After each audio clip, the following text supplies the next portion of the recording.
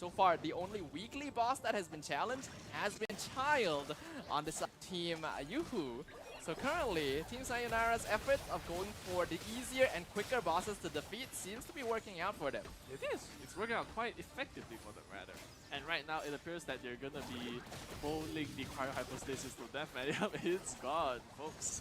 Yep, beautifully done right there. That is a bowling game, of course, but if you're able to whittle down its cryo shield before the bowling phase even comes out, then, well, it just makes your job that much easier. Whereas here, Team Yoo-Hoo got a pretty easy job as well of taking down the Magu Kenki. Outnumbered, outgunned, and out-hyperbloomed, going to result in a very quick demise. Yeah, hyperbloom. It just feels way too overpowered, I must say. But right now, it appears that Team Yoo-Hoo are going to be moving on to Asimon, whereas Team Sayonara are going to be challenging the Raiden Shogun.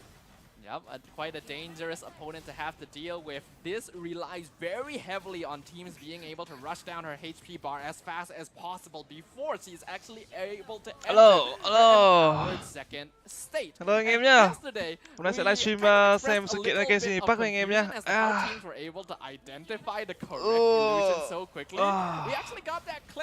Tùng tao hóa thành wibu rồi. Một ngày trở thành trận đáy xã hội anh em ơi. Nay mình nhận được một lời mời. Yeah, honestly, before yesterday, right, I never knew. Yeah, right. Cô stream giải đấu của Genshin Impact. Honestly, I didn't even realize there was a difference between the Falcons, but hey, the more you know, right? After all, Cáp định đi đánh chung kết thế giới à? Đúng rồi đấy. Một ngày thành wibu anh em ơi. Không biết là anh em có anh chơi Genshin Impact nhiều không? Looks like she will be able to enter it pretty soon. They gotta rush her down. I hope they got her HP low enough, because if not, this is going to be a very slow process. Exactly. The special shield which the Raiden Shogun has. Hôm nay mình sẽ livestream ở hai nền tảng anh em nhá. Resistance to all sorts of damage basically, but thankfully she was low enough and they got the job done. Yeah, what's important in the Raiden Shogun fight is to get her HP down to something around 5%. Bây giờ đây có anh em là chơi Genshin Impact nhiều không? Chỉ mình với chứ mình thực ra mình sẽ không hiểu nhiều lắm. Time is the name of the game here. And the Traveler's Trials, as we can see, 17 minutes remaining on the challenge timer. The points mình are pretty close, nữa. But the defeat of the Raiden Shogun gonna be giving Team Sayonara a pretty nice boost. Yep, and speaking about boosts, they're gonna move on to another weekly boss, also known as La Signora herself. Yep, La Signora, a very important boss that requires pyro application specifically for that cocoon phase in order to take it down. We saw in the quarterfinals yesterday where the last quarterfinals had a restriction where all Mondstadt characters were banned from being chosen, including Bennett. And at C6, a lot of teams are using his pyro infusion to take down this phase of La Signora a lot quicker. Yeah, it's definitely much more faster to burst down the cocoon. Anh em chờ mình một tí nhá. For the moths to spawn, right? But meanwhile, we have Team Yoo-Hoo picking up our. Sao mới trừ wibu? Ôi, tôi chưa bao giờ trừ wibu luôn Toàn ơi. Có hết cặp mắt à? Để mình thử đường link mới xem nhá. Able to apply electro to our good old green teriyaki chicken is that although he will go into hyperdrive mode for a short moment, there's probably a proper name for that, but I can't think of it right now. He will actually end up falling and not being able to act for quite a while, and that's a very good burst phase. Exactly. Meanwhile, we have Team Yoo-Hoo going to. Hạng mục này đang ở trong khoảng thời gian hai đội rất nhiều quái. À, ok. Tôi thấy có cả player nữ anh em. Yoo-Hoo. Cái này đang đi đánh boss để tích điểm anh em. Of breaking down the Corolla on this boss. As we can see, Tignari, being a bow character as well, will be able to aim for the Corolla in the eye rather than waiting for it to come down. Game đúng đậm chất wibu. Exactly. With that incredible accuracy, actually, they were able to pierce. Ngày mưa thì cũng wibu thôi. And now it's down for the count. Yep, down for the count and down and out. Meanwhile, on the opposite end, we can see Team Sayonara gonna be facing. Hello anh em nhá. Hôm nay chúng ta sẽ trở thành một ngày làm wibu với giải đấu của Genshin Impact. Giải này thì nó giải của khu vực C ạ. Bennett Elemental Burst right there, the fantastic Voyage, actually Carnival. using the Ngày thứ iframes 2. from that animation to Sự kiện này hôm nay thì kéo dài tầm 5 tiếng, bắt đầu lúc 1 giờ trưa, kết thúc lúc 6 giờ anh em ạ. So very nicely timed by them. Meanwhile, it appears that Team Yuhu are going to be heading for the Thunder manifestation. Đang chống giải LVL nên là ngồi xem giải Genshin với anh em vậy. Boss in particular because of how it can fly all over the place, but having both Yanfei and Tighnari will make this a walk in the park for the side of Team Yuhu, whereas Team Sayonara, Mình cũng chưa biết nhiều về giải này lắm. Anh em nào có thông tin thì có thể thông tin giúp cho anh em đang xem giải như thế nào. Mà sao cái chế độ hình ảnh nó nhìn nó mờ quá ta? 1080-60p mà sao nhìn mờ dữ à? Ngài Barrel cũng đang xem cái này à? Chiều nay có giáo án Barrel đánh Jin Support anh em nhé. Hồi sáng nay tôi ngồi tôi làm được một cái giáo án đánh Jin Support counter hơn 20 Dinger của Barrel, nhìn nó rất tới hận cậu. Sao cho hôm qua bị thua mất cái giải để Master Cup rồi anh em ạ, tiếc ghê á. Hôm qua ngồi cát cái giải để Master Cup của Sachamong thấy thua game cuối. Nó bị loại luôn. And quite the force they were. They're not gonna let this down. They're not gonna let these over. Hôm sau làm về FIFA à? Ok. They can bring the fight and they're gonna trong thời gian rảnh thì cứ ngồi xem thôi. Yep, Team Sayonara now. Next target gonna be the Coral Defenders of Enkanomiya. Yesterday, throughout 4 quarter-final matches, we actually only saw this boss challenged the one time. I think a lot of teams are intimidated by this option because of how much damage they are able to do and how annoying it is to actually be able to take down both of them. But Team Sayonara making very good hình ảnh mờ thế nhở? Bishop already down. Team Yuho, they're just going around there. Các bạn muốn nghe tiếng bình luận hay là không? Bởi vì thực ra là tôi cũng không có nhiều kiến thức để mà bình luận lắm về những cái giải như thế này á. Nên tôi đang để tiếng bình luận viên nước ngoài cho nó sinh động cái livestream, chứ nếu như mà tôi bật tiếng của feed không thì nó lại hơi chán. Team Sayonara, they're doing an amazing job right there. On the opposite end, Electro Hypostasis not going to be a problem at all. Con game giúp bạn vô địch thế giới à? Pyro and Dendro will very easily break through the crystals in the final phase, so they don't have any worry of it reviving. Cryo Hypostasis gonna be visited once. Bữa trước tôi thử tải Genshin về chơi thử rồi anh em ạ. Nó hơi nặng mùi wibu quá cho Văn Tùng. Bosses can be repeated, but any boss that has been defeated can only be challenged again after 10 other bosses have been defeated in between. So there is no spamming of a single tôi tưởng đánh giải là nó phải phe cho nhau chứ nhở? Giờ đánh giải là dùng AK của chính mình à anh em? Whereas meanwhile, it looks like our favorite chicken is no more. Bởi vì tối tôi phải xem World Cup nên không livestream LOL được anh em nhé. Ingredient in our good old Japanese curry recipe right after this. Meanwhile, Team Sayonara gonna be heading back over to our good old friend Asimon, Pythagoras theorem, the geometry. Công thức để vô địch chung kết thế giới của Barrel.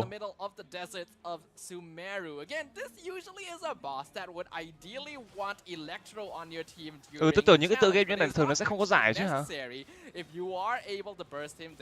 Người ta vẫn tổ chức giải để cọ sát. Và thấy cả game thủ nữ anh em ạ.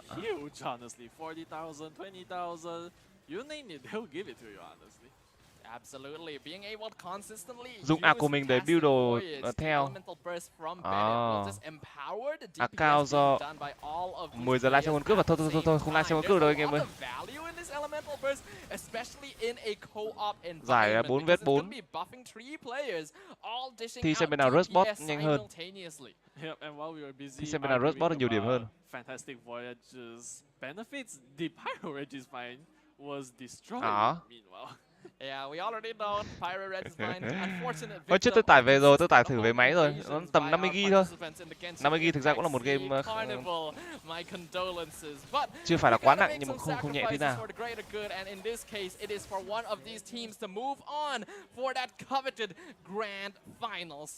Exactly. And speaking about grand finals, it looks like Team Sayonara is in the lead right now.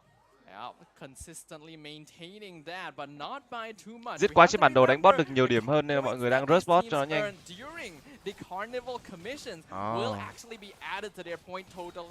Khoảng thời gian ban đầu khi mà Genshin nó ra mình cũng đã tính chơi thử nhưng mà nhìn đồ họa của nó thực sự là nó hơi nặng mùi wibu cho Văn Tùng để có thể theo cái game này.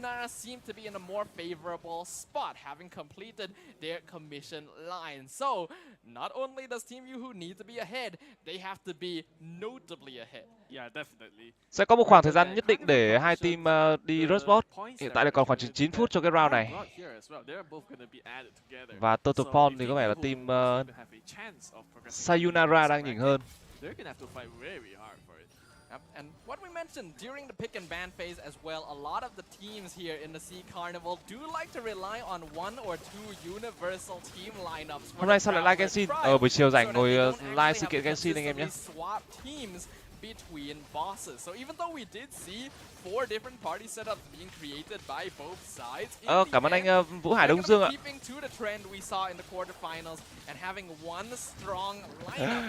Em mới nhận được donate của anh Vũ Hải Đông Dương, cảm ơn anh nhiều nhá. Không biết anh có chơi game này không anh? Cảm ơn anh Vũ Hải Đông Dương rất là nhiều vì khoản donate qua Sacombank ạ.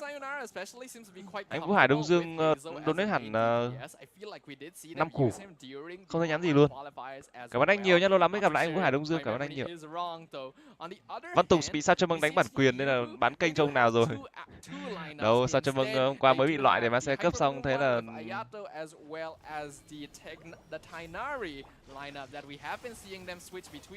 giờ này không có sao cho mừng đâu anh em nhé.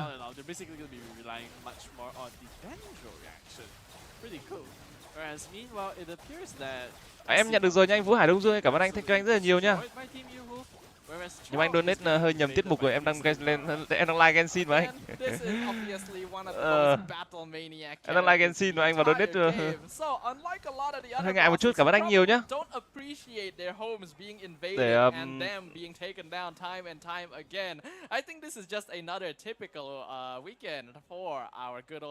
hôm nay có content hơi lạ nha. Hôm nay content là ngồi xem livestream của Genshin Impact thêm tầm hơn 4 tiếng nữa đấy nha. Là giờ đến tối ngồi xem thôi anh em.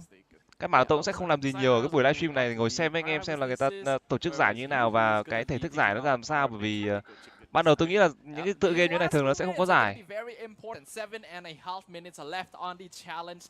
Nhưng mà Genshin vẫn tổ chức giải và mời Văn Tùng co-stream. Bởi vì bây giờ mình cũng không bị giới hạn game nên là có thể livestream những game thoải mái, game nào mình có thể livestream được. Chỉ là giải này thì mình không có nhiều thông tin nên là anh em nào biết thông tin có thể chia sẻ thêm cho mọi người. Mình nghĩ là trong anh em hạm đội thì chắc là cũng nhiều wibu. Nhiều lắm, mỗi buổi livestream mà tôi ngồi tôi đụng đến wibu là kênh chat cứ sồn sồn hết cả lên.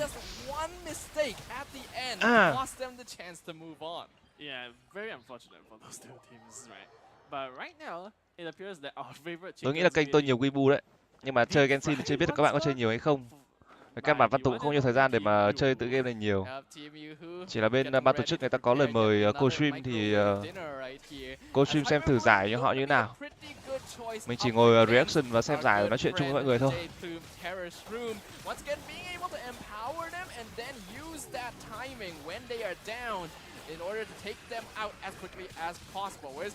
Theo như các bạn chia sẻ thì đang là màn rush bot của cả hai team anh em nhé.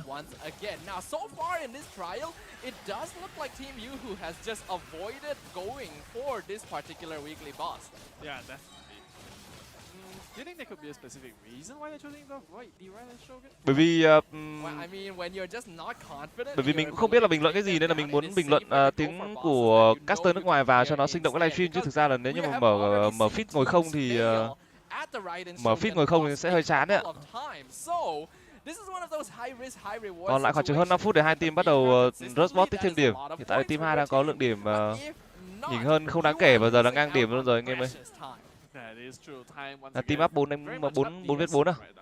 But it looks like the Raiden Shogun is able to enter her second and deadly. Nhìn tiêu đề livestream tưởng nhầm kênh ạ. I do hope that they manage to reduce her HP down. Ai giờ cũng wibu thôi anh em ạ. Hôm nay Văn Tùng sẽ trải nghiệm cảm giác trở thành wibu trong một ngày anh em nhé.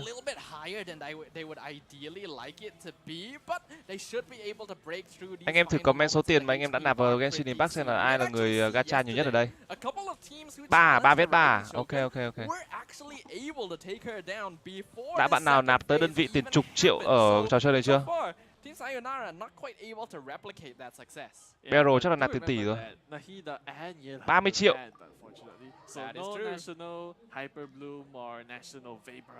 Cần em bình luận dùm không? Cày chay ạ. Tôi gần 20 củ ạ. Ôi nạp gì nhiều với ông. Chịu toàn wibu chúa. 75 củ, 300 củ khoai hả mấy ông? 1,2 tỷ ạ. Em đã hiến hơn 5 củ ạ. Cái chay free to play 52, 70 củ, 50 củ toàn đại gia à? What the fuck? Toàn là cũng có nhiều người free to play thật nhưng mà cũng có nhiều người nạp tiền triệu, tiền chục rồi anh em ạ. Hơn chục lâu rồi. Holy shit. 16 triệu. What the hell? Tôi mới có 10 củ anh em kinh thế. Tôi chưa nạp củ nào, tôi còn chưa biết trò chơi nó như nào luôn đấy. Exactly. Time is incredibly vital in this carnival, just as it is in most of them. But right now, it appears that the Thunder Manifestation is getting challenged once more, whereas La Signora has entered her second phase, and honestly, it doesn't make much difference for our players. They've already done this probably, what, 10 different times at least? Yeah, and we've seen the Traveler's Trials occur many times already. Already 4 matches of quarterfinals yesterday. Just from that, we recognize the value of one particular character, which of course, our favorite Benny Boy from Mondstadt.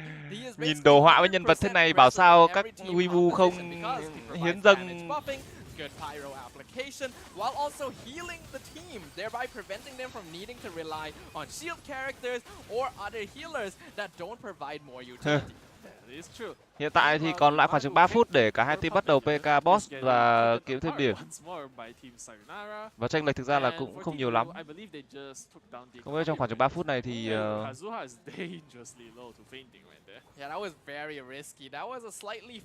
team 2 còn nhỉnh hơn được vài chục điểm như này không?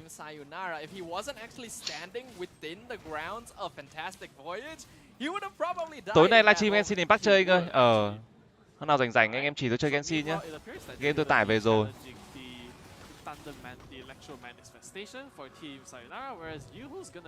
Ngày xưa tôi hay thấy anh Mạnh An với cả anh Đức Mạnh chơi trò này và lâu lâu thấy anh Mạnh An cũng có livestream luôn đó.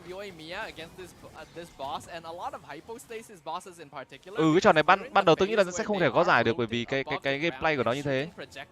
Tính đối kháng không có. Thì đánh giải đánh kiểu gì? Does allow you to treat that as another DPS phase rather than just waiting for it to come down. Sau hôm trước bất ngờ bởi vì bên phía ban tổ chức họ kêu là họ sẽ tổ chức một cái giải. With 2 minutes left on the time. Nghe nói anh Mạnh An nạp ác. Nhiều á, tôi nghe anh Mạnh An các thứ nạp nhiều á. Bởi vì anh Mạnh An chơi trò này từ lúc nó mới ra cơ mà. Just from preliminary investigation, preliminary observation, ngày xưa mỗi lần lên công ty ngồi là thấy anh Mạnh An lại ngồi chăm cày Genshin Impact. Một tab đánh cờ, một tab ngồi để Genshin.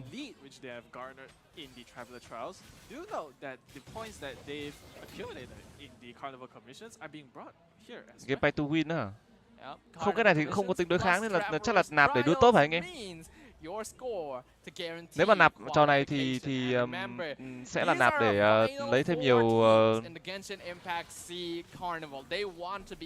để làm nhiệm vụ ngày rồi sẽ có thêm quà để nâng cấp nhân vật đúng không?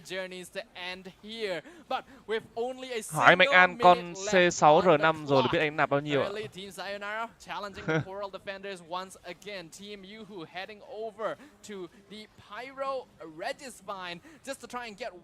Không, nhưng mà nạp lần đầu đầu có chuẩn bị cuốn đấy anh em ạ. Nạp vì sở thích thôi, nạp vì build nhân vật thôi đúng không? At least they tried, right? They're gonna be able to take it down very easily. In fact, they may actually have enough time to go for another easy boss, like the cryo reg is fine, but that depends on whether or not the flow matches them. And ooh, that is not ideal. Hazel going to fall. Vẫn còn chênh lệch một lượng điểm tương đối, sau khoảng chừng 6 giây nữa sẽ kết thúc anh em nhé. Đang đi boss toàn bản đồ để kiếm điểm và có vẻ chênh lệch điểm đã thuộc về cho bên phía của team Sayonara. End of our first Travelers Trial today. The semi-final match. 3vs3 anh em ạ. Giải 3vs3. 3 người sẽ cùng nhau đi săn boss, đi đánh boss toàn bản đồ để tích điểm và xem bên nào có được lượng điểm nhiều hơn về late game. Về thời gian quy định thì mình cũng không nhớ hồi nãy là bao nhiêu phút nhỉ.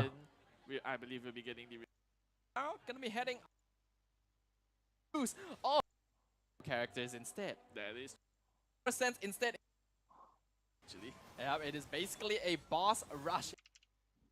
Boss rush. Khoảng chừng 25 phút anh em ạ, 25 phút nha anh em nhé. Sẽ có 25 phút cho hai team.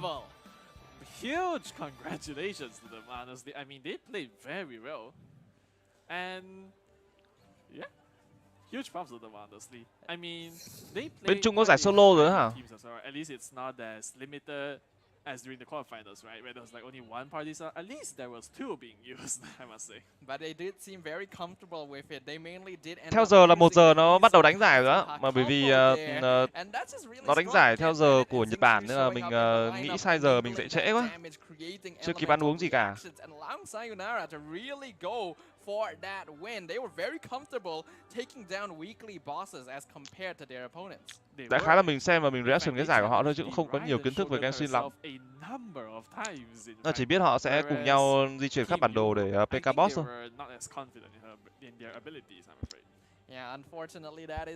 Có giải La Hoàn Trung Quốc. Giải La Hoàn bên Trung Quốc Việt luôn à. Nhưng mà trò này nó thành esports thì nó sẽ thành thể thức thi đấu như thế nào anh em? Cái giải La Hoàn này nó có PK 1-1 không? Tức là nhân vật với nhau PK kiểu gì?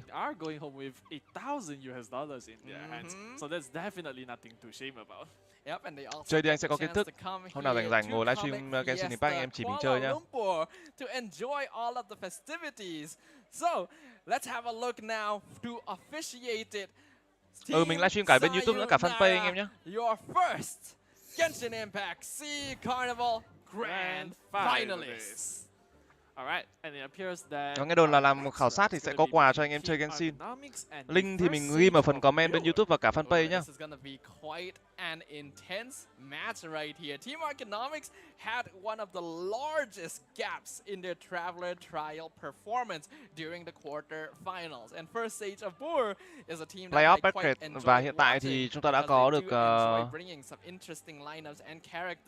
trận chung kết sẽ là Sayonara cùng với bây giờ mới đánh nhánh dưới à? Bây giờ là nhánh dưới lên anh em ạ, còn một trận bán kết nữa.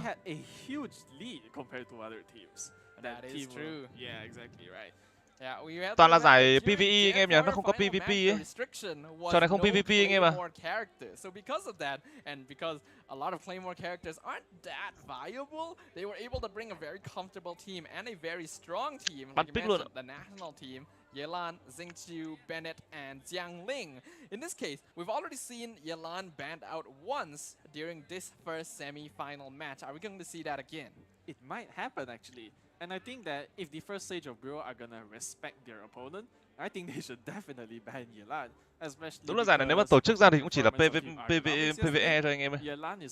Làm sao cho team nào mà thể hiện khả năng đánh boss nhanh nhất, tích nhiều điểm nhất. Bên nào có tốc độ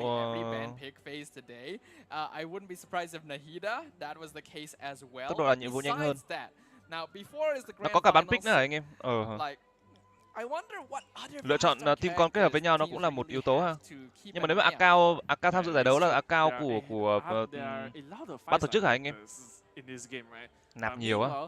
We have our QR code for the Discord server of the Genshin Impact Tavern on screen có cấm chọn nhân vật. right now. If you guys are wondering, Các nhân vật có tương tác lẫn nhau. Discord server? Well, it is none other than a community, a place in which we can share and learn about event-related news and find out what is các ban tổ chức happening các ban tổ chức around the ok. place. Nó sẽ đặt In nặng cái terms of tính kết Genshin hợp giữa Impact, các are there cái events happening? Are there games going on? nhân vật lẫn Join nhau the nhỉ? community, join the discussion, and become yet another member of our good old Genshin Impact Tavern. Các cái nhân vật nó có tương tác lẫn nhau anh em. Yep, it's literally right here. Ví dụ như là trong Liên minh huyền thoại nó sẽ có con trick là giật độc thì con Cassiopeia nó sẽ thêm đam chẳng hạn. Let's talk a bit about the match. Bây giờ các cái nhân vật trong Genshin nó có cái búp lẫn nhau không? Nó có cái tương tác lẫn nhau không? Có luôn hả? Thế mới quan trọng là ba con nhân vật được pick nó sẽ là những con như thế nào nhỉ? Có phản ứng nguyên tố à? Tương tác thuộc tính. Ok. And those are all very universal characters, very strong overall. Hazel, the only one that isn't. Nhưng mà như thế thì nhưng mà rõ ràng như thế cái mechanic của trò chơi mà nó như vậy thì chắc chắn nó sẽ có những comp mạnh nhất.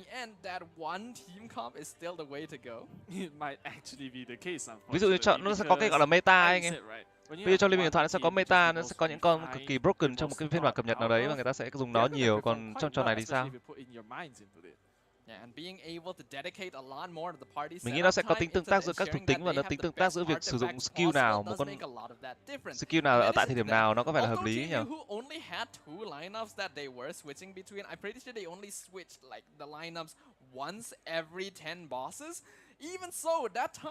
Ban pick để phá team com à? So, I guess we'll find out once we enter into our next match, our second semi-final. Team Ergonomics versus pick được nhân vật ngon kết hợp cùng với đội hình đẹp và còn phải xử lý skill cho nó cũng tùy vào tính chất bot nữa hả? Bây giờ mỗi con bot nó sẽ có những thuộc tính khác nhau và nó team com nó sẽ từng thuộc tính khắc chế cả boss à? Ok, hiểu. Né giỏi là được. Anh chơi Genshin không em kéo ạ. Anh lên xem anh Mạnh An đi. Anh Mạnh An đang livestream ở đâu ấy nhở? Để xem anh Mạnh An ngồi giải thích có vẻ là hợp lý đấy.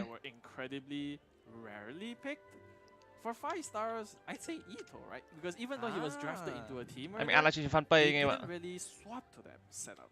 So Ito would definitely be nice. Arataki Ito. Genshin tải rồi, Genshin tải rồi. Himself. Yes, we haven't actually gotten a chance to see him bishing and bashing the heads. Mà trò này để hôm nào rảnh đi. Mick anh An lỏ điên ạ.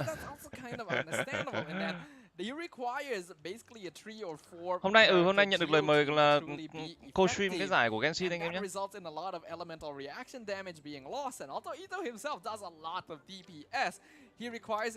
Tầm 50 GB anh em ạ. Yeah, that is very unfortunate for most Geo characters in fact. Because, you know, Geo as an element, even though the shields from crystallization are very nice to have around you, đánh cùng một loại ải sẽ bay nhanh hơn. Tưởng là đánh tự do bản rồi chứ anh em. Phải đánh chung một boss à? Unfortunately, just aren't up on par. Tôi tưởng là sẽ được đánh tự do, bên nào thích đánh con boss nào sớm thì đánh, bởi vì tùy đội hình nó sẽ có những con boss hợp với đội hình này đội hình kia chứ hả? Anh thành wibu lâu chưa? Cách đây nửa tiếng em ạ.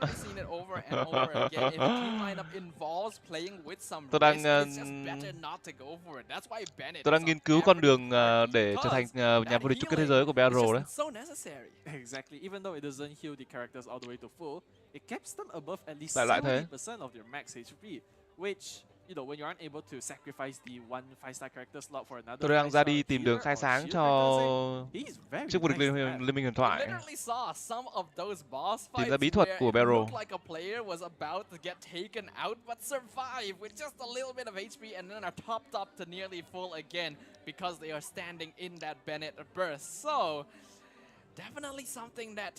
Tại sao lại có cái màn gọi là hôi cúp cực mạnh như vậy với một player Genshin anh em ạ?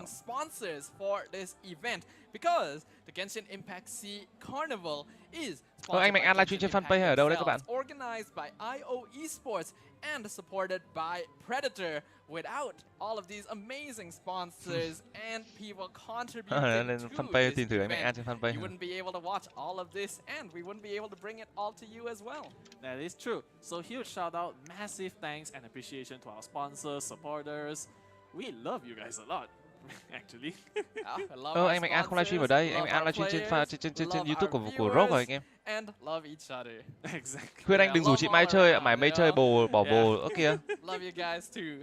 Also, Trên kênh YouTube Spiral Jaden. Please, Ngày xưa Mai có quảng cáo cho Genshin mà. Ngày xưa Mai quảng cáo cho Genshin đấy anh em ạ. Quảng cáo lúc mà Genshin nó mới ra thì phải quảng cáo chơi xong hồi. Đây đây.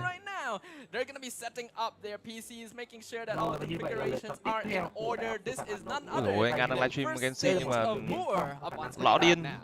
Mic của anh An đúng lõ luôn. Và tôi đang nhìn vào cái màn hình của họ đang có gì. Nhưng mà giải này giải khác mà. Giải anh ăn livestream giải khác mà anh em. Mic hơi lỏ anh em.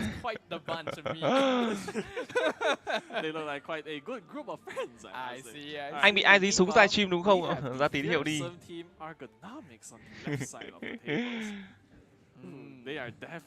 Ergonomic. Fearsome, I must say, especially with the performance of yesterday. I'd be afraid to face them. I thought you were about to say quite a bunch again. Tự tính thời gian boss ra rồi không đánh theo thứ tự. Quite a bunch here, quite a bunch there, you know. But yeah, economics. Giải này đang tổ chức ở đâu ấy nhỉ anh em nhỉ? They had basically a Singapore. 1000-point lead, and we just had one anh of An cắt giải La Hoàn. In front of the, hôm nay một ngày hóa thân thành wibu nhé. With his foes, Team Ergonomics for the win right there. So they've got some supporters here at CF. Yeah, supporters definitely a huge morale boost for all of them, I'm sure. All right, and right now it appears Singapore. that both the teams are strategizing. They're gonna be picking out points. Malaysia. Picking out their characters. In fact, maybe even ở đâu cơ? discussing about the ban pick, which may happen later on. Chơi trò này vào tôi sợ bị cuốn đấy. Thực ra ngày xưa tôi đã chơi rất nhiều trò chơi nạp tiền rồi. Nạp tiền mà còn pay to win nữa chứ không phải là nạp tiền theo cái dạng là nạp tiền mà build nhân vật để leo top với cả thỏa mãn đam mê cá nhân như thế này. Và thực sự là nó bị cuốn. Nó ngày nào cũng nạp tiền. Cứ mở mắt ra là nạp tiền làm nhiệm vụ anh em ạ. Nó có nhiệm vụ nạp tiền luôn đấy. Ngày xưa tôi chơi game nạp tiền nhiều nhưng mà cảm giác bị mất thời gian và bị tốn tiền đấy. Nên là tôi không chơi nữa, để thời gian làm giáo án liên minh cho anh em. It is unpredictable. After all, Team Ergonomics, they put up an amazing showing. 1000-point lead against their opponents yesterday. Team Epac Ena officials. But this time, they're up against First Sage of cái này là chỉ để roll nhân vật. Nó có khoảng chừng bao nhiêu nhân vật trong cái trò chơi này anh em? They're gonna be facing off on the Carnival Commissions. Yep, the Carnival Commissions, the bingo board of đây là nhiệm vụ anh em nhé, đây là các cái mission để có thể tích điểm đấy anh em này. But once again, they're gonna be competing against làm xong các cái nhiệm vụ này sẽ được các cái pawn, và trong khoảng thời gian khoảng chừng 25 phút các team sẽ cần phải collect tối đa những cái nhiệm vụ ở đây.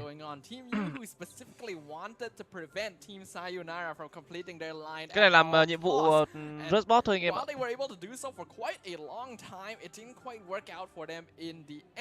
Giống anh. Biết lọt hố là không có lối ra nhưng vẫn dấn thân vào khiến anh giữ lại sự trong trắng cho riêng mình ạ.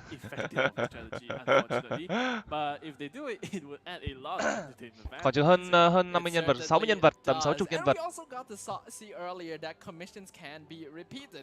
Tầm 5-60 nhân vật. Which resulted in a little bit of slowdown time for them because they seem very familiar with where. Cái này tôi nghĩ là nên đi chung với nhau để làm chung chứ không nên tách ra làm từng người nhờ. Cho nên nó đi chung với nhau để rớt cho nó nhanh các nhiệm vụ. Chứ đi lẻ ra làm từng người thì chắc là chậm hơn rất nhiều đấy.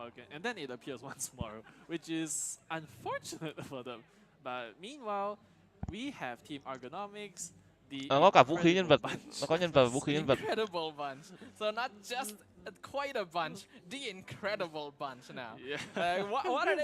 Trò chơi này thì nó có tính xuyên suốt. Anh em có nhân vật như thế nào thì nó cứ giữ lại như vậy, nó không bị reset.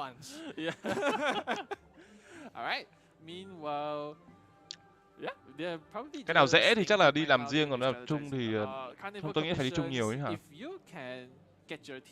a massive advantage by winning the carnival commission. Thu thập nguyên liệu đi tách ra nhanh hơn. You may not need to commit just as much, you know, you'll be like, alright, we just need like a certain amount of points. We know we have Nó sẽ có khoảng thời gian nên đi riêng, có khoảng thời gian nên đi chung anh em ạ. Có nhiệm vụ làm riêng thì nó nhanh, có những nhiệm vụ làm chung thì nó tối ưu hơn.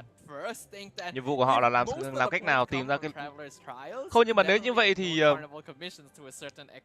kiểu như là những đội đánh sau có thể nó sẽ rút kinh nghiệm được chứ nhở? Ví dụ như đội đánh trước có thể nhìn ra cũng tùy team com nữa. Nhưng mà tôi nghĩ là những đội đánh sau, những đội đánh mà được ngồi xem trước những trận mà đối thủ đánh trước, tôi nghĩ sẽ có những lợi thế nhất định trong việc là tìm ra những team com hợp lý hay là tìm ra cái cách để có thể làm nhiệm vụ nhanh hơn chứ nhở? There are signs telling that it might be another hyper bloom team once more. Tức là đánh đến một mức độ nào đấy nó sẽ có một cái kỷ lục về số điểm, hoặc là khoảng chừng 25 phút đấy thì một đội sẽ có một kỷ lục điểm nào đấy. Tất nhiên là đánh sẽ có thắng có thua, nhưng mà thắng thì cũng phải xem là tổng điểm nó là bao nhiêu, đội nào có được cái team com như thế nào để thắng được. Ủa này phải bạn nữ không ta? Hình như vậy đó. Nữ hay nam tôi không biết nha. Đoán thế thôi. Bạn player đang tham dự giải đấu luôn. Hãy tha hóa đi, hãy wibu đi. Lúc nãy là đánh boss, giờ là thu thập item mà. Thu thập item. Tức là nếu các bạn chơi các cái nhiệm vụ hàng ngày nó có giống như thế này không? Nó cũng sẽ có nhiệm vụ để đánh boss, có nhiệm vụ đi collect nguyên tố hả anh em? Em chỉ coi giải La Hoàn như lần này em coi lần đầu. Anh cũng thế mà.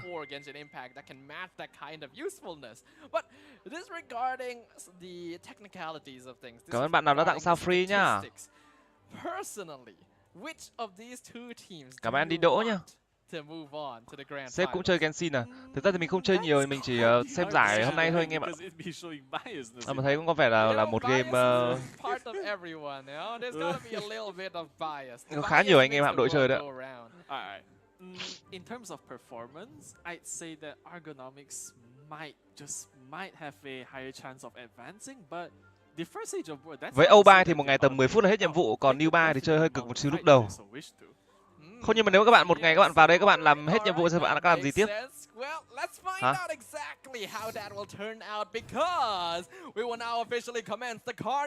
Nếu như mà anh em làm hết nhiệm vụ một ngày xong các bạn làm cái gì nữa?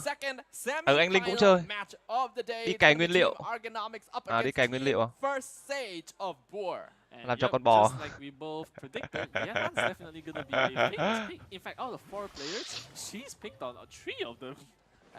Đây bắt đầu đi collect mọi thứ trên bản đồ rồi anh em này. Và bạn thấy là cái round này thì người ta bắt đầu tách nhau ra nhiều hơn.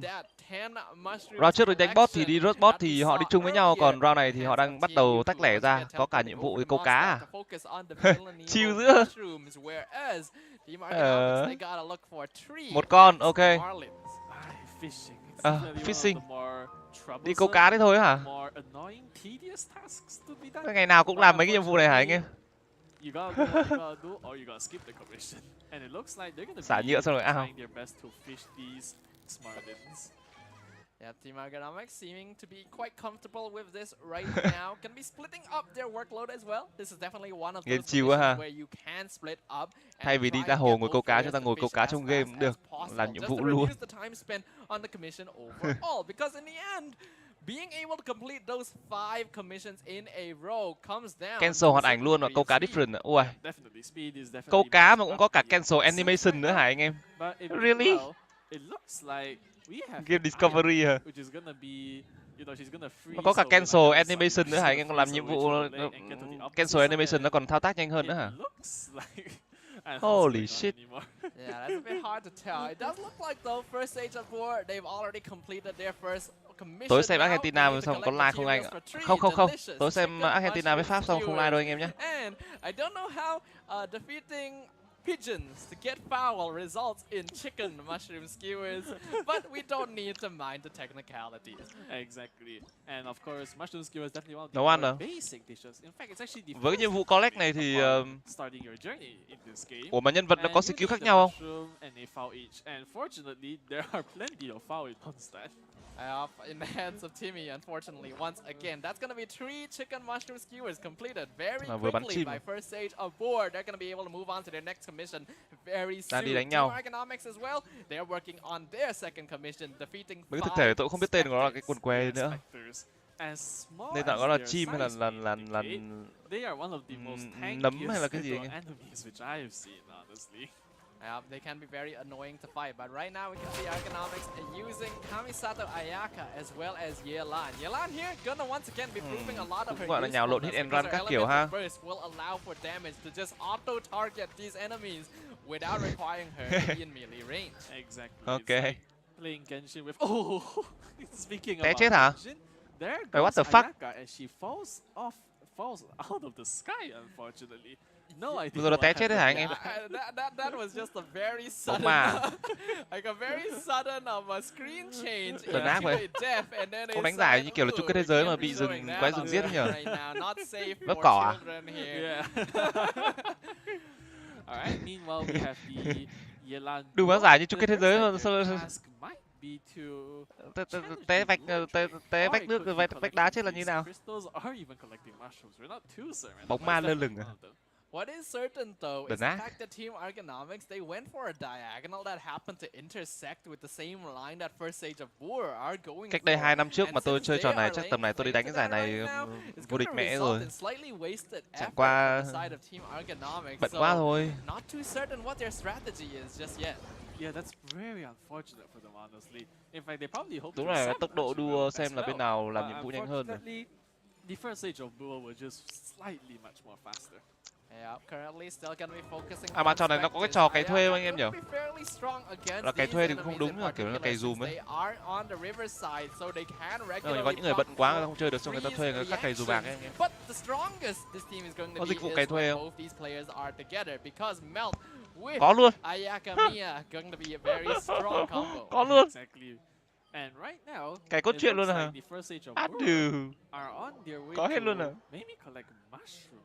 Vui dữ à? Có nhiệm vụ cày map luôn à? Giống y chang mấy game pay to win ngày xưa tôi hay chơi à? Có những người ta chỉ có tiền thôi, người ta không có thời gian anh em. Người ta bận công việc thế là người ta vẫn đam mê lắm. Sẵn sàng bỏ tiền ra cho người đó cày thuê, cày dùm, làm nhiệm vụ. Vì không phải là trò nào cũng pay to win hết đâu anh em ạ. Kể cả pay được bạn vẫn phải cày ấy. Mà bạn biết là pay thì có thể có nhiều người pay ấy.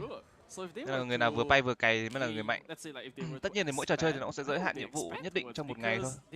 Nếu mà làm hết thì gần như nó cũng không có gì để làm.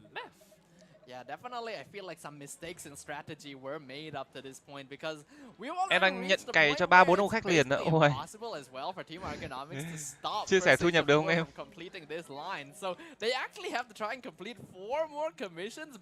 Mỗi ngày chỉ việc lóc 3-4 ạc vào ngồi cày thôi à? Nhìn chung cũng nhạt ha. Meanwhile, we have the Fischl and Kuching duo. They're going to be running around activating star shrooms just to complete the task, and it looks like the first stage of War. Raiden vẫn quốc dân. Free to play vẫn ok mà trò này free to play được mà anh. Không nhàn à? I think they should be pretty close to finishing this off now, as both players have split up to look for these precious materials. Exactly, the star shrooms, right? And it looks like there are so quite many a bunch of them. Lúc trước cày đến gacha là 200k. À. Hùng Akira đã pay hơn 2 tỷ vào game này. What the fuck? What do you mean? 2 tỷ? What is the natural ecological relationship between the jade plume terror shrooms and the fungi? Like, are they friends? Are they predator Thả Shogun là một and sai prey? lầm. Is there a symbiotic relationship here? There very well might be, honestly. Cái này họ đang làm nhiệm vụ anh em nhé. Đang làm nhiệm vụ để collect điểm. Thời gian là 15 phút, bây giờ còn lại tầm 8 phút để collect điểm lẫn nhau. Hai team sẽ chia ra mỗi bên 3 người để cùng nhau làm nhiệm vụ. và bên nào làm được nhiều nhiệm vụ hơn, có được điểm cao hơn thì team đó sẽ đi tiếp. Trò này thì nó không có tính PK11, bộ kỹ năng thì nó không PK11 nên là nó chỉ có tương tác giữa người và quái thôi. Nên là cuộc thi nó sẽ là thi xem là bên nào rớt được nhiều quái hơn hoặc là làm được nhiệm vụ tốt hơn. Nó chỉ như thế thôi anh em ạ. Xem sắp thì ra công thức vô địch chung thế giới chưa anh ơi? Cảm ơn Vượng Trần nhá, sắp rồi đấy, sắp rồi đấy. Tôi đang đi cái này là bạn nam đúng không các bạn? Đây là một bạn nam đúng không? Chẳng qua bạn để tóc dài thôi. Cũng không chắc lắm nhưng mà nếu bạn ấy cởi khẩu trang ra có thể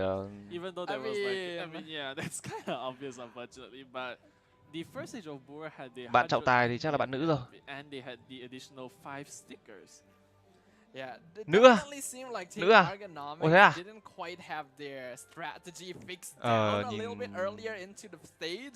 And they definitely got unfortunately stuck on the commission where they had to defeat 5 specters because it took them a bit too long to actually locate 5. Nó sẽ chắc chắn hơn nếu mà cởi khẩu trang ra anh em nhé. Cởi khẩu trang ra mà nguyên bộ râu đấy là cũng không biết đâu một lần đâu. Nhưng mà chắc là nữ ha.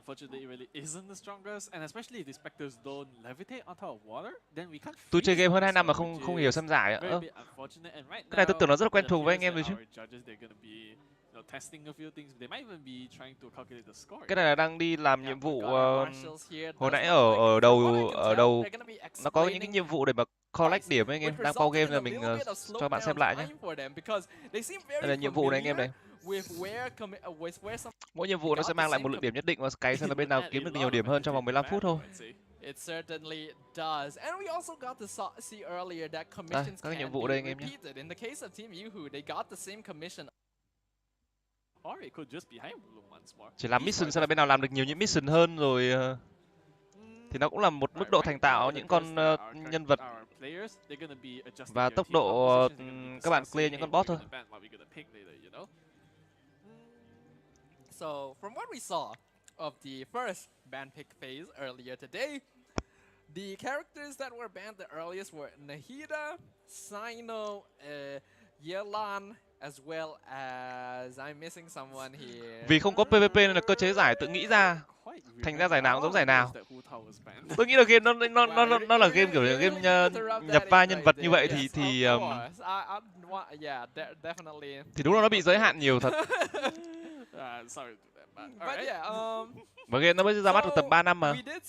Nahida and Yalan banned. I'm pretty sure we're going to be keeping that. And we have to remember, this is the semi-finals, so only 5-star characters are going to be picked and banned. So no ban on giải đá bên Trung Quốc.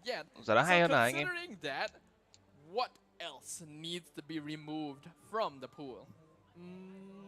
Currently, I think that Nahida and Yalan's definitely got priority to be banned. But aside that, I can't think of any others right off the head. After the last round, I think Kazuha might be banned as well, I'd say, because of the team that played. Nhưng tôi nghĩ là đúng là cái trò này nó thể thức nó chỉ có nó gói gọn quanh các cái thể thức như kiểu là rush bot với cả làm ải như này thôi chứ có. Giải toán pháp sư ạ. Nahida and Yelan are obvious, but we already saw the strength of Kazuha in his ability to just provide elemental shred to the rest of the team. Besides that, I feel like going for main DPS. Từ khi nào anh lấn sân sang game này, nhà chỉ anh chơi đúng không? Ngày xưa Mai cũng có chơi trò này nhưng mà Mai chơi một vài hôm sau đó Mai nghỉ. Now that I think about it, Scaramouche was actually banned. I believe he was the character which you briefly forgot for a moment. So that was quite an interesting ban out of Team Yuhu, I believe, because Scaramouche, he's one of the more newer characters, and he's a animal character actually. Indeed. Now, one thing that could potentially be done by these teams is we already mentioned a lot about the strength of Hyper Bloom as an elemental reaction. And at this stage where Sumeru and Dendro as an element is still very young, there are only a few Dendro characters in the game at all. Nahida going to be the most obvious one, but besides that, Tighnari as well as Kalei. Cái này giải đá trực tiếp anh em ạ. Bên giải La Hoàn là nó cái thể thức nó có giống như này không? Senabao có đánh để Marcel cấp không anh không nhá. Senabao team không đủ khả năng đi. Ai dụng là wibu thôi. So I guess that if you are pretty much afraid of Hyper Bloom, then sure, you should definitely ban Tighnari and Nahida to stop the opposing team from ban abusing pick, that strategy. ban pick phase này anh em này. On the other hand as well, we mentioned yesterday. Và đây là team 4-4 à? Perhaps one of the most incredible performances Là team 4-4 làm trận tiếp theo luôn rồi hả? One of which being Yelan, being its only 5-star character. Now, considering that this is a character that is most likely going to be banned out anyway, will Organomics repeat and fill in that gap with something? Đối với game này thì game thủ nước nào là game thủ có được cái tốc độ xử lý nhanh nhất? But I assume that Yelan's definitely gonna be banned no matter what. Đang tổ chức ở Indo à? Tôi nghĩ Trung Quốc chắc là nhiều pháp sư nhất rồi. So I think Yelan's definitely be banned, and just as I was saying, there goes Yelan, and unfortunately, pháp sư Trung Hoa. Sang đấy tôi đã thao tác cho nhìn cháu hết cả mặt nhỉ. Nếu như một nhiệm vụ của một ngày thì nó có thể clear trong vòng bao lâu anh em? Người thông thường nó bao lâu mà pháp sư Trung Hoa nó clear trong vòng bao lâu? Hiện tại mỗi Trung Quốc có giải à? And they chose not to ban out Nahida, which Organomics definitely caught on to very quickly. You cannot give that away to them. Tôi không biết là cái trận này sẽ là cái thể thức như thế nào đây. Tức là nó sẽ đi làm nhiệm vụ giống hồi nãy ban pick lại hay là nó sẽ đi rush bot nữa. Ooh, the Raiden Shogun. This was actually a character that was somewhat contested earlier as well, and now 10 phút là bình thường, ở Trung Quốc có 5 phút à? To see her picked up, Yoimiya and Diluc on the side of Team Organomics. Anh An đã bình luận giải ở Việt Nam. We saw previously, although they get to pick giải tôi đang xem là giải C anh em ạ. Characters, they tend to only use 1 or 2. Một con boss pháp sư cần 5 đến 10 giây, người bình thường tầm 1 phút. What the fuck?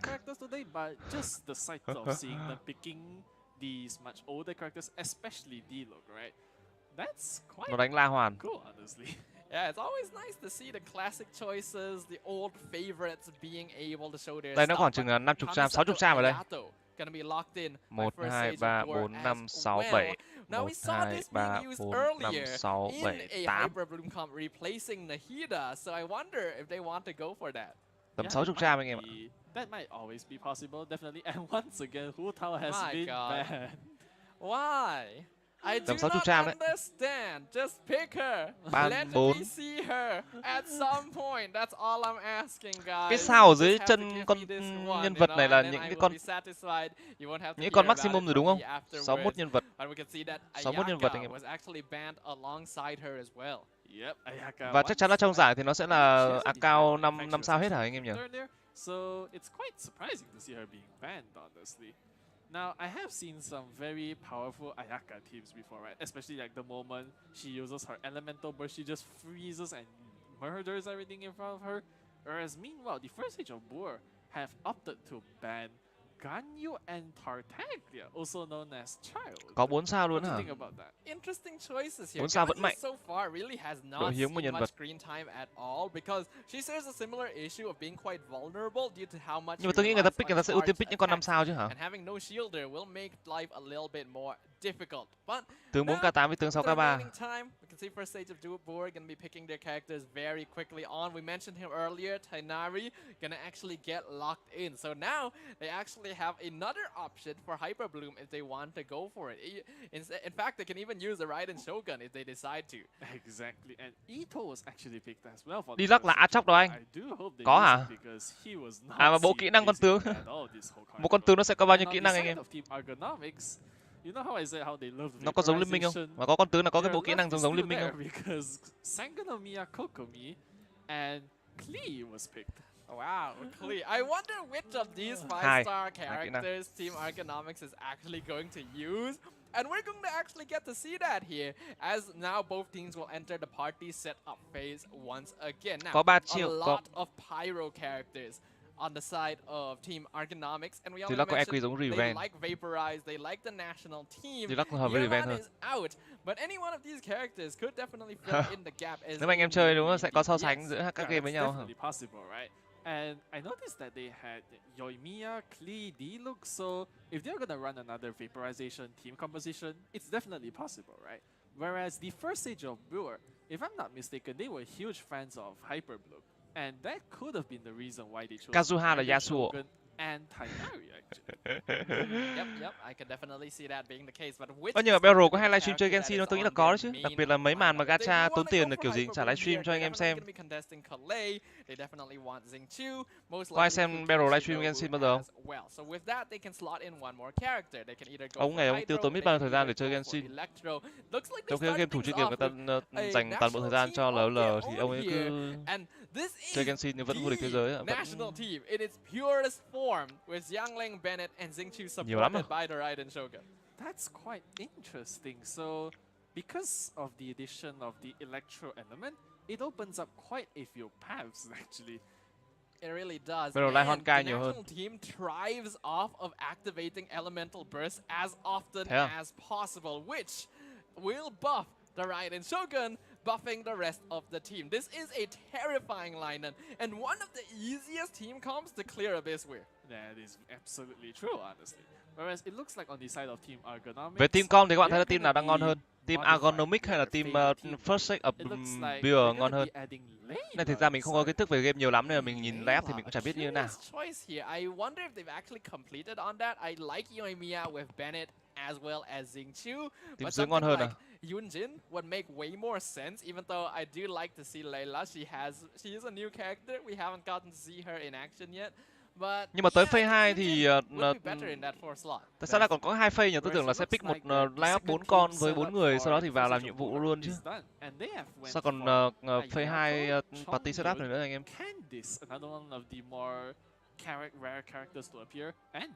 Cả hai team đều có con 4 sao trong đấy cả. Cho liên minh thì thực ra là những con rẻ tiền chứ chắc đã phế. Ví dụ Master Yi là con tướng gánh team lỗi bỏ mẹ ra, có 450 tinh hoa thì. Tầng trên và tầng dưới à? Có 2 tầng à? Ok, hiểu. Elemental reaction team, but it can be very powerful in that it will một vòng sẽ có 2 tầng. immobilize groups of enemies. That is true. Meanwhile, the third team for the first stage of Pure has been revealed, and it's not quite the Hyper Bloom. It's more so like a aggravate quicken, right? Because we've got Tighnari, we've got Fischl, we've got Kale and Cookie. Đây là 3vs3 hả anh em? Sao tôi thấy có 3 thành viên thế này? Cái này có phải là các thành viên hay là đây là ban huấn luyện đấy? Tôi nghĩ là này game này chỉ có huấn luyện viên. Sắp pick tới 400 mà lại có 3 player, có cả Marine. It's very difficult to actually time how these reactions will work, and that's actually not detrimental. You don't want to stop these from happening in order to focus exclusively on Hyper Bloom. They are part of the strength of this lineup specifically. 3vs3 mà nhỉ? That is true. And meanwhile, it looks like the fourth team. Một người chơi 2 nhân vật.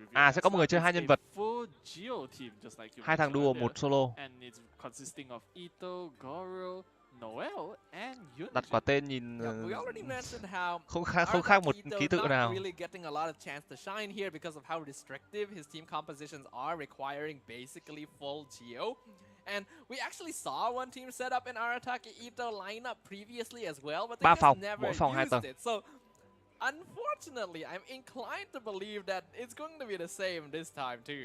It might very well be. Nhìn ban pick có vẻ là anh em đang thấy team First Sake ở Pure nó vẻ ngon hơn hả? Well, we've got Kokomi, Kale, Lisa, and Cookie Shinobu. Yeah, so that is actually nhìn đúng dàn waifu luôn anh em. Yeah, that is just straight up Hyper Bloom with Kokomi filling in the role of Xingqiu. So that's quite fun. I like that because they have Xingqiu supporting Yoimiya instead.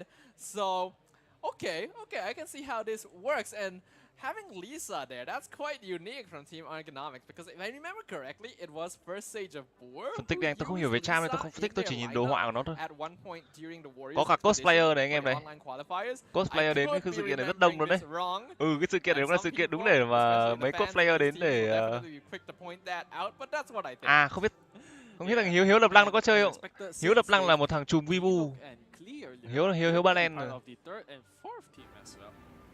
Ôi, ông ấy treo stream ông đi đâu rồi? Để con bò kia thế kia. Hiếu Lập Lăng là một thanh niên rất thích cosplay. Mình có tiếp xúc với cả Hiếu Ba Len. Hiếu Ba Len là một thanh niên rất thích cosplay. Thanh niên đã chùm đi cosplay các nhân vật wibu. Không biết là có chơi Genshin luôn. Nó là 25 phút cơ. I don't think it's even Nó là that chùm necessary. As chùm now, cosplay anh em ạ. Suốt ngày đi mấy cái sự kiện trials will cosplay, officially commence, suốt ngày and đi mấy both cái these teams festival will của now cosplay này, commit cosplay to kia. eliminating bosses as quickly as possible. Yep, that is absolutely true. So meanwhile, it looks like we have our Layla, Yoimiya, Singju team. They're gonna be heading towards Hiếu không chơi Genshin à? Nhưng mà sự kiện này tôi thấy là phía sau có rất nhiều cosplayer anh em nhé. Và trò này đúng là trò sinh ra để các cosplayer người ta đến cosplay các cái con nhân vật này rồi. 60 con à? Trong Liên minh huyền thoại thì mình nghĩ là cosplay tầm hơn 100 con tướng thì nó cũng rất đa dạng.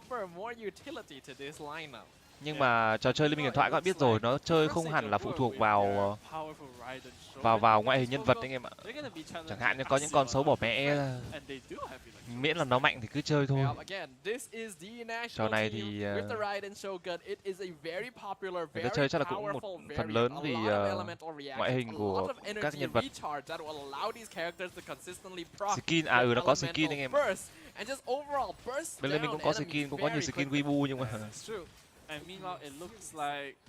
nó chỉ chiếm phần trăm nào đấy thôi. Trò này đến 99% wibu gì nữa. Nhân vật đúng kiểu nhân vật đặc trưng cho những wibu.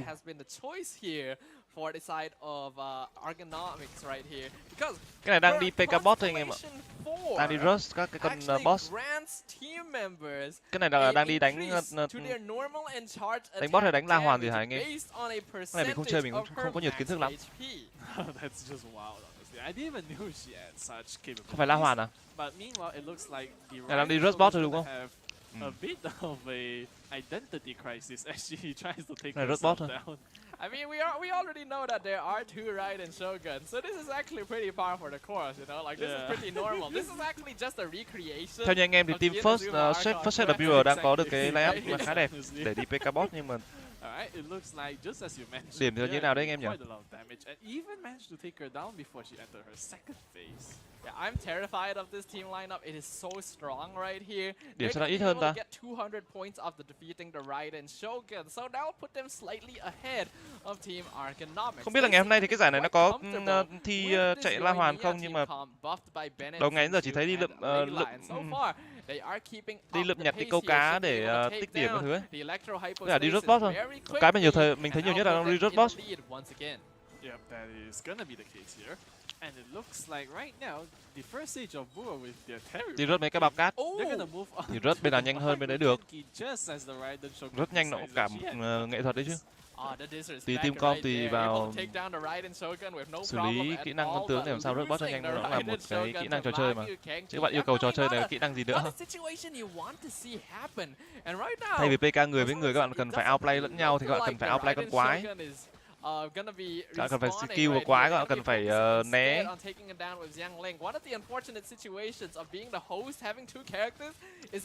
Nó cũng chỉ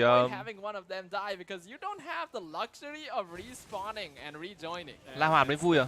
Tôi không biết là cái thể thức hôm nay có La Hoàn có đánh quái. Mà đánh quái ở La Hoàn có vẻ là vui hơn tiết mục đánh quái ở trên bản đồ như này hả?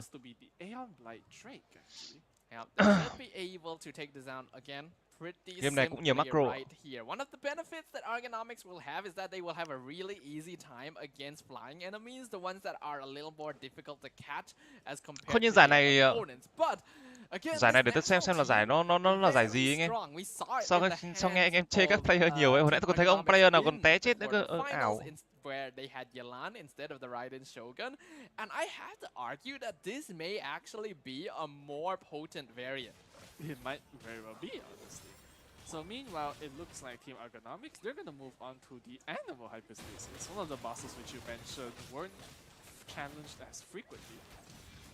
Indeed, but they shouldn't have too much problem. Again, the most dangerous part of the Animal Hypostasis is just avoid that massive burst that could one-shot your characters. If you're able to dodge that, then you are absolutely fine. It just takes a little bit of additional time to collect all of the orbs and wait for the Animal Hypostasis to actually respawn so that you can finish him off. And that's why a lot of teams will tend to avoid this boss, because he just wastes too much time. Yeah, it's incredibly time-consuming, right, to challenge him. Cái này để xem là độ hiểu biết trò chơi này của bên nào nhanh nhiều hơn thôi anh em ạ. Cái này chỉ là thi xem là bên nào hiểu cái trò chơi này hơn thôi. Bên nào hiểu trò chơi này hơn là có tốc độ xử lý nó nhanh hơn. Và đây có thể là những cái player đến từ Brunei, Cambodia, East Timor, Indonesia, Lào, Malaysia, Myanmar, Philippines, Singapore, Thái Lan, Việt Nam. Có team Việt Nam không nhờ? Giải này là giải C nên là nó sẽ toàn là các cái quốc gia đến từ khu vực Đông Nam Á thôi anh em ạ. Brunei rồi Campuchia, Đông Timor, Indonesia, Lào, Mã Lai, Myanmar, Philippines, Singapore, Thái Lan và Việt Nam. 8 team sẽ tham dự vào vòng chung kết. Break down this cryo cocoon at around the same time as well, with Argonomics doing it just a little bit quicker because, well, they have Yoimiya. Exactly. Tức là hai team đang đánh cùng một boss rồi này anh em này. And they're doing quite well with it. It's truly displaying her capabilities to much of the audience. Nhưng mà sao chất lượng hình ảnh nó mờ thế nhỉ? Like I've seen many people talking about how Layla isn't just as effective as a character, but as nếu mà có giải quốc tế chắc là mấy ông Trung Quốc năm nào cũng vô địch. Yeah, but when it comes down to not melting down a cryo trò này bên Trung Quốc chắc là nhiều người chơi. Just defeating the boss in terms of HP, then the advantage goes all the way to first Age of War, taking down La Signora before she even has a chance to fight back. Again, the strength of the national team, a very strong team lineup naturally. Are we gonna see the tornado? We are going to see the tornado. That is a rip right there for Team Argonomics, already falling behind in time just because of that. Exactly, it's very unfortunate, especially when Signora enters this I phase. Như vậy là có một team xong boss sớm hơn và đang hơn được. Pha này đang có né hả anh em? It's like difficult to get a timing, right? Especially có vẻ như team Argonomics làm chậm hơn rồi. Luckily for them, it is not a phase that lasts that long, but every second does count here, as we can Team see. First làm nhanh hơn và lên được 840 điểm. Neck and neck just earlier. First Age of War has already gained a natural advantage by being able to avoid the tornado phase. Exactly. And right now it seems that the First Age of War they're gonna. Đây đồ họa thấp nhất luôn ạ. Cái này nó thực sự là rất mờ đấy anh em ạ. Tôi để 1080 60p luôn rồi á. Mà xem rõ mờ luôn. Meanwhile, Team Argonomics, they're going to be working on the Magu Kenki right now. Going to be able to avoid the damage from the deflection of hình như là họ chỉnh để cho nó mượt hơn hả? Sao lại thế nhỉ? Đáng nhẽ ban tổ chức phải chuẩn bị những cái máy cấu hình cao để mà chơi trò chơi này cho nó mượt chứ hả? Giờ này không có La Hoàn rồi.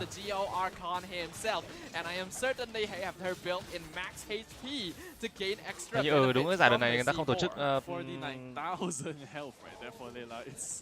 mỗi tổ chức đánh La Hoàn, chỉ có đánh boss như này thôi, chỉ có rush boss thôi. Chỉ có rush boss và làm nhiệm vụ thôi anh em ạ. Thiếu cái tiết mục La Hoàn của anh em mong muốn rồi. Giải cỏ gì anh em. Có thể là đôi khi người ta phải chia màn hình ra làm hai team để người ta xem là hai team PK cùng một lúc như thế nào ấy. Nên người ta không dám để chất lượng hình ảnh quá cao. Nó chỉ vừa đủ xem nó như thế này là mượt rồi đấy anh em này. Như thế này đang gọi là ok rồi đấy. Những con số bạn nhìn rất rõ và cái chữ nhìn cũng ok đấy. Nhưng mà lúc nó chia ra hai màn hình có thể nó hơi mờ anh em.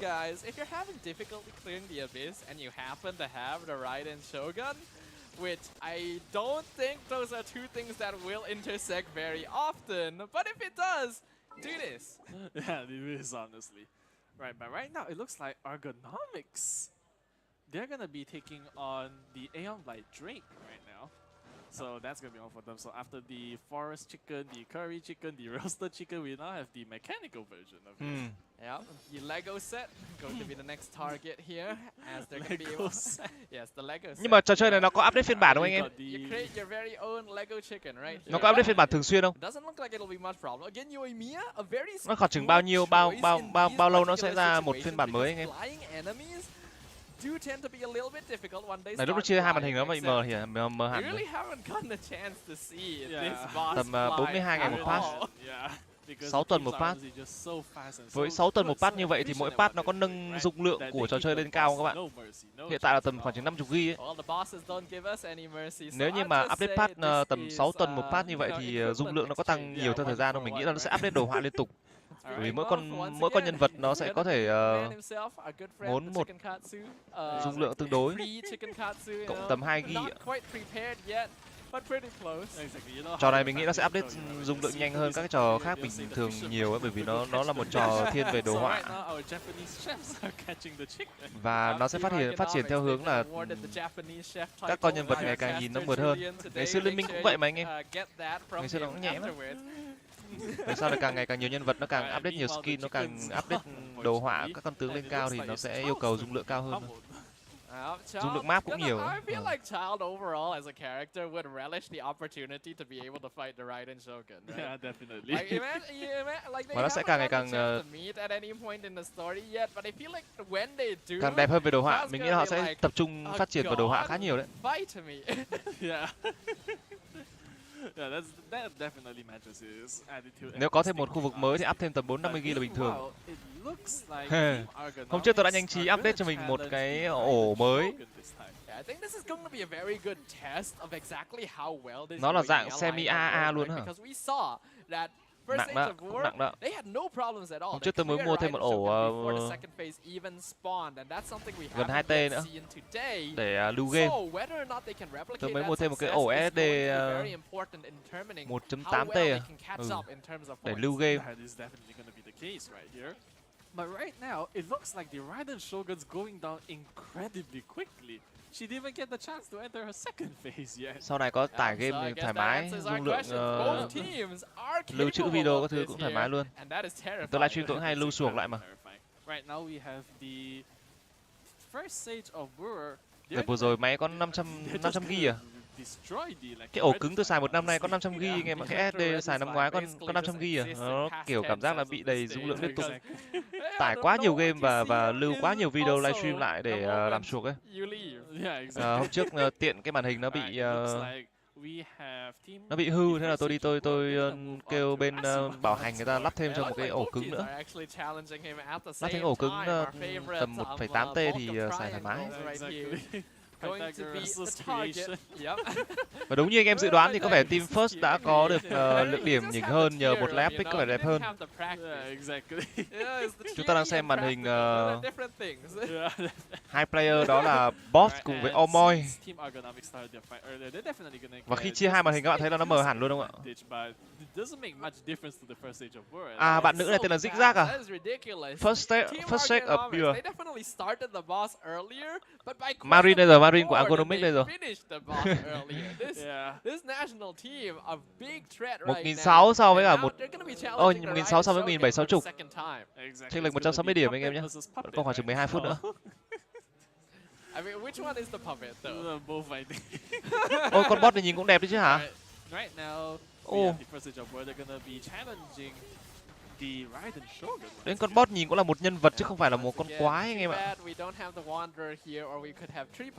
Exactly. We could just have the entire puppet party all at once, but oh, look at Argonomics. Are gonna be challenging as the I've always gotten this wrong. Nó là nhân vật đấy hả? I guess so, you know. But we just know he's our big chunky toad boy. Either way, Team Argonomics gonna be able to take him down. But again, one of the issues of this. Okay, that is a problem. That is not good. Có người vừa bị giết à?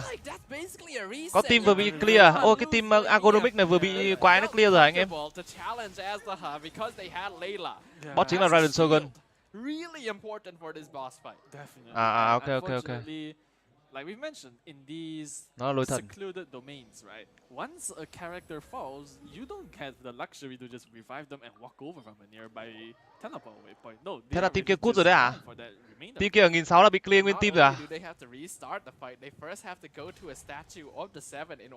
Thế đi rừng cấp 1 bị red giết này xích giờ đấy. Team này 1.600, 1.900 điểm rồi vẫn đang còn đi PK chung được này. À đây lôi thần đây. Con rút kiếm vào ngực ra.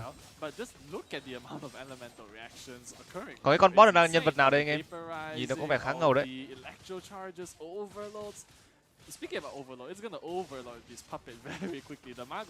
Team này vẫn còn 10 phút PK, thì team kia ngồi 10 phút này coi à?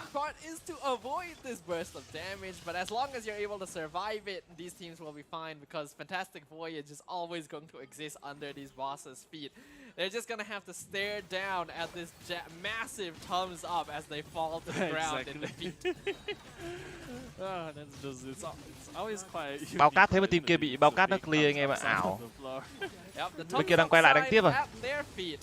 Heralds the sign of their defeat. Exactly. Được hồi sinh vào PK tiếp à? Nhưng mà tốc độ rõ ràng là thua rồi còn gì nữa. Here he's going to be entering his third phase, his delusional phase in fact. Shouldn't be much problem. Again, both these lineups do seem to be pretty strong, but just from direct comparison, I do feel like first stage of Boer has the slightly more lệch điểm như này sao PK lại nữa? Sao mà chạy lại nữa? The choice of Raiden Shogun here has been massive. Exactly. Hai huấn luyện viên cười như được mùa. I believe they are the Holy shit. They're the second team to run Raiden Shogun as a main DPS, and it's worked out very well for them, I would say. It honestly makes me surprised that we have seen so little of this character up until this stage, considering just how well they are performing. Yes, Yelan did an excellent job in this national team, but somehow we forget about one of the most core members, Seen, the Raiden Shogun herself. Yeah, exactly. Thực ra nếu mà có thời gian tôi cũng sẽ chơi nhiều trò đấy. Nhưng mà bởi vì thời gian nó eo hẹp quá, không chơi được nhiều thôi. Trò này thì thấy cũng hay nhưng mà không biết là có thời gian mà chơi không ấy.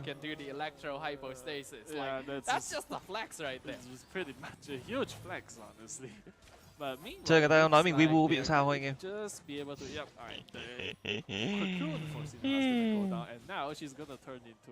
Trò này chơi được bằng tay cầm mà đúng không? Yep, indeed. As the butterfly emerges, you realize, oh, this is not the butterfly I was expecting to see, but it's fine because we have the Raiden Shogun here to render judgment.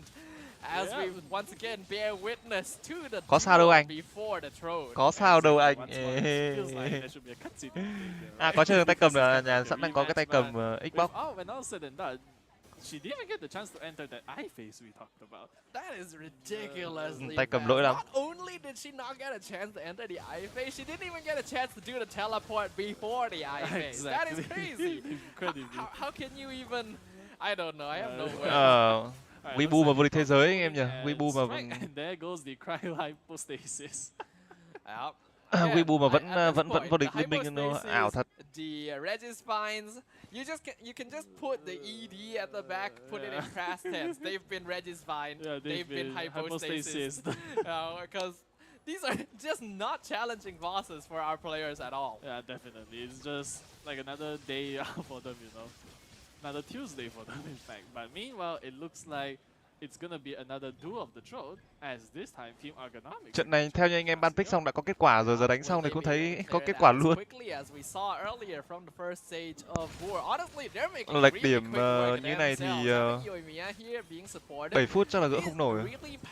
But one of the unfortunate facts about having multiple players is that with Xingqiu on a different player rather than as a support for Yoimiya, you don't quite get the same handiness of consistent vaporized procs.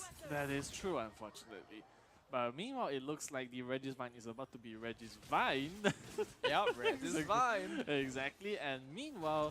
Chơi tay cầm với chơi bàn phím sẽ ngon hơn anh em. Làm tùy. Tôi thấy chơi FIFA chơi tay cầm có vẻ là dễ hơn đấy. Tất nhiên anh em chơi bàn phím quen thì cũng sẽ chơi được thôi, nhưng mà nếu mà tập chơi tay cầm thì tôi nghĩ là thấy tay cầm chơi cái này không hợp à.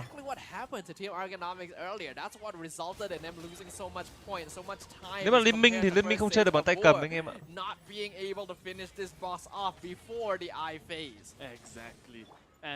Chơi hát thì chơi bàn phím. Ví dụ liên minh chơi tay cầm là chơi cảm giác hơi khó.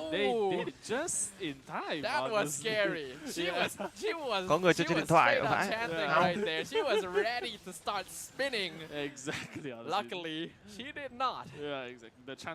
Ai quen cái nào thì chơi cái đấy hợp lý hơn.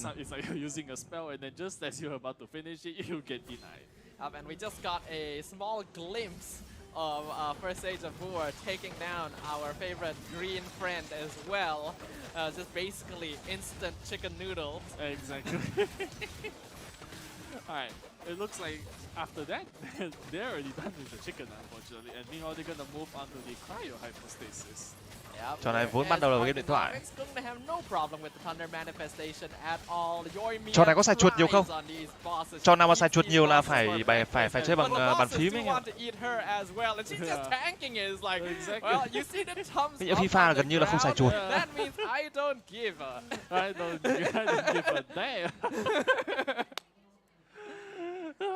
Chuột quan trọng thì phải xài bằng bàn phím ấy nhỉ.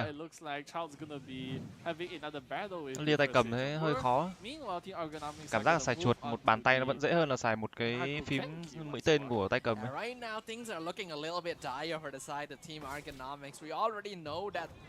Like, they didn't have a lot of commissions completed during the Carnival commission segment, and it seemed more likely that first stage were actually able to complete their line. Cái cam của mình có để bị che mất cái gì của anh em không? Nếu cái cam của mình bị che cái gì của anh em thì anh em nhắn mình nhá. And right now that lead actually belongs to their opponents instead. Exactly. This has got to be quite the okay. Never mind. That goes Chao, just as I was saying. And meanwhile, the Mago Kenki is gonna launch that critical strike, but thankfully, the shield of Layla managed to keep the Yoimiya intact, actually. Yeah, Layla gonna be very handy here. We literally have not seen Hello anh Tùng Tuần Hoa, hello anh em nhé. Buổi chiều ngày hôm nay chắc là ngồi chill với anh em đến hết sự kiện thành tầm 6 giờ đấy. Sau đó thì chuẩn bị nghỉ ngơi ăn tối rồi xem World Cup thôi. Her constellation provides a little bit of extra DPS, and she allows teams to be able to challenge more difficult bosses like Aztaha. Unfortunately, it didn't quite work out. Unfortunately for that one. Alright, it looks like right now. À mà sáng nay mới có bình luận đánh đồng rồi nhá anh em nhá. Anh em nào đừng có hỏi sao là sao là chưa có bình luận đánh đồng nhá. Sáng nay mình làm giáo án đánh đồng cho anh em rồi. Chiều nay sẽ có thêm giáo án Barrel đánh Jin support nữa nhá. Chuẩn wibu luôn cho anh em tham khảo giáo án Barrel đánh support con Jin. Nhân tiện một ngày làm wibu. Yeah, definitely. They're gonna. It's more of like, I should say, it's like vừa chơi vừa chill với anh Tùng. Thì một màn hình chơi game, một màn hình mà mở tab lên ngồi xem livestream rồi anh em nhé. Xem thì đại khái mình cũng sẽ hiểu tương đối bởi vì anh em có giải thích nhiều rồi. Cái này chỉ đơn giản là đi clear boss trên bản đồ thôi. Hai team thi xem bên nào rush bot nhanh hơn với line up họ ban pick. Mình thì mình không có nhiều kiến thức in game như kiểu là con nhân vật này nó sẽ có skill như thế nào hay là nó sẽ hệ nguyên tố nào để nó kết hợp với con nào sẽ mạnh, nhưng mà anh em giải thích cũng khá là nhiều. And he goes to the hospital, and they have to give him all the bionic parts, you know, and he finds a new home, and then the same people come. Cái này nó chỉ có clear boss thôi anh em ạ, chỉ có rush boss nhanh, xem bên nào rush nhanh hơn bên kia thôi. Xem bên nào hiểu trò chơi này hơn để mà rush nhanh hơn thôi. Alright, it looks like Asiman, our good friend, is gonna fall prey to the first stage of Boer once more. 2 minutes, 20 seconds left on the clock. Currently, first stage of Boer sitting on a comfortable nearly 400 point lead. That is effectively 2. Nó có một cái vũ trụ của Genshin Impact các bạn. Ở trong đấy các cái nhân vật nó sẽ tương tác lẫn nhau giống như kiểu là vũ trụ Nanotera của anh em hay chơi không? Hay xem không? It is straight up commit sabotage. Exactly. But all things aside, I mean, it really isn't over. There is still a minute and 50 seconds left. So before time runs out, it's really kind of nó we could, but we shouldn't, honestly. Nó có thể là mô típ chung rồi.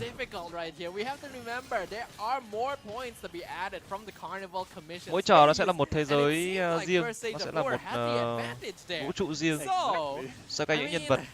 What can you do in this situation? It just feels so rough. Yeah, it really is just very rough, honestly. And do note that with the Chronicle of trò này mà không có cốt truyện đúng là chả ai chơi ấy. Nó phải là cốt truyện thực sự hay hoặc là nó phải là cốt truyện cuốn. Nhưng mà trò này nhân vật nam với nhân vật nữ thì bên nào nhiều hơn? Which is what first stage of Boer is doing. With 1 minute left on the clock, they clear her out. They have enough time to go for another boss. Exactly. Nữ nhiều hơn. Thế trong cốt truyện có nhân vật nam với nhân vật nữ nào mà yêu nhau không các bạn? Như thế nó có ảnh hưởng đến kiểu trải nghiệm người chơi không? Như kiểu là cái nhân vật này nó có chồng mẹ rồi. Thế thôi, không chơi nữa. Chơi những đứa nào mà nó còn đang FA. against this is just an optimized lineup. This is a party that Không à? people use to 36 star abyss. Hiểu. Exactly. Lỡ nhân vật nữa có chồng rồi thì chắc là chả ai chơi. Alright. Meanwhile, the first stage of war with their very last 30 seconds, they're gonna use it to try and dismantle the Mago Kenki, and it appears to be going quite well for them as always. Toàn fan tự đi ship với nhau à? À thế cũng được.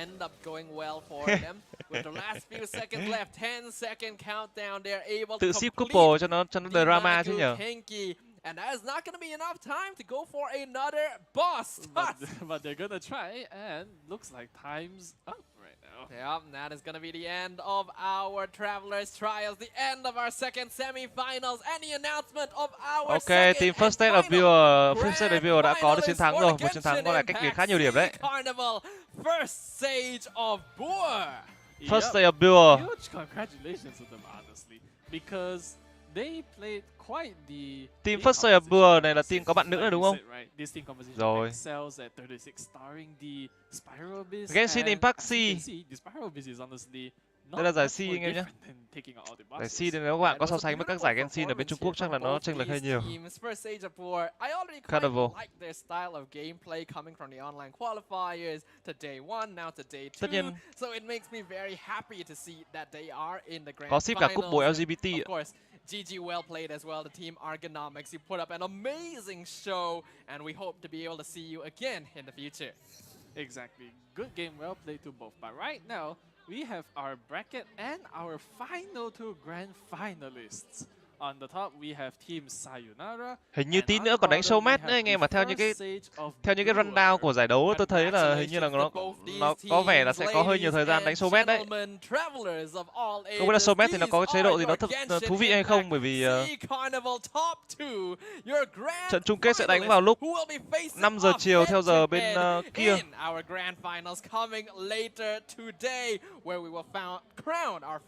Official champion of the Genshin Impact C Carnival. Yep, definitely. And the winner of that's definitely Genshin Impact C Carnival. Quite popular around their friends, I must say. Chúng ta vừa xong một trận semi-final 2 và sẽ đến với 2 trận showmatch anh em nhé. 2 trận showmatch này có thể tiêu tốn còn chừng 1 tiếng. Sau khi xong trận showmatch thì chúng ta sẽ đến với tiết mục gọi là tiết mục trận chung kết. Trận chung kết sẽ đánh trong khoảng chừng 1 tiếng rưỡi ở vãi. Chung kết hơi lâu đấy. Bây giờ đánh showmatch, hy vọng nó đánh La Hoàn cho anh em xem. Showmatch tức là đánh những trận mà giữa các KOL với nhau thì phải.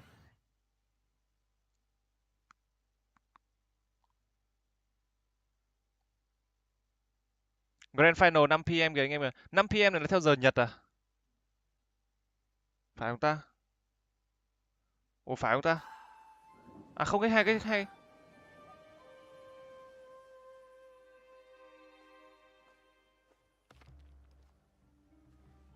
này nó không phải là PK đối kháng mà nó chỉ là xem bên nào clear nhiệm vụ nhanh hơn thôi.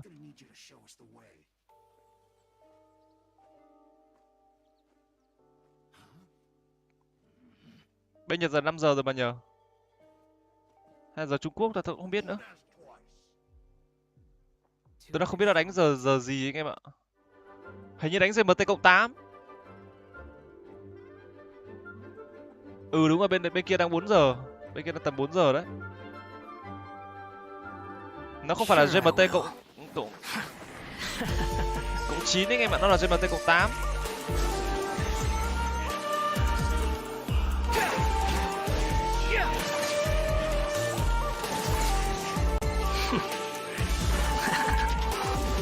Bây giờ bên Indo, giờ bên tổ chức giải anh em.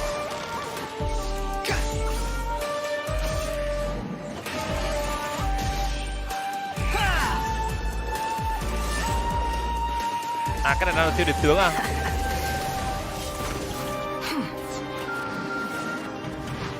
Nhưng mà tôi hỏi thật là tôi chưa biết showmatch đánh cái gì nhá. Nhưng mà tôi hỏi thật là nếu như các bạn chơi trò chơi này thì các bạn sẽ, ví dụ như các bạn là nam thì các bạn sẽ chơi nhân vật nữ nhiều, hay là và nữ sẽ chơi nhân vật nam ngược lại, hay là các bạn sẽ chơi những con nào nó mạnh, hay là chơi những con nào các bạn có. Bởi vì cái game này nó đặc trưng ở tính chất gọi là tính chất nhân vật và tính chất gọi là tùy sở thích à?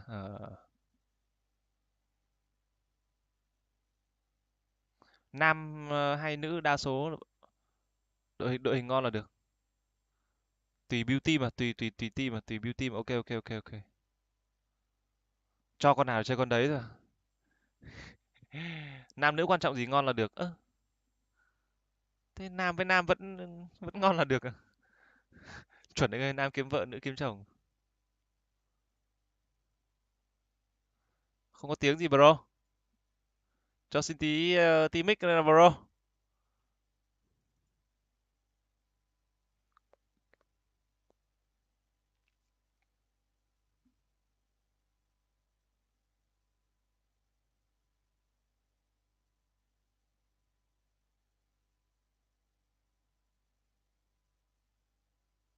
Có meta chứ, game nào chả có meta anh em.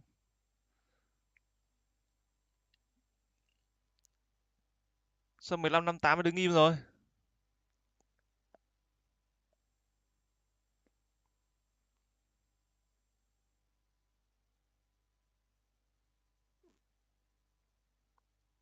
Game chơi vì host bundle với cả waifu. Tùy người thì thích beauty, người thì sim lót thích con gì thì lấy con đấy. À.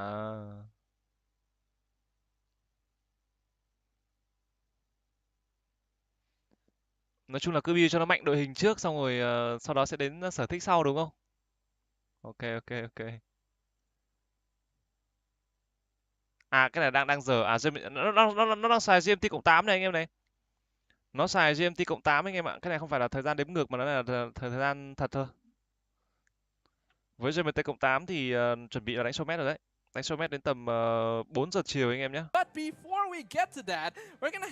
Bây giờ mới có mic đây. 4 giờ chiều thì chúng ta sẽ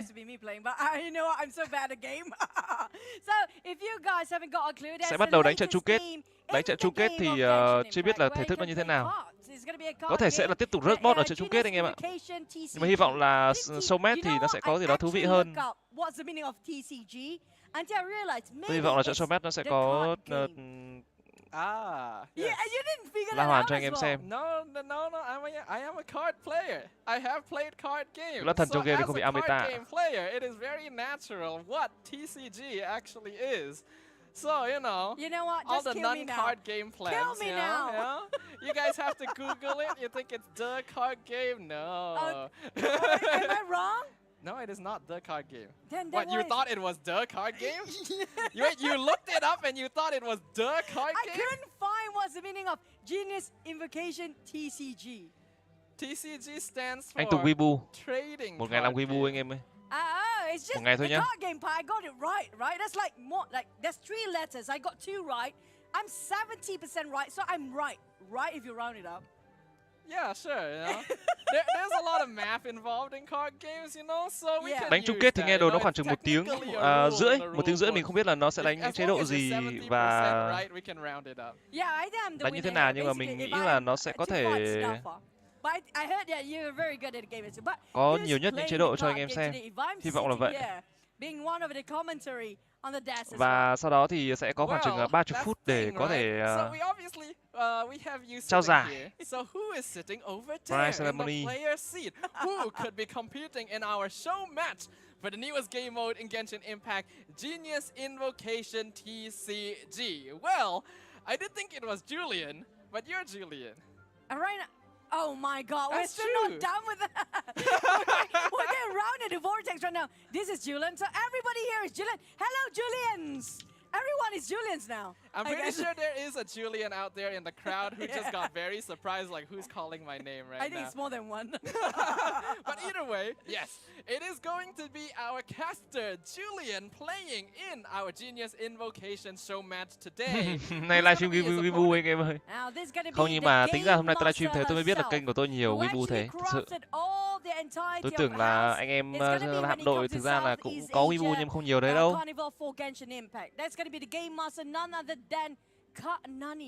Like thì cả fanpage lẫn cả YouTube cũng vài trăm người xem ạ. Like sister, kind of.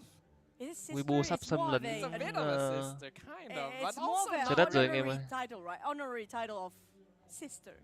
Honorary sister. Like in Korea you call it nuna, right?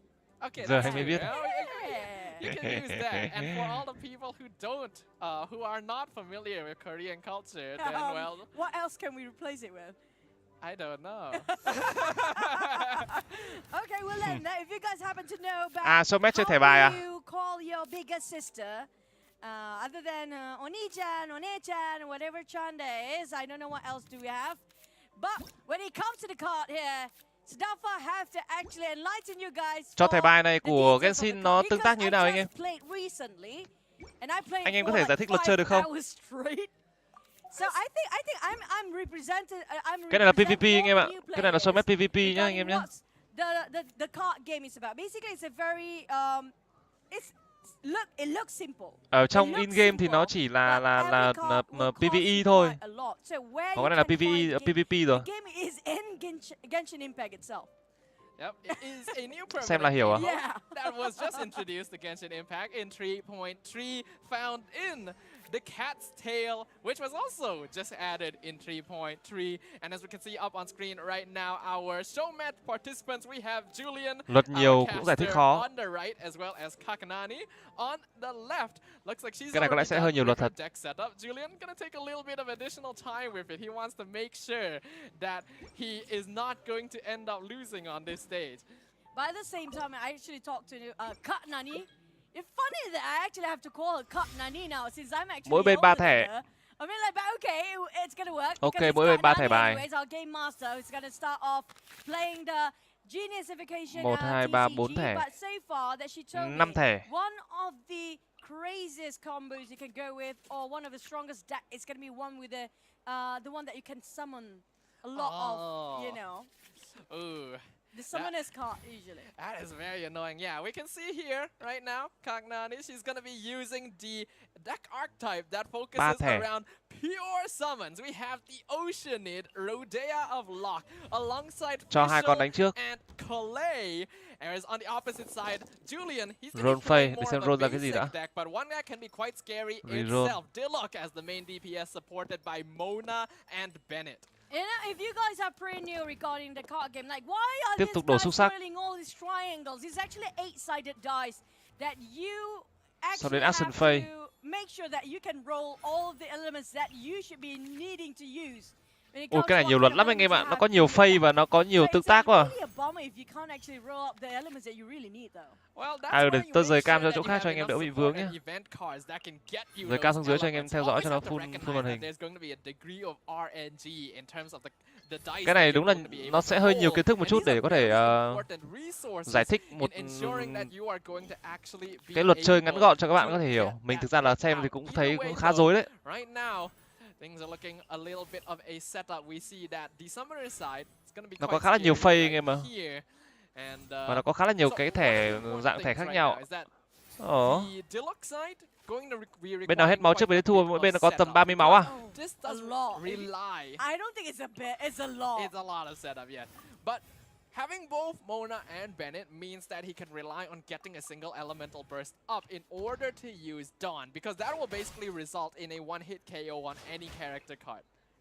Yeah, but you know, I'm just gonna say yes to that, since I'm like, Đấy. I have played. Yes, that's gonna be the preset card. I know you guys, some of Nó you còn có guys cả lá bài phụ bên phía tay phải để Basically, nó có những chức năng every nhất định single anh em ạ. round that you just, Tôi vừa thấy bên đấy phản đam được 1 đam thì phải. 30, support cards and main three main characters Phản ứng nguyên card, tố. and then between the rounds you have to roll the dice. Cách It's duy gonna nhất để be the- PvP what trong we call Genshin là the như này đúng không? session again. Was it the rolling session, was it? Yes, the roll phase. The roll phase, there you go. After the roll phase, then only you start to move. And then whoever actually ended up their round first will get to attack the Nhân vật được first triệu hồi. one in the next round. So right now, I feel like Nani, or Card Nani, is leading off quite a strong start here. Cái này it mới is a ra. really strong start. Now the thing about these decks in comparison here is that, Like we mentioned, Julian's deck will take a little Nhưng trò này nó bit fair cho more tất cả mọi người đúng không? accept, and while he can deal pretty consistent damage in the meantime, he really wants to go Bên for trái that là bài win địa danh, one bên phải là hit. bài phép, But the same bài can triệu hồi. also be said for the opposite side. Nó có fair cho tất cả Nani, mọi người cùng do chơi you không, want hay là to nó play bắt off buộc the phải Oceanid nó dựa theo nhân vật các bạn đang elemental có, hay là nó burst, dựa theo which những cái is gì? tied and torrent. It Những cái deals thẻ bài 2 này nó fair cho tất cả damage mọi người đúng không? and then plus 2 damage for every summon Fair hết mà đúng that không? they have Tất on cả their mọi người đều side có of được the quyền field. lựa chọn như Usually, nhau. this is going to be maximum 3 because that's how Và many tùy the vào Oceanid chiến thuật, can tùy vào đội hình spawn. thôi đúng không? But both Fischl Tùy vào nguyên and tố lựa chọn Kalei nữa. can add one to that number. Now I have a question here, Sadalfa. What À, happens có even heal, though có you have heal. so many summons coming out from Heal the lên right được side of nhưng the mà deck máu from đang Nani's mất có vẻ là hơi side, right? nhiều. What happens if the Oceanid phát trừ 3 máu actually luôn being ạ. attacked to 0 here? Will this summon still be there then? Okay, that is actually a good question. I do not have a lot of experience. For me personally, I want to see if that's going to happen. That's Cứ going to be cày là có experimental. So it's going to nhân die phẩm. as well. I think seeing as like if you're playing as a Fisher, Fisher do have summons as well if you ask me. So there's all summoners card on her side. So she have to make sure her Ocean is Zoe's alive. Thẻ bài anh có thể mua thêm được all nữa. the time. Now that's going to be tricky because Ai that's the cũng main nhưng mà card, nó sẽ là supposedly. fair tất cả mọi người, là mọi người đều có thể có cơ hội tìm được các thẻ bài như nhau. I have Và a feeling right now, Nani's tactical phase it will be making sure that she's trying to bất kỳ ai làm full nhiệm vụ đều có thể tìm được hết thẻ bài mà đúng không? you know, tank it up with Carly and making sure she can sustain all 3 of her summoner's card to maintain till the end. But the problem is the Ocean is quite low right now, and they are options where you have the ultimate ready up. Fair. Spread out in AOE.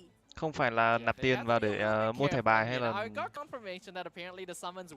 có được những thẻ mạnh hơn. Even if the Oceanid is taken out, but they don't actually last for very many turns. So ideally, you want to keep the Oceanid alive to consistently get those summons off, because they also do apply a lot of elemental application. Having high. Tức là lúc các bạn rảnh tay, các bạn làm xong nhiệm vụ mỗi ngày thì các bạn có thể vào đây để các bạn có thể giải trí. Nhưng mà chơi thắng trò này thì nó có được cái gì không, hay là nó giống như kiểu là xếp TFT với cả liên minh riêng? Tức là nếu mà thắng được nhiều những cái trò chơi thẻ bài này, thắng được nhiều game thì nó có được lợi ích gì cho trò chơi thực ở nhân vật bên ngoài không? For Julian's expectation, it's going to be harder. But at the same time, feels like Julian start to retaliate or counterattack at the same time, trying to summons on his side as well. He does play a lot of support, but how will he react towards Nani's sustainability after such a long time trying to take the one cut? Feels like this is going to be a very long run here, Snuffer. Well, actually, this is được nguyên thạch roll. to be the time where Julian's deck actually builds up a little bit of momentum. Nó sẽ tặng nguyên thạch để roll waifu đúng không? Burst out on either Mona or Bennett. Mona having the priority here, then it is all about gaining energy onto Diluc. We have to remember Dawn does a lot of damage. I believe it's somewhere around 6 or 8. Được nguyên thạch để roll nhân vật. Được, ít nhất thấy có động lực mà chơi chứ. Ít nhất thấy có cái phần thưởng để mà cố gắng vì waifu chứ. Nghe thành tựu mỗi lần là hết chứ không phải là kiểu đi farm. Genshin không có hướng PvP. So good at his game, but the problem with Nani is going to be the reroll phase. Không như bỏ thời gian ra chơi phải được cái gì đấy chứ. The element that she really can she get herself an Omni element as well. Now, Omni element, if you guys saw the silver thing with the triangle just now, basically it can convert to any element that you need if you don't have enough element dice. Không đáng kể. Có được nhưng mà được cũng không đáng kể. Với một người đã 100% map rồi thì đây là một trong những cách để kiếm nguyên thạch. Ok, hiểu. Đối với những người đã clear 100% map rồi thì nếu mà chơi thêm cái này được thêm một tí nguyên thạch nữa, bởi vì đằng nào cũng không thể nào kiếm từ map nữa đúng không? Tức là cứ làm xong nhiệm vụ bình thường rồi có thời gian rảnh để chơi thêm, kiếm thêm nguyên thạch tối đa trong một ngày. Chứ bình thường những người mà chưa làm xong nhiệm vụ bình thường chắc là người ta không có thời gian chơi. Có còn hơn không, có ít hơn không. Nó có thể mở giới hạn tài nguyên các bạn mỗi ngày có thể kiếm được. Cũng hay. Nhưng với số lượng charm đang có là hơn 60 charm đúng không? 61 trăm. Cùng với gần đấy cái tương tác nguyên tố, tôi nghĩ là game này cũng phải đầu tư khá nhiều thời gian để chơi mới hiểu hết các cái thẻ bài đấy. Julian, he's gonna switch over to Bennett, and having both the Dawn Winery and Catherine will allow for this to be a free switch. But we see right there, Tide and Torrent. That is how the Oceanid deck plays. Build up the summons, go for the big nuke, and that's gonna be instant 10 damage onto Bennett. With Diluc, the only one alive. That's gonna have to be the end of the turn for Julian. He has no more dice to play. And just look at this. This is ridiculous. Hết máu rồi, bên kia hết máu rồi. That's the end. There is no chance of coming back from that one. That's what you get when you play against one of the best game master, by the way. She knows every nook and cranny when it comes to Genshin Impact. Sao là vừa rồi một caster vào solo đấy à? I think we should. I mean, I really don't like that kind of deck. It feels very gimmicky, but it's so annoying to have to play against because there's so much end phase damage that you always have to consider from all of the summons. I mean, like, that's why we should copy that deck. So people get annoyed by us. Like, how am I going to play against Nafa if I actually fight against it? I think you can play against players. Không như có vẻ là trước đây anh em từng xem những cái giải đấu Genshin Impact ở mức độ quy mô lớn hơn bên Trung Quốc này. Các bạn xem những cái giải này các bạn sẽ thấy là có thể là từ quy mô giải cho tới hiểu biết trò chơi của các cái player ở giải này có vẻ nó sẽ không được mạnh bằng so với giải bên Trung Quốc đúng không? Có vẻ là các bạn xem bên Trung Quốc nhiều các bạn sẽ thấy đây như kiểu là một giải nghiệp dư nào đấy. Nó là giải khu Đông Nam Á đấy anh em nhé. Giải C đó. Tiếp tục một trận nữa. Payback time. Julian, he has a lot to think about right now. What kind of deck does he need? Oh, this opening is just too hard for him. I mean, like, you know what? The moment you thought that on Nani's side, or Nani's side, she's gonna Trung Quốc có La Hoàn. In a summoner's card. Tức là bên Trung Quốc người ta có cái giải rớt bot không? Tôi nghĩ là có chứ. Tôi nghĩ thể thức nó sẽ bị giới hạn khá nhiều ở cái trò chơi này đấy. Thực ra các trò chơi khác thì cũng không có nhiều chế độ đâu, nhưng mà để mà sáng tạo luật chơi trò này cũng không phải dễ. Thẻ bài mới ra phiên bản này. She's prepared all the time. If it's about this game, Genshin Impact, she's like a walking Wikipedia. I'm not even kidding. Bên Trung Quốc toàn là rất La Hoàn. She will just, you know, sao giải C không làm kiểu format đấy nhỉ? Hay là sợ bị trùng à? Have you talked to her regarding how much you know about this game? No, I have not. You should try. And now I'm terrified. Either way, though, from what I can see, La Hoàn cho nó khác hơn là cái chế độ của giải C này rồi. Đại khái bên La Hoàn nó có giống như kiểu là leo tháp thí luyện không? Leo các tầng của boss không anh em? Pretty basic deck, but also very annoying to play against because freeze is just not fun. Nothing is fun for you, Sadaf. Gần như vậy. Yeah, nothing is. What is the most fun combination from your opinion then? The most fun, huh? That is the most fun synergy for me is the one I am playing. Which one is that? And the one that the opponent is not. Okay. Nó có vẻ là hack hơn so với việc là đánh với con boss thường nha. How do you know your opponent? What kind of strategy or elements they are, you know? Giải La Hoàn Trung Quốc là do player tự làm với nhau. Thế nhà phát hành thì sao? Nhà phát hành có tổ chức giải thường xuyên ở Việt Nam các bạn. Kỹ năng kém chơi theo luật Trung Quốc thì toan. Trung Quốc toàn những pháp sư chơi với nhau thôi. Có giải chính thức do nhà phát hành tổ chức không các bạn? Just for the sake. Yeah, you know, it might take you like 30 minutes to drive on over, but that's good, right? And then you can IO Esports and start the game. That's gonna be Genshin Impact, IO Esports just for us to start the game. Thank you. I think you know what, that 20 minutes I can level giải này là up, giải do we can Genshin dissolve Impact the entire tổ chức luôn này domain, anh em so many domains by that time. But in the meantime, back towards our cards. I mean, like, Julie's really thinking this quite hard though. He's like, I don't know what to play. It does look like he's playing full cryo. That's interesting right there. I'm not too sure which of these. La Hoàn sẽ yêu cầu người tham gia phải rớt từng tầng trong thời gian quy định với thể thức được quy định. Nhưng mà rõ ràng là boss trong La Hoàn nó sẽ khó hơn là boss ở ngoài map đúng không các bạn?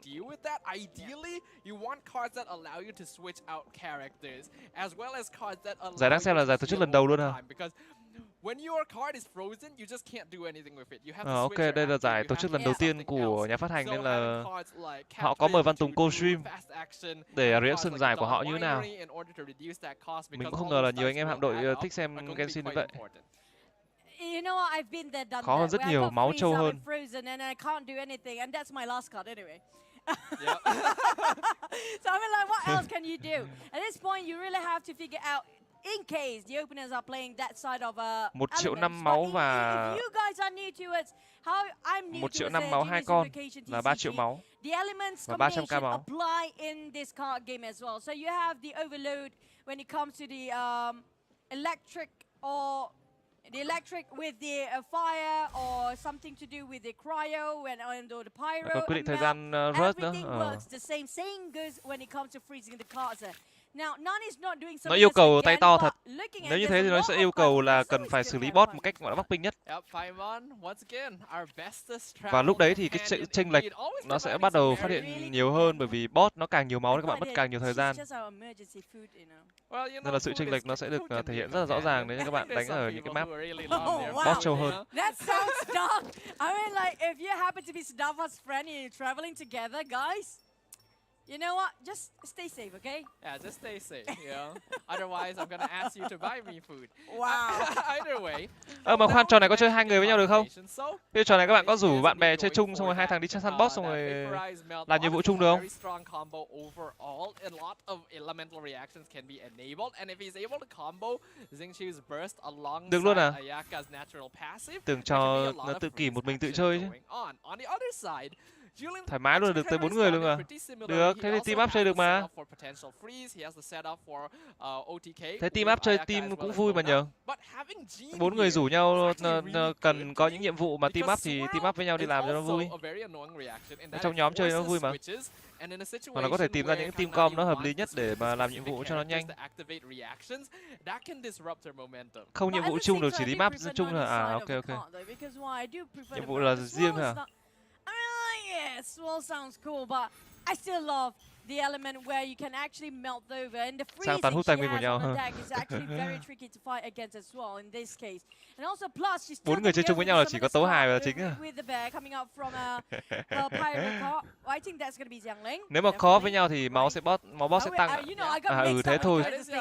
Thằng nào thằng đấy bỏ 20 phút cuộc đời ra, hoặc là thằng nào đấy bỏ tầm nửa tiếng ra làm nhiệm vụ riêng trước, xong rồi có thời gian chung thì hẹn nhau đi làm cho con bò.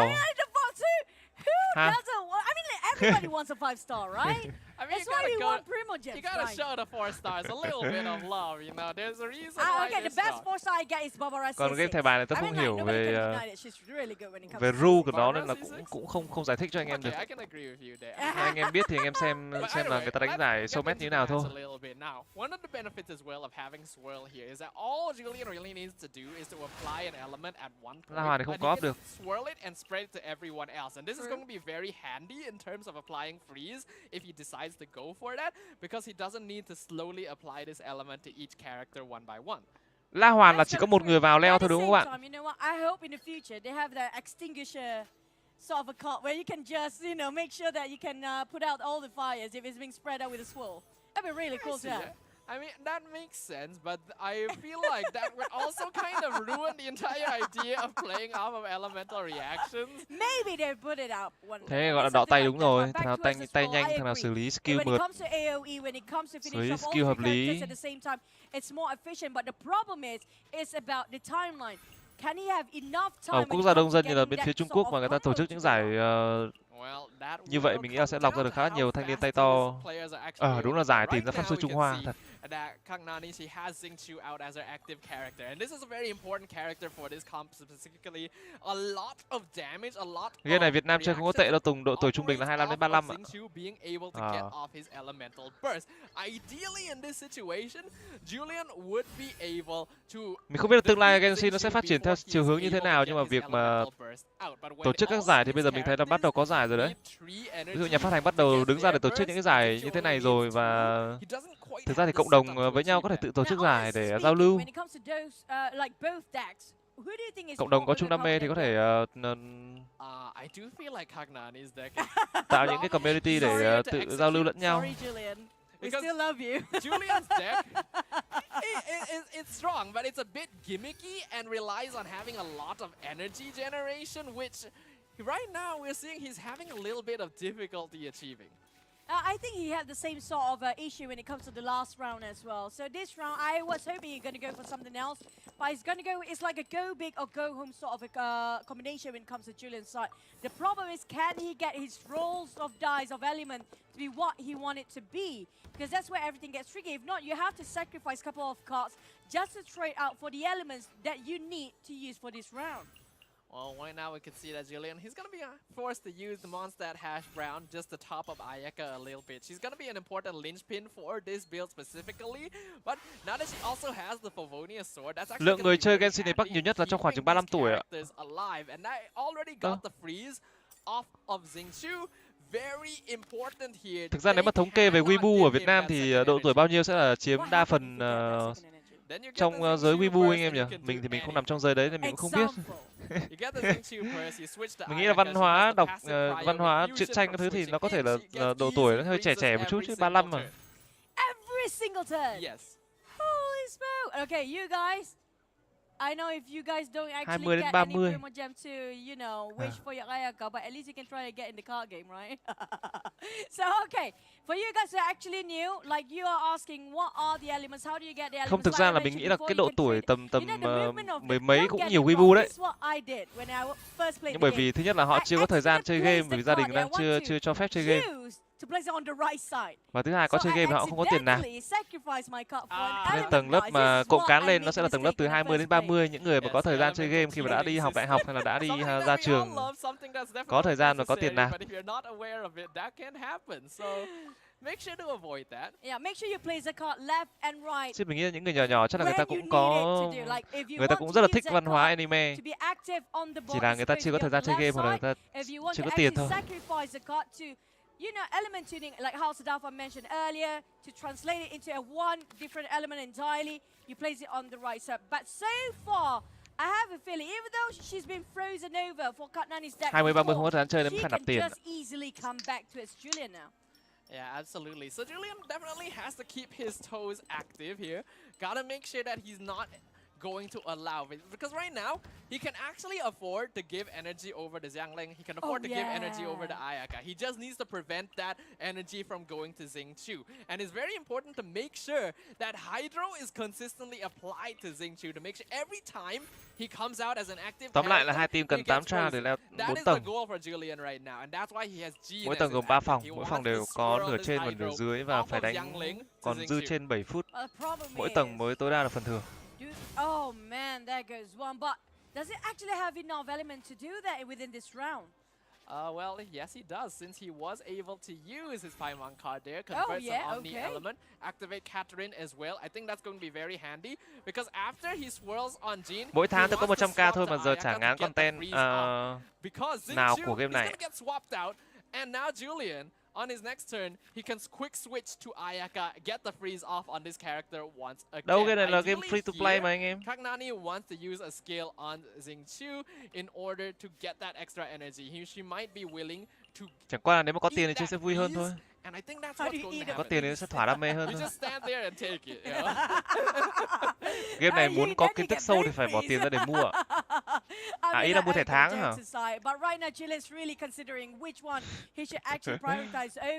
Mỗi tháng đó cho mình cho một cái thẻ tháng là có dư nhân vô để chơi. The reduction of the element dice we use, example the one with the crown, right?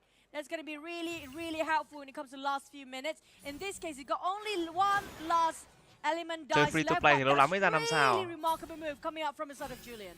Yeah, that was a little bit unfortunate for Julian there, because he actually needed one more dice in order to get the freeze off of Xingqiu. So instead, he's not willing to sacrifice any card though. Yeah, instead of doing that, he decided to go for another attack on Jean instead to swirl Xingqiu away from being the active character. Now, this is a little bit risky because Jean has Pyro applied, and that can allow Sato Ayaka to get a melt off and then apply Pyro right afterwards with the Pyro Nado. So he is willing to okay, hold on. Okay. He actually still had enough dice to switch to Ayaka. So that crisis is it is not averted. Too soon You forget about Guova.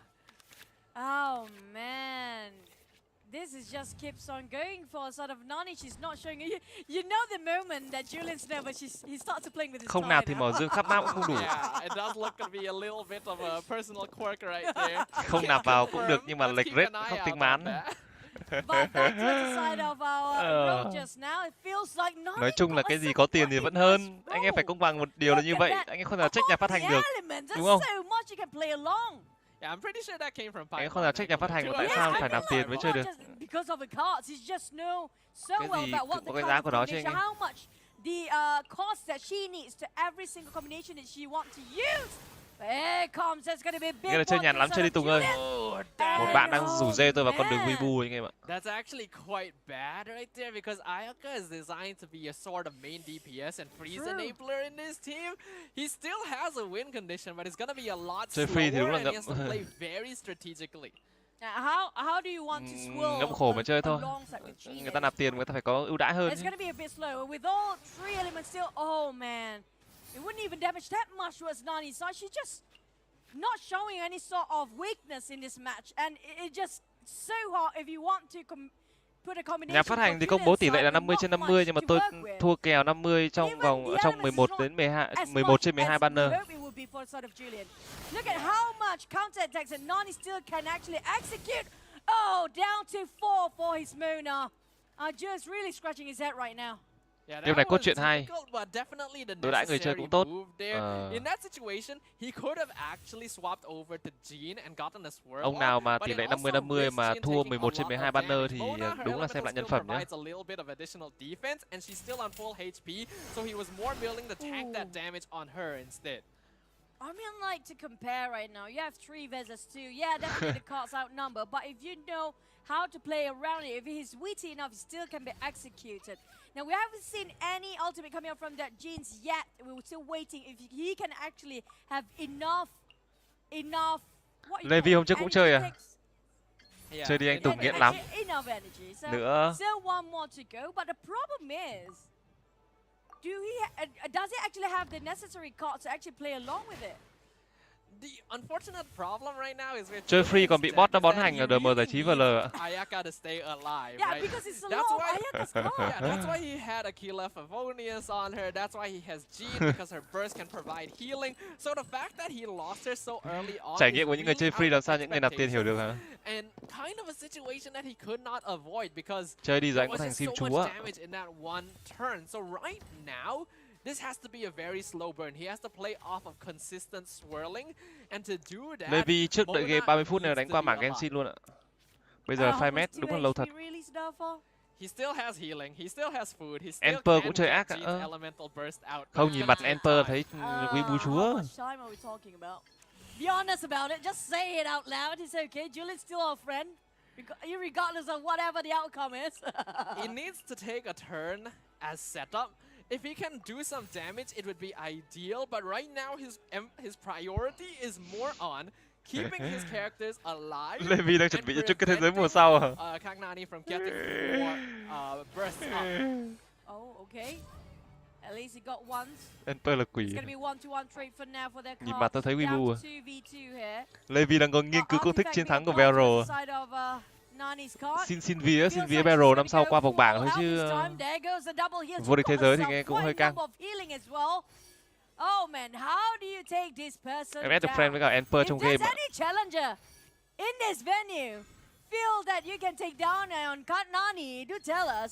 Chơi free cũng có những trải nghiệm rất thú vị, kiểu như chăm chỉ có khi ăn được cả mấy ông whale nửa mùa. Whale đừng có whale nửa mùa nữa hả anh em? Là những người nạp tiền mà không có kỹ năng trong game hả? Game nào thì nó sẽ có 2 phần, một là phần pay và 2 là phần kỹ năng mà. Pay mà không có kỹ năng thì cũng ăn hành thôi.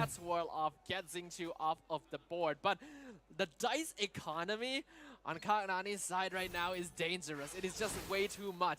And with Gene going down here, this is not good.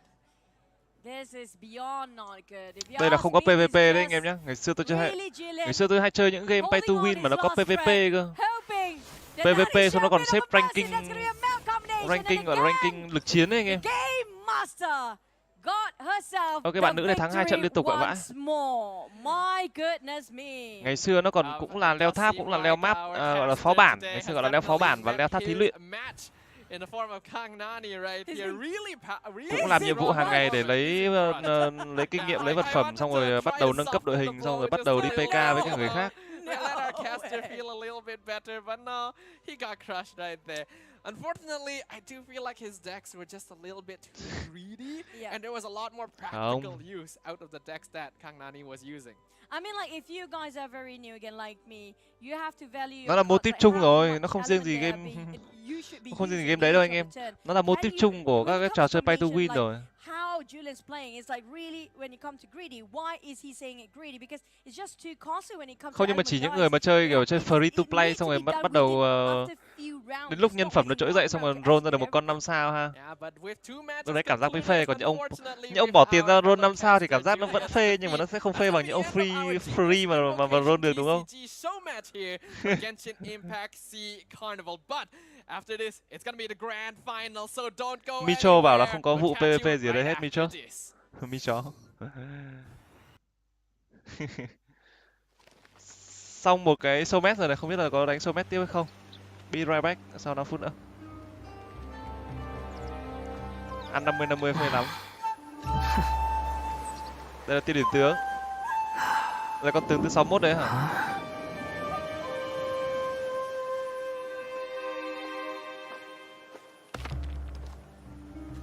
Hey, you there. We heard there's an inn near here. Gonna need you to show us the way. Huh?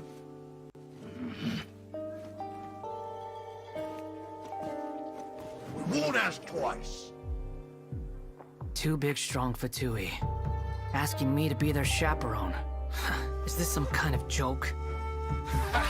Think you're funny, do you? You'll regret that! Sure I will. Ủa, đồ họa nhìn ác ôn nhờ.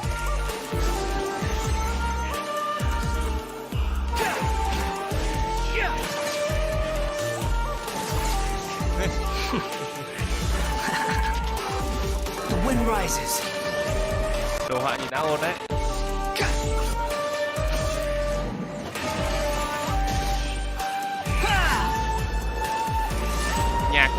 Nhạc nghe cũng hay.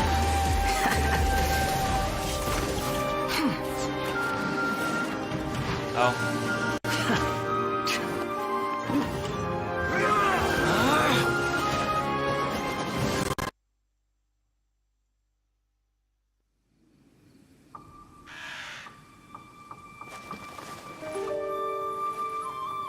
In the land of the Narukami, centuries pass without change. Deep in the heart of the city stands the lofty abode of the Raiden Shogun. She looks down upon her realm at mortal joys and woes, and sees a world mired in impermanence. By mighty lightning, she rules over the transients. Nghe bản tiếng Nhật à? Ok.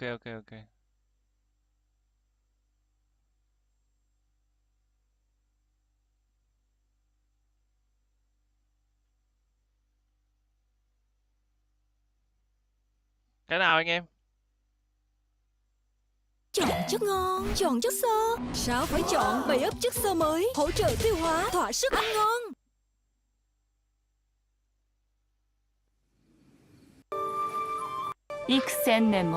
À đây.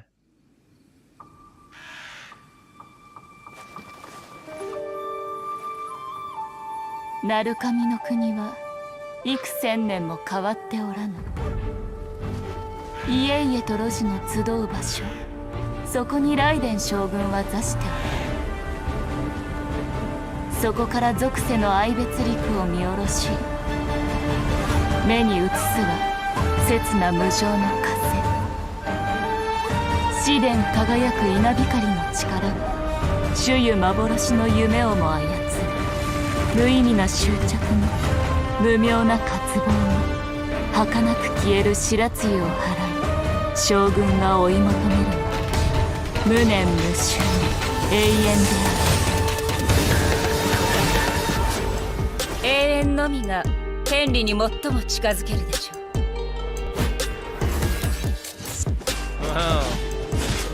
Lôi thần này anh em.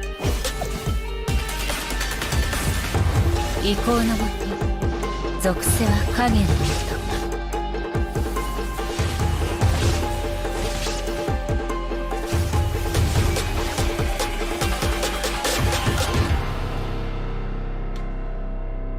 幻とは浮世。本質にすがってこそ存在せし者。静寂こそ本質。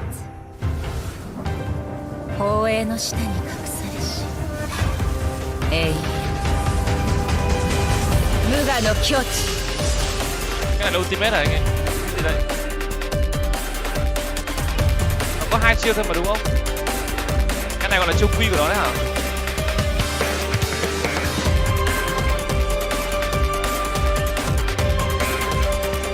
Đây là của dòng Lee xem thích hơn. Ultimate đúng không?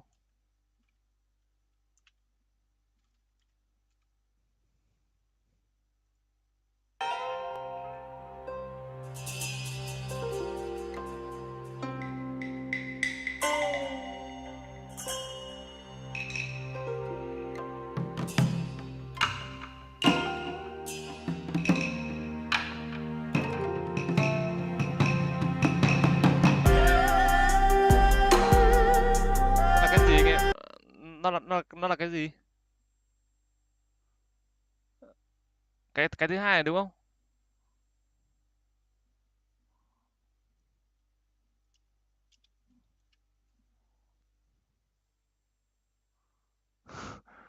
Trong đây là nhạc hả anh em?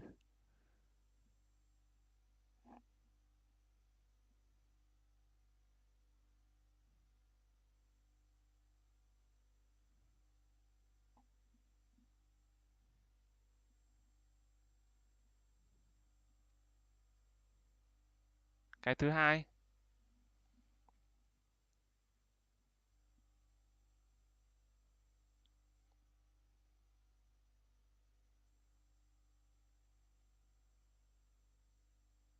Zhongli là một nhân vật cũng giống như là Shogun à? We last left off with ancient Liyue beset by an ocean demon and a mountain dragon. Rex Lapis mustered his adepti to restore peace to the land. They say that before he set out, he spoke these words.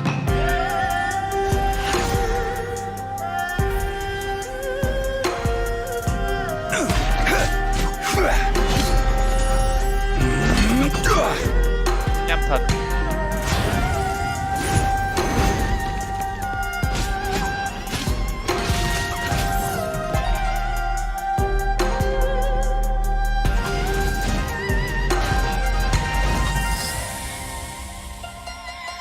Không, như tôi hỏi thử là trong cái trò chơi này cái hệ của nó, cái hệ của nó có phải như kiểu là nếu như con này là nham thần thì nó sẽ có chống chịu tốt, còn con lôi thần thì đam nó sẽ to không anh em? This is an age of gods and monsters. I wish not for dominion. Yet I cannot watch the common folk suffer.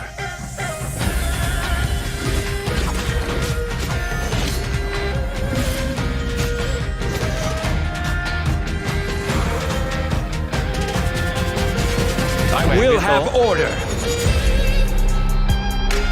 7 nguyên tố thì nó sẽ có những nguyên tố nào? Đất, nước, kiểu như đất nước, lửa rồi kim, mộc thủy hỏa thổ phong lôi à?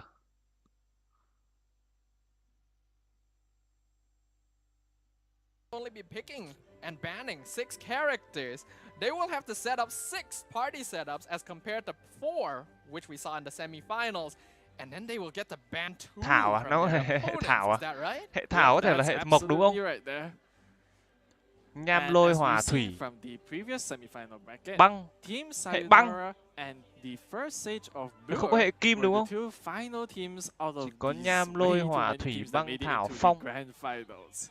Indeed, we saw They started with 4 Không có kim à anh em? teams, and now we are left with 2, with Team Yoo-hoo and Team Có thấy Argonautics kim bằng having băng their anh em ạ. journey end here. But only one team will be able to conclude this Nham là hệ journey, thổ nhiều hơn. this entire adventure as winners. And when they are that winner, they will get an incredible prize. Có hệ visa at về the cái finish chai. line. Yep, they're gonna be winning a whole $4,000 if they win. And in case there is a loser, which there most likely will be, Và vật lý. they're gonna walk away with $2,000. Kim là ngũ hành. Thì thường là hệ nó sẽ đi theo nghe ngũ hành mà. By making it this far, by making it to the grand finals, they're guaranteed at least $2,000 to bring home. Exactly. And that's quite the price, honestly, because dollars to bring home. Champion được 4.000 đô anh em ơi.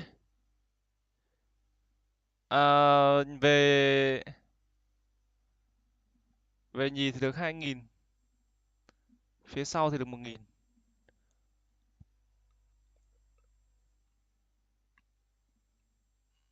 Exactly. Đây là giải thưởng cho giải đấu lần này nhá, Quite the Pride price, Pool. honestly, because 4.000 $, cho giải nhất. Empty-handed, you know. At least they're going back with their hands full of cash, and that's something definitely to be feeling great about.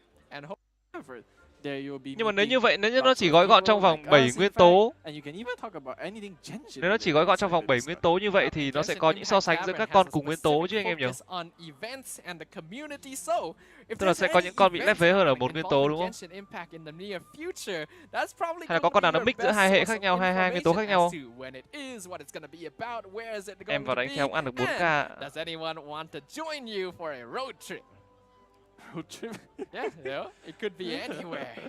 Yeah, basically. Nó phân ra DPS để support à? So do scan the QR code and join Đúng phản ứng nữa. the server, because like I said, there are tons of benefits to it, and honestly, it doesn't. Tùy vào vị trí nhiệm vụ sát thương hay là chống chịu.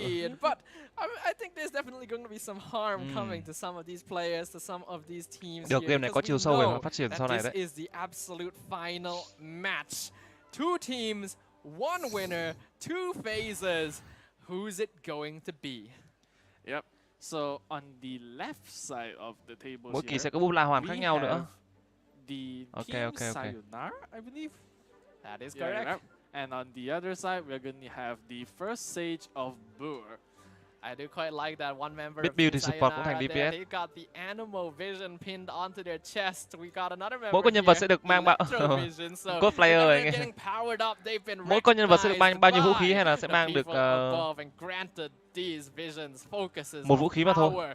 To make it into the final stage, whereas on the other side, first stage of Boer looking very serious right here. It's a carnival. We all want to have fun, but now that they've made it this far, I'm sure there's gonna be some pressure. Một vũ they want to khí make it all the way. và 5 thánh di vật. They're gonna be going all the way and bringing home that grand prize. Plus, they've been fighting for quite some time. So, congrats once again, grand. Nhìn giống ha, nhìn cũng có nét nét ha. Nhưng không phải đâu anh em ơi. All the praises, all the cheers, all the celebration and support in the world.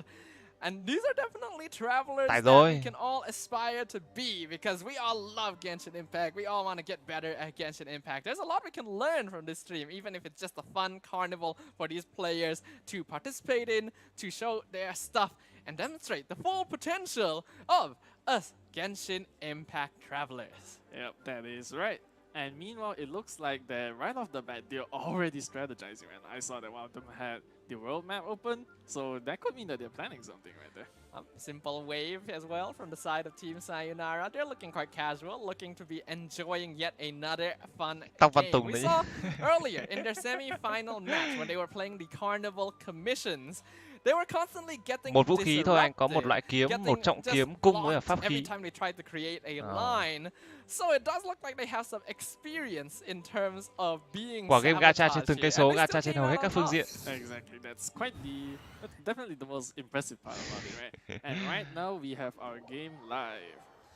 Yep, the game is now live. Bingo board up on the screen. The winning condition is obtaining 5 commissions in a row, getting their stickers up on the board and claiming that bonus 120 points to add to their total. Yep, that is right. And do remember that because it is the grand finals, they will be needing 5 commissions. Cái này lại là nhiệm vụ đi làm nhiệm vụ rồi anh em ạ. So right off the bat, Cái này không phải là đi rush boss mà là đi làm nhiệm vụ rồi. Tách ra thằng nào là nhiệm vụ thằng đấy vậy. They already used this earlier, so I'm not surprised that they're gonna be keeping it as well, considering that it did work out for them. On the opposite side, for Sejapur, they got 2 lại đi cày điểm anh em ạ. but that's because it looks like their commission right now specifically is going to be collecting activated star shrooms. I'm assuming that both players are split up to get these. Không phải đánh La Hoàn rồi, showback cũng chỉ là đánh thẻ bài thôi. Còn chung kết là lại đi collect nữa rồi. Nó sẽ có nhiều round và mình nghĩ round này sẽ là collect, nhưng mà không biết là giải này người ta có mở đánh La Hoàn cho anh em xem không. Bắt đầu đi săn thú. Hopefully we'll get to see the sticker on the board pretty soon, as now we can see Quasian on the side of Sayonara is hunting down Sumter Beast. So you assume they're going for the commission that wants them to collect. Cái này đúng là lại đi. And these are just great sources chắc of không có raw ha. meat in general. Yeah, definitely. Sumter Beast, they are quite thick, right? And therefore they do drop quite the amount of meat, I must say.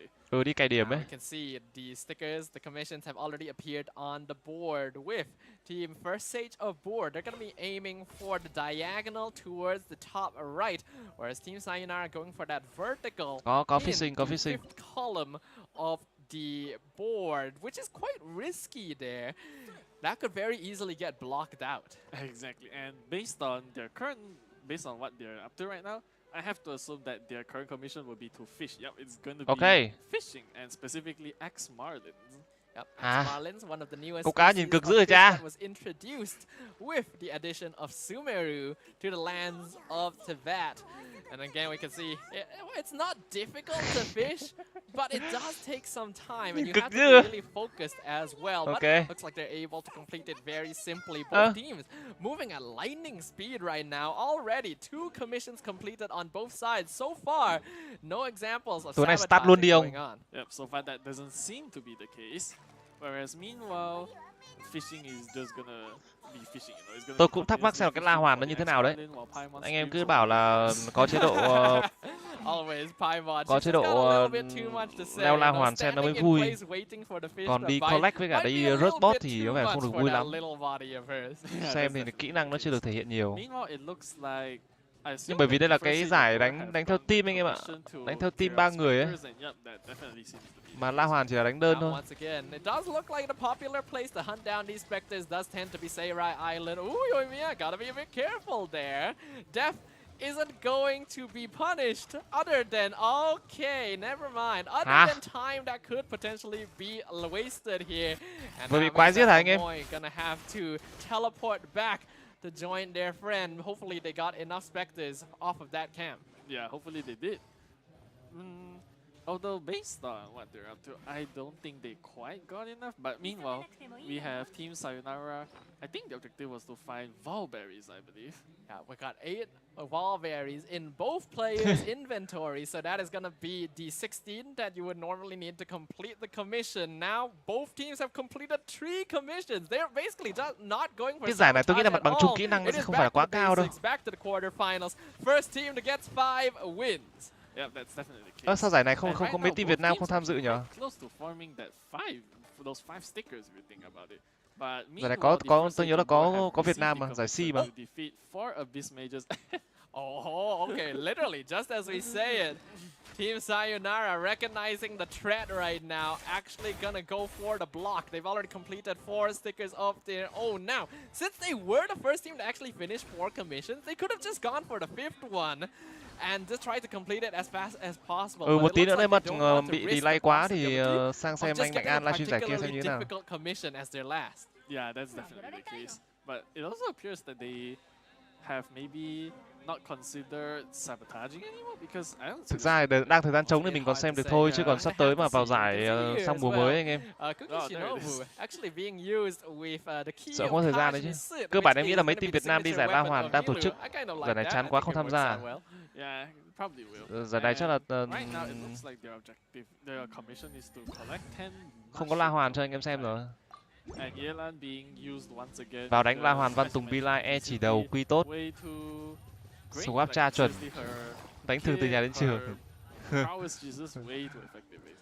Honestly, I'm really impressed by Team Sayonara right now. Look, they've already completed the block onto first stage of Poor, and now they're working on completing their line. Like, this is clean. This is excellent. Giải thưởng thì 4.000 cũng là nhiều đấy. Looks like it's gonna be hunting down Ruin Drakes, and this usually only involves taking down 1 or 2. So, first stage of Poor are in danger here.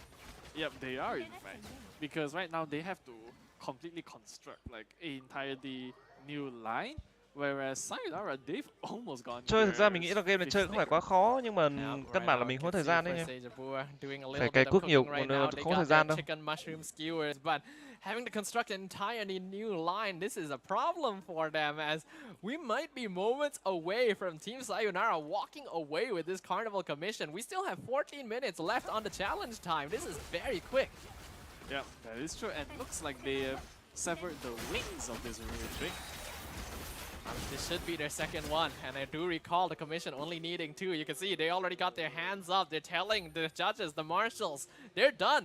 They got their line. They got their commissions. Đợt rồi Barrow cũng lựa chọn skin chung kết thế giới là con Ash, và chắc chắn là nó sẽ được thiết kế theo một dạng gì đó rất wibu đúng không? Xong rồi đấy hả? Yeah, that's xong round 1 rồi đấy hả? Lẽ dữ không? Getting under what, 7 minutes, maybe.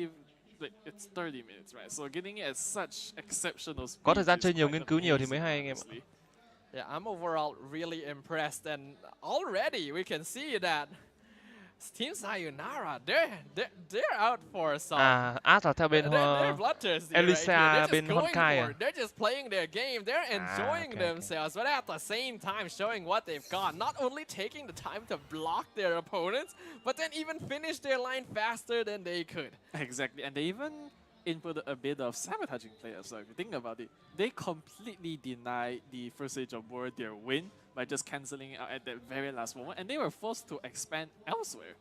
I feel like first stage of Boer needed to keep an eye on that and try to block Team Sayonara in response, but it seemed like they weren't quite able to finish their commissions fast enough, and because of that, they lost that opportunity, and all of a sudden, the chance to win the Carnival commission completely slipped away from them. Yeah, that's true. It's very unfortunate, but that's kind of how it is, because Team Sayonara, they simply played way much more intelligently, I must say.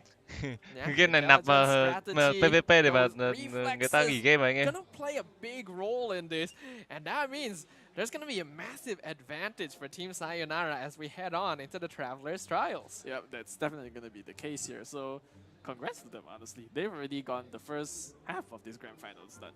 Yeah, so what can we expect from the Travelers Trials after this, you think? Hyper Blue. you have no idea. You're just speechless. Yeah. you have nothing to say. Yeah. Okay, which team do you want to be the champion? This is kind of difficult to say, honestly, because I think both teams have shown that they have exceptional skill. They have definitely mastered their talents very well, and also they've done their part of research, I believe. So, I'm not sure, honestly. I can't pick one. Yeah, you can't quite tell because the teams are so evenly matched. They've both done their homework, and obviously, I think we both will love both these teams a lot. We've got to witness their whole journey all the way here. No matter what bias you may have had against one or the other towards the beginning, they both made it xong round 1 đang chờ round 2 thì phải, không biết đánh B3 hay đánh như nào đây. But well, that's the nature of the carnival. Only one winner. Exactly. There's only gonna be one winner. And right now, we're gonna have a good look at what they're up to. I'm having a good look. Right now, we are going to be setting up for the Travelers Trial segment. The final segment, in fact, of the entire Genshin Impact Carnival. Honestly, it has been a long road to get here. And knowing that we are close to the end, that is quite exciting, but also very intimidating. And I imagine that same feeling is going to be permeating both these teams. It's definitely going to be permeating through them, because this is what they've been training for, if there has any training been done. But they are whole 2 days of this, maybe even 3.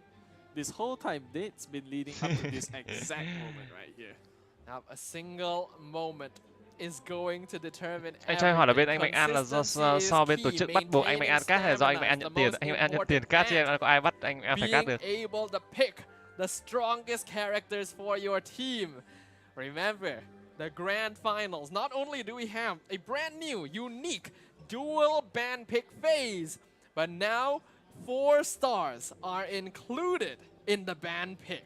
Yeah, that's definitely true. So now that 4 stars could be potentially banned, what do you think is gonna get Để tôi banned? coi giải Mạnh An cái. Bennett is very obvious. There is almost no way that Bennett is going through the ban Bên này cũng đang section, lai giải considering Genshin anh that em we ạ. have 6 bans as well. Anh Mạnh An cát luôn. I think that true would be foolish. Yeah, definitely. Cái này đây đúng đang đánh quái đấy đúng không?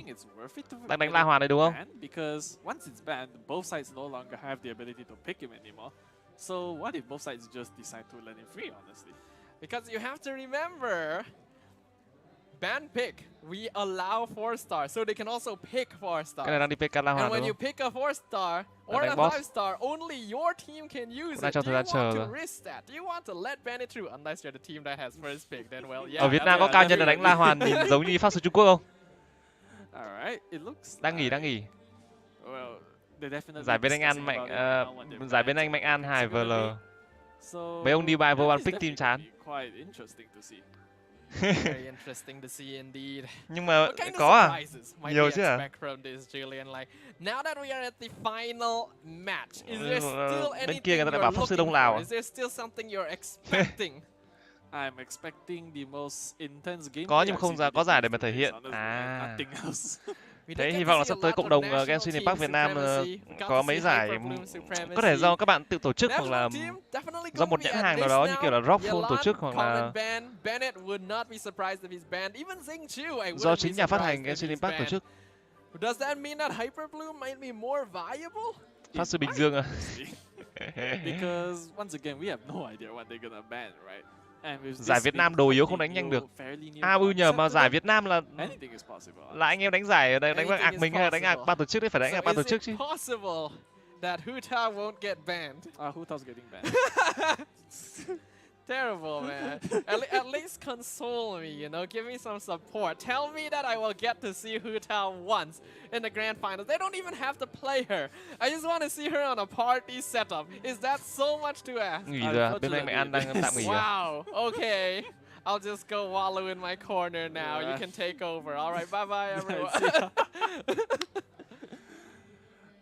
All right. Nhiều ông toàn đăng highlight one shot trong La Hoàn. What else do you think is gonna happen, honestly? What else do I think is going to happen? You know, I'm sitting in my corner, you know, right now, you know. So these teams, there's a lot riding on this. Obviously, we already said they will at least bring home 2,000 USD because second place, that's what they're getting. But first place gets double that. Like the prize pool, obviously, is going to be a major motivator. These teams, obviously, they're here to have fun, but they've also come all this way to be able to claim that championship title for the very first time in the history of this event. So there's a lot riding on this. There is quite a lot, honestly, because ông thử bỏ cái khẩu trang xem nào. Ông thử bỏ cái khẩu trang xem có giống tôi không nào. Quite a lot of things are at stake here, you know. Bỏ cái khẩu trang ra. Their money, especially.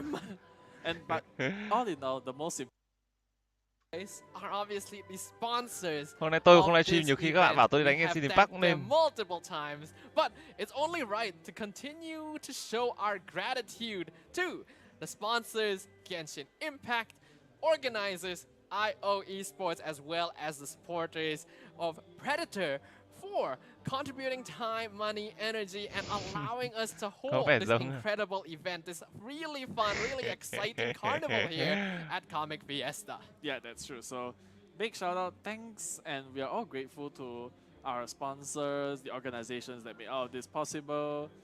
Quạt tóc này đúng kiểu là quạt tóc mặc định anh ấy. Now that we are heading into the grand finals once again, we've already talked about anh Mạnh An hay cắt Genshin Impact ở đâu? We may get to see. We talked about the metas that are very popular, and overall, I feel like this has been a very enlightening experience. I have learned things that I definitely không thấy cái anh Mạnh An hay đăng cái này lắm. We can't argue with that, especially about the Raiden Shogun. Just the Raiden Shogun, right? 8 tháng trước à? Yep, X marks the spot. Quảng cáo That's Genshin how we luôn mà. remember it. That's the code, you know. Every time we fight the Raiden Shogun every week now, we just have to remember X marks the spot. That is the correct illusion. Và chào mừng các bạn đã quay trở lại với trên là cách đọc tên của nhà lữ hành. At all. It was 2.5 lần trước. Is it this one? No, is it this one? Wow, no, but I thought that was the way. Sẽ thể hiện như với Kokomi để Min đã quyết toàn bộ các buff nó trên vào nộ của Ganyu, chuyển Ganyu vào chế độ ngắm bắn và liên tục thực hiện đóng kích. Với ấn thủy ma băng được tạo ra liên tục như thế này thì đám ma thú con chỉ có nước bó tay chịu chết. Thực hiện một vài kỹ năng nguyên tố để nạp năng lượng chuẩn bị cho chu kỳ tiếp theo. Xử lý xong đợt sói nham, đợt quái thứ hai đã bắt đầu xuất hiện. Một cú headshot ngay thái dương của con học sĩ vực sâu. Tiếp đến là Venti sử dụng kỹ năng nguyên tố để giảm kháng băng, chuyển sang Kugumi đặt sứa và tiếp tục kích hoạt bộ 4 thiên nham, điều khiển Venti lùi ra giữ khoảng cách hợp lý để sử dụng nộ trúng đích. Một sự tính toán sai lầm khi mà cả Ganyu và Diona đều đều rất chính xác để giảm bớt đi khả năng sát thương đầu ra đến từ kẻ lang thang. Nhưng mà FPS phải hơi thấp cái cam này nha anh em ơi. Và hãy cùng phân tích một chút xíu xem Đại học Điện lực cũng như là cái đội hình của Đại học Sư phạm họ sẽ ghép như thế nào ở nửa trên và nửa dưới. Đầu tiên thì phân tích một chút về hệ nham thì luôn luôn được vứt ở nửa dưới rồi, nhưng chúng ta cùng điểm qua từ đã. Genshin Impact C Carnival, is there anything that sticks with you? Is there anything during day 1, during day 2 that you still remember and you will hold dear?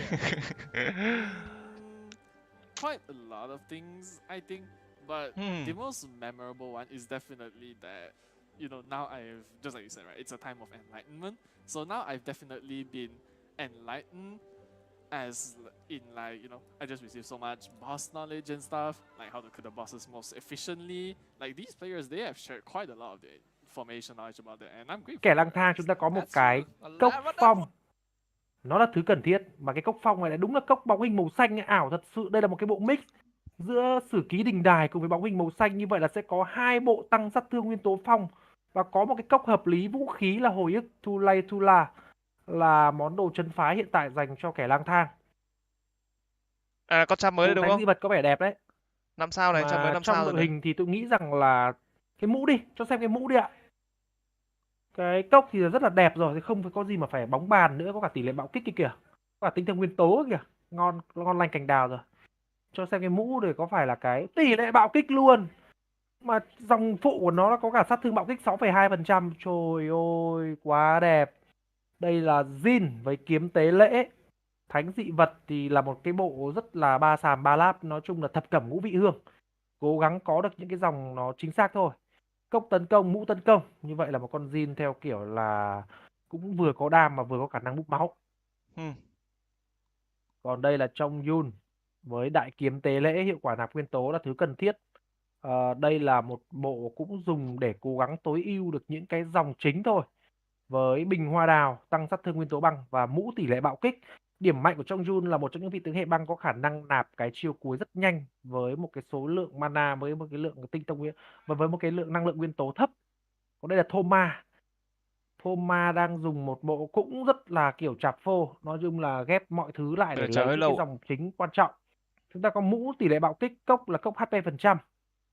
Ok, như vậy là thánh dị vật cũng không thực sự là quá đẹp. Có chăng thì là con kẻ lang thang là cái con có bộ thánh dị vật đẹp nhất. Nhưng mà về mặt logic mà nói thì chẳng phải là kẻ lang thang là cái con quan trọng nhất trong đội hình này sao? Rồi chúng ta hãy cùng đến với là vũ khí chấn. Cốc là cốc tăng sát thương vật lý, chính xác rồi.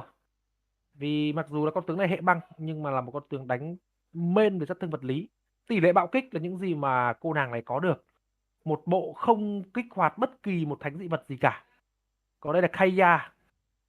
Dũng sĩ băng giá 2 món, một cái cốc băng cũng được. Nếu mà cầm như thế này, tỷ lệ bạo kích là mũ, thì đây sẽ là một con Kaya sẽ phụ đam được khá nhiều. Cái này đang sâu đồ thôi anh em ạ. Ok, bây giờ chúng ta sẽ cùng đến với ban pick phase của round thứ 2 thì phải. Giữa hai team là First Aid Bùa và Sayonara. Discussing something, so they're probably agreeing and disagreeing on what their band picks are going to be. And right off the bat, it looks like the Raiden Shogun, Ayato, and Nahida are banned. Tôi bắt đầu biết một vài con tướng ở trong trò chơi này rồi đấy. We have seen them in basically every phase at some point.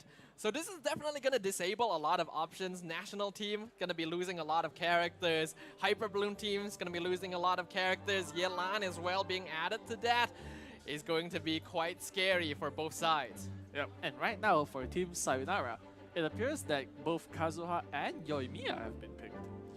Indeed, indeed. Now we have to remember, Team Sayonara, they did a pretty good job with the Heizo Kazuha composition. But that also requires both Bennett and Xingqiu. Right now, the teams are leaning away from the 5-star, from the 4 stars. Except now, First Age of War gonna be the Sao đến first cái sự ones to kiện này pick có one tay sách up tách mang for vậy? themselves. Sự kiện này tổ chức offline ở bên Indo hay ở đâu ấy anh em? Quá trời cosplayer, xong rồi còn ban tổ chức cũng đông rồi. Ai đến đều có quà mang về à? Cái này ai đến đều tay sách nách mang quà cáp các thứ. Đó. And while it seems unlikely that they will combo these 3 characters together, Barusan is still a very strong animal enabler, and they just don't want to give it away. That is true. And meanwhile, this is quite surprising. Nhưng mà sự kiện này ở Việt Nam, ở Mã Lai à? They have picked Sino actually. Yeah, Sino has not been seen yet so far, but guess what? Bennett and Xingqiu are gone. There is no national team. There is no utility from Bennett. Why did Sayonara ban Heizo themselves? They are actually not playing Heizo. Okay. Yeah, that is quite interesting. This Kazuha's for something else. Yeah, and Scaramouche has been banned in addition actually. Yeah, so since ở Việt Nam có hay có sự kiện như vậy không các bạn? Ở Việt Nam có hay có sự kiện offline của Genshin không? Mà sự kiện mà có nhiều quà giveaway như vậy là phải là sự kiện của nhà phát hành, người ta mới chuẩn bị được nhiều quà như thế chứ nhiều. Right now it appears that what do you think Team Sayonara is up to? Because of the 3 characters they've picked, I think all 3 are. Thực ra những cái quà lưu niệm này tôi nghĩ là sẽ có giá trị tinh thần rất lớn. Tức là đây là một trò chơi thiên về nhân vật, cốt truyện và những cái đồ theo dạng là quà lưu niệm như vậy nó sẽ có giá trị rất lớn về mặt tinh thần. Liên minh thì cũng có nhưng mà nó bị hạn chế hơn nhiều cái.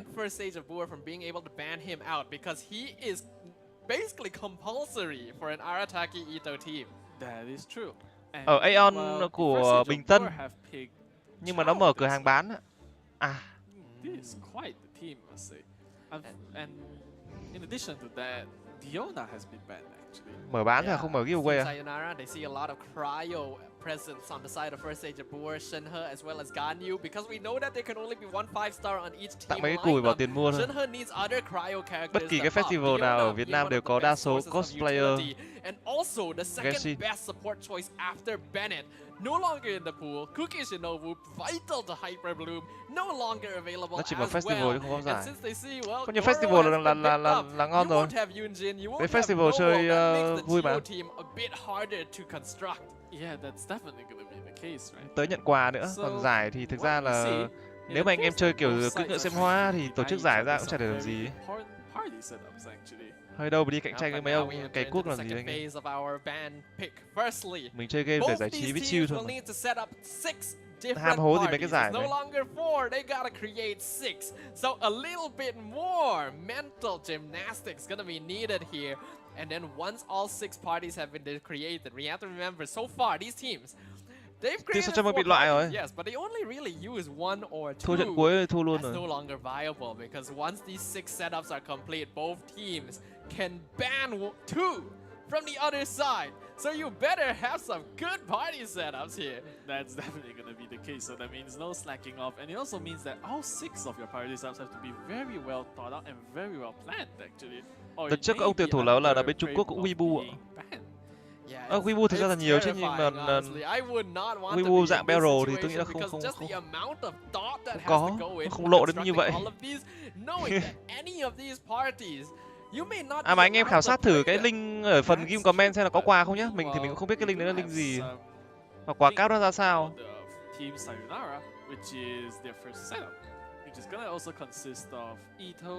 Festival nhiều lắm.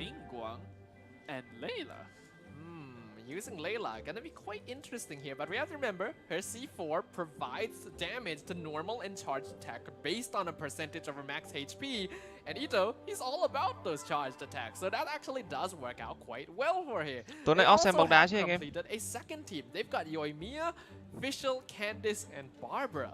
That's true. So it looks like, what do you think they're gonna try and do with their second team actually? It's an interesting one here. Now, Candace will provide Hydro Infusion, and ideally Yoimiya wants to be able to proc Vaporize, but he no longer has access to Yelan and Xingqiu, so the most consistent source here is actually Barbara, but that requires Yoimiya to literally stand right next to the boss all the time. Yeah, that's definitely gonna be the case right here. And for their third party setup, it's gonna consist of Kazuha, Xiangling, Chongyun, and one of the newer characters right here, which is... What's the name again? Ok, nhìn giống Văn Tùng. What is that character called? I kind of forgot her name right all of a sudden, yeah, it's Dory, of course. Dory, yeah. For some reason, we really just couldn't remember that. Bên CSGO nhiều lắm anh, nó còn xe cả hentai nữa mà. Sayonara Cái gì không? likes Kazuha. They Tức là game thủ chuyên nghiệp bên CSGO người ta không bị giới hạn về game đúng không? A lot of reactions. Yes, it's not the usual characters like Bennett and Xingqiu, but là người ta có thể thoải mái xe là tôi là wibu, tôi là người chơi Genshin đúng không? With Xiangling could result in really good reactions. Bên Liên Minh thì nó bị giới hạn đấy. Meanwhile, on the other side of things, anh Văn Tùng ơi, em lên tích tài khoản rồi nhưng mà tài khoản của em đã khóa nên nó ảnh hưởng liên kết tài khoản không? Tài khoản nào bị khóa đấy? Tài khoản Liên Minh bị khóa thì liên kết làm gì nữa? Sang server mới có chơi được đâu. She does thrive in buffing cryo teams, but in this case, they will be hard pressed to have a proper main DPS. I do feel like rather than Sayu, they could have brought in a Hydro character and went for Freeze and Shatter with Chongyun. That might have worked out somewhat well, but I suppose against bosses, it's not going to really work out. So I don't really like that lineup personally, but I do like the other one they've got. They've got the Aggravate Spread in Tainari, Fischl, Kale, and Lisa. Anh em xem cái link khảo sát có quà ở phần ghi comment bên fanpage hoặc là bên YouTube nhá. They formed the team with Sino, Kale, Kujosara, and Sayu, living up to the name Sayonara. Oh, there's actually been a small switch actually. Team Sayonara, they're putting Layla on the Kazuha team and Dory on the Ito team. And I think that's actually kind of nice. That does actually work. Because Dory will provide a little bit of that extra ER. They did need a little bit of healing on that side as well. So that's what Dory is going to be able to provide to that side. And Layla Hóng anh Tùng với chị Mai sau này roll cham với nhau. Elemental reactions on the Kazuha squad. That is the case. And your wish has finally been granted. She's on a party setup. Yeah, thank you. My prayers have been answered. Please don't swap. We have Hu Tao with Yan Fei, which is kind of weird. That synergy doesn't work out too well as DPSs, but she has a C4. People might not be aware of this, but there is a support Yanfei build that you can work on with Constellation 4 using Prototype Amber as a shield healer. Chúng tôi gọi là Cham, chúng tôi gọi là Cha. Quite amazing. And it specifically works well for Hu Tao comps because she needs a shield. And game thì gọi là hero game thì gọi là Cham. Amazing, honestly.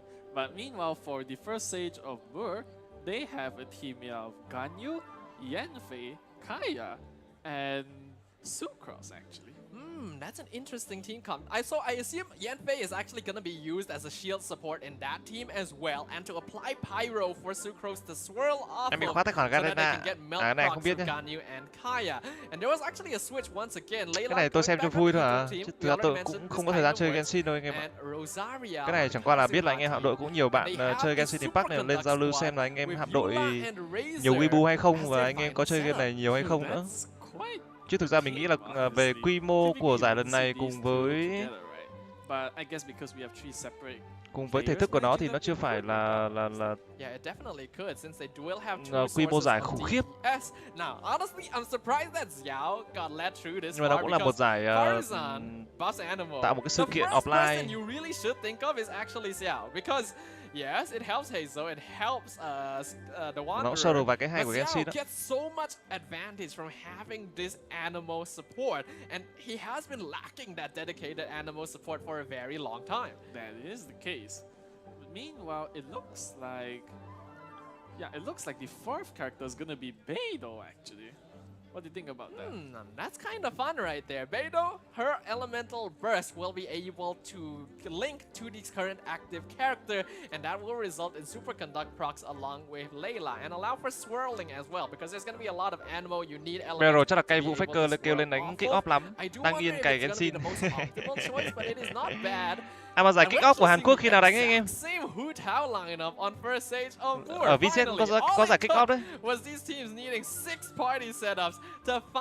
Barrel đang cày Genshin ngon, Faker kêu lên đánh kick off của LCK.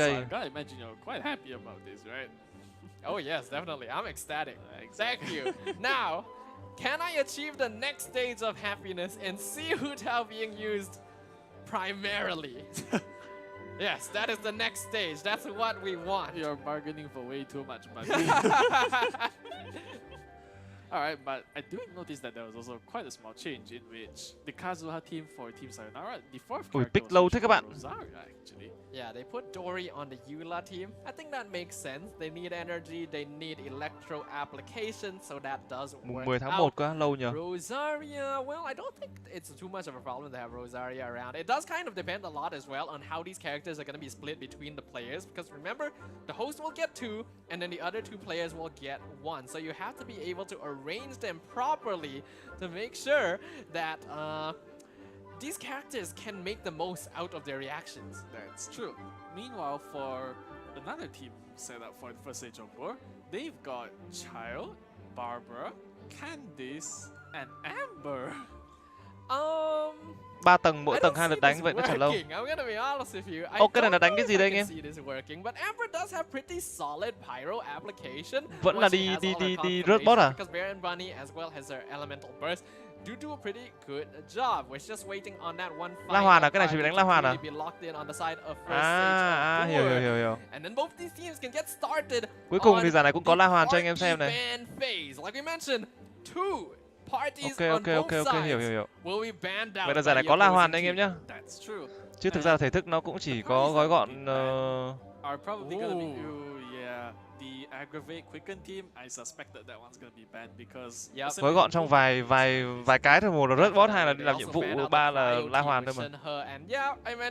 Bỏ tiết mục đấy thì hơi chán đấy. Có La Hoàn anh em nhá. Đây cho anh em xem họ đã xếp đội hình đánh La Hoàn leo từng tháp. They specifically picked both Kazuha and Xiangling. They're just not gonna let them have that, and they even banned out the. Theo đánh giá thì họ sắp team so với giải bên Việt Nam là như thế nào? From Team Sayonara, so this is it. These are the remaining 4 squads that both bên Việt Nam mình cũng vừa sắp team xong, anh Mạnh An vừa. Will have to play with. Yep. And lucky for you, Hu Tao wasn't banned in any of those. Yes, she wasn't. But bên này bắt đầu đánh PK boss rồi này, PK boss trong La Hoàn rồi. Team lineups, which will most likely be the ones that these teams want to use? It's quite tough to say, I think. But for your sake, I'm definitely hoping there's a Hu Tao team in that.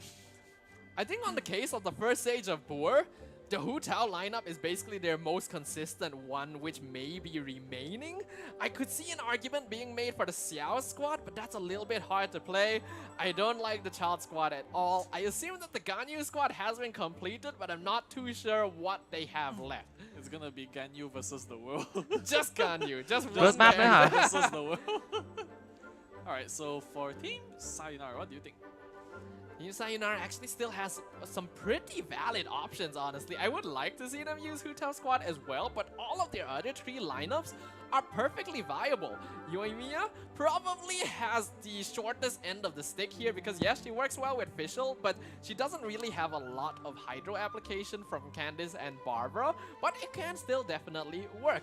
Eula Razor, we haven't seen that yet, but that could be excellent. And Ito, he's always the one and only. Yeah, he's the one and only that gets left out, unfortunately. So, in this case, it's kind of hard to determine which team they'll play. Oh my god, like surely you have some ideas right here. Some ideas. Cái này vẫn đang rớt map hả anh em? Cái này vẫn đang rớt đi boss thôi đúng không? Chứ đâu phải đánh La Hoàn đâu hả? The way I see it, her role is mostly to be like kind of a tanker like that, I'd say, because of her elementals. Đây cho các bạn xem bên giải bên anh Mạnh An này. That is true. Yeah. And actually, now thinking about it, I thought that the Yoimiya comp wouldn't work too well because they're lacking các cao thủ Việt Nam but that is if it is a one-player party because Candice infuses. Rất khó khăn, và để xem cái cú nổ đam này của Ella. Của nó đấy chứ, khá ổn. Tôi chưa bao giờ nghi ngờ cái khả năng clear những đám lính nhỏ của Eula cả. Sát thương dồn của Eula thì cũng không thể nào coi thường. Biết là như vậy nhưng mà chỉ có 4 con quái vật bị tiêu diệt trong pha thi đấu vừa rồi. Cũng là chấp nhận được. Kaya vừa rồi sử dụng nộ của mình để có thể cấp ấn băng là liên tục. Xong bắt đầu tiếp tục là Cookie ra sân. Nhưng có lẽ là người chơi này bây giờ sẽ không dám để cho Cookie đứng sân quá lâu. Nếu mà Shinobu đứng sân quá lâu thì tôi sợ là cái lượng máu còn lại thì không đủ để cho cô nàng này có thể sống sót. Ui, 395.000. Ôi ôi, nếu như mà được nhìn lại, được có một cái replay và xem lại highlight, tôi thề với các bạn đó là một lượng sát thương với 6 con số lên đến gần 400k sát thương. Màu trắng, đó là sát thương vật lý đến từ vị trí của Eula. Ôi, lạy chúa tôi. Quá kinh khủng tởm. Mà mặc dù là cái team com này là chấp cả một con Ninh Quang vào đấy nhá. Gần như cái con Ninh Quang ở trong đội hình này chỉ để đi phá siêu thôi đấy. Phá mấy cái mảnh vỡ của vô thú hoàng kim rồi đấy. Cuộc chơi chính vẫn chỉ là đến từ 2 con băng và 1 con lôi. Ôi cha mẹ tôi ơi, kinh khủng quá. Liên tiếp là phản ứng siêu dẫn được kích hoạt. Có như vậy thì phòng ngự của đối phương mới giảm được xuống. Hãy nhớ là cái ăn cookie này chỉ còn khoảng tầm 3.000 máu mà thôi, vừa mới được hồi máu lên khứa khứa. Rồi, Kaya ra sân, đã đủ nộ. Kaya là một vị tướng mà cái chiêu nộ của nó cũng mất thời gian khá khá để có thể nạp được nộ lại. Và lúc này là cuộc chơi của Eula. Chưa, hình như là Eula vẫn chưa hồi lại được nộ của mình thì phải. Đây, cooldown đã xong. Nào, Kaya hãy gọi nộ của mình đi. Đang cố gắng đi gom quái và né chiêu. Nộ được kích hoạt. Cookie Shinobu đứng sân. Đang cố gắng di chuyển và cố gắng gây được nhiều phản ứng lô nhất có thể. Và đến bây giờ là lúc mà Eula bắt đầu dồn sát thương vào bằng một cú nộ đỉnh cao của mình. Và tôi đang lại tiếp tục căng mắt lên nhìn ngồi xem tính là với cái phản ứng này cũng cũng đau đầu đấy nhờ. Đâu rồi? Alo. Hơi tiếc một chút khi mà màn hình nó không hướng về những con quái vật để xem là lượng máu mất đi của những con quái vật là bao nhiêu. Đó, và như các bạn thấy là cái ải này gần như thì Ninh Quang không được ra sân 1 giây 1 phút nào cả. Ninh Quang đứng cho nó có thôi. Eula, nào. Bớt đam đi. Chết luôn không? Không, máu này còn nhiều lắm. Tôi nghĩ là những cái con sói ma vật to này không thể chết ngay được. 199.000. Có vẻ cú vừa rồi hình như là không có critical hay sao ấy, mà chỉ được có 199.000 mà thôi. Trước đó là có thề với các bạn là có một cú 390 mấy nghìn. Vừa mới chơi game xong là ngay lập tức là Ninh Quang đứng sân mà chỉ kịp tung một cái cú nộ của mình. Rồi sau đó rút đi ngay. Kaya đủ nộ. Và cũng không quên dùng một cái E để có thể hồi lại cái năng lượng nguyên tố của mình. Có lẽ là Eula cần phải thêm một cú vụt nộ nữa.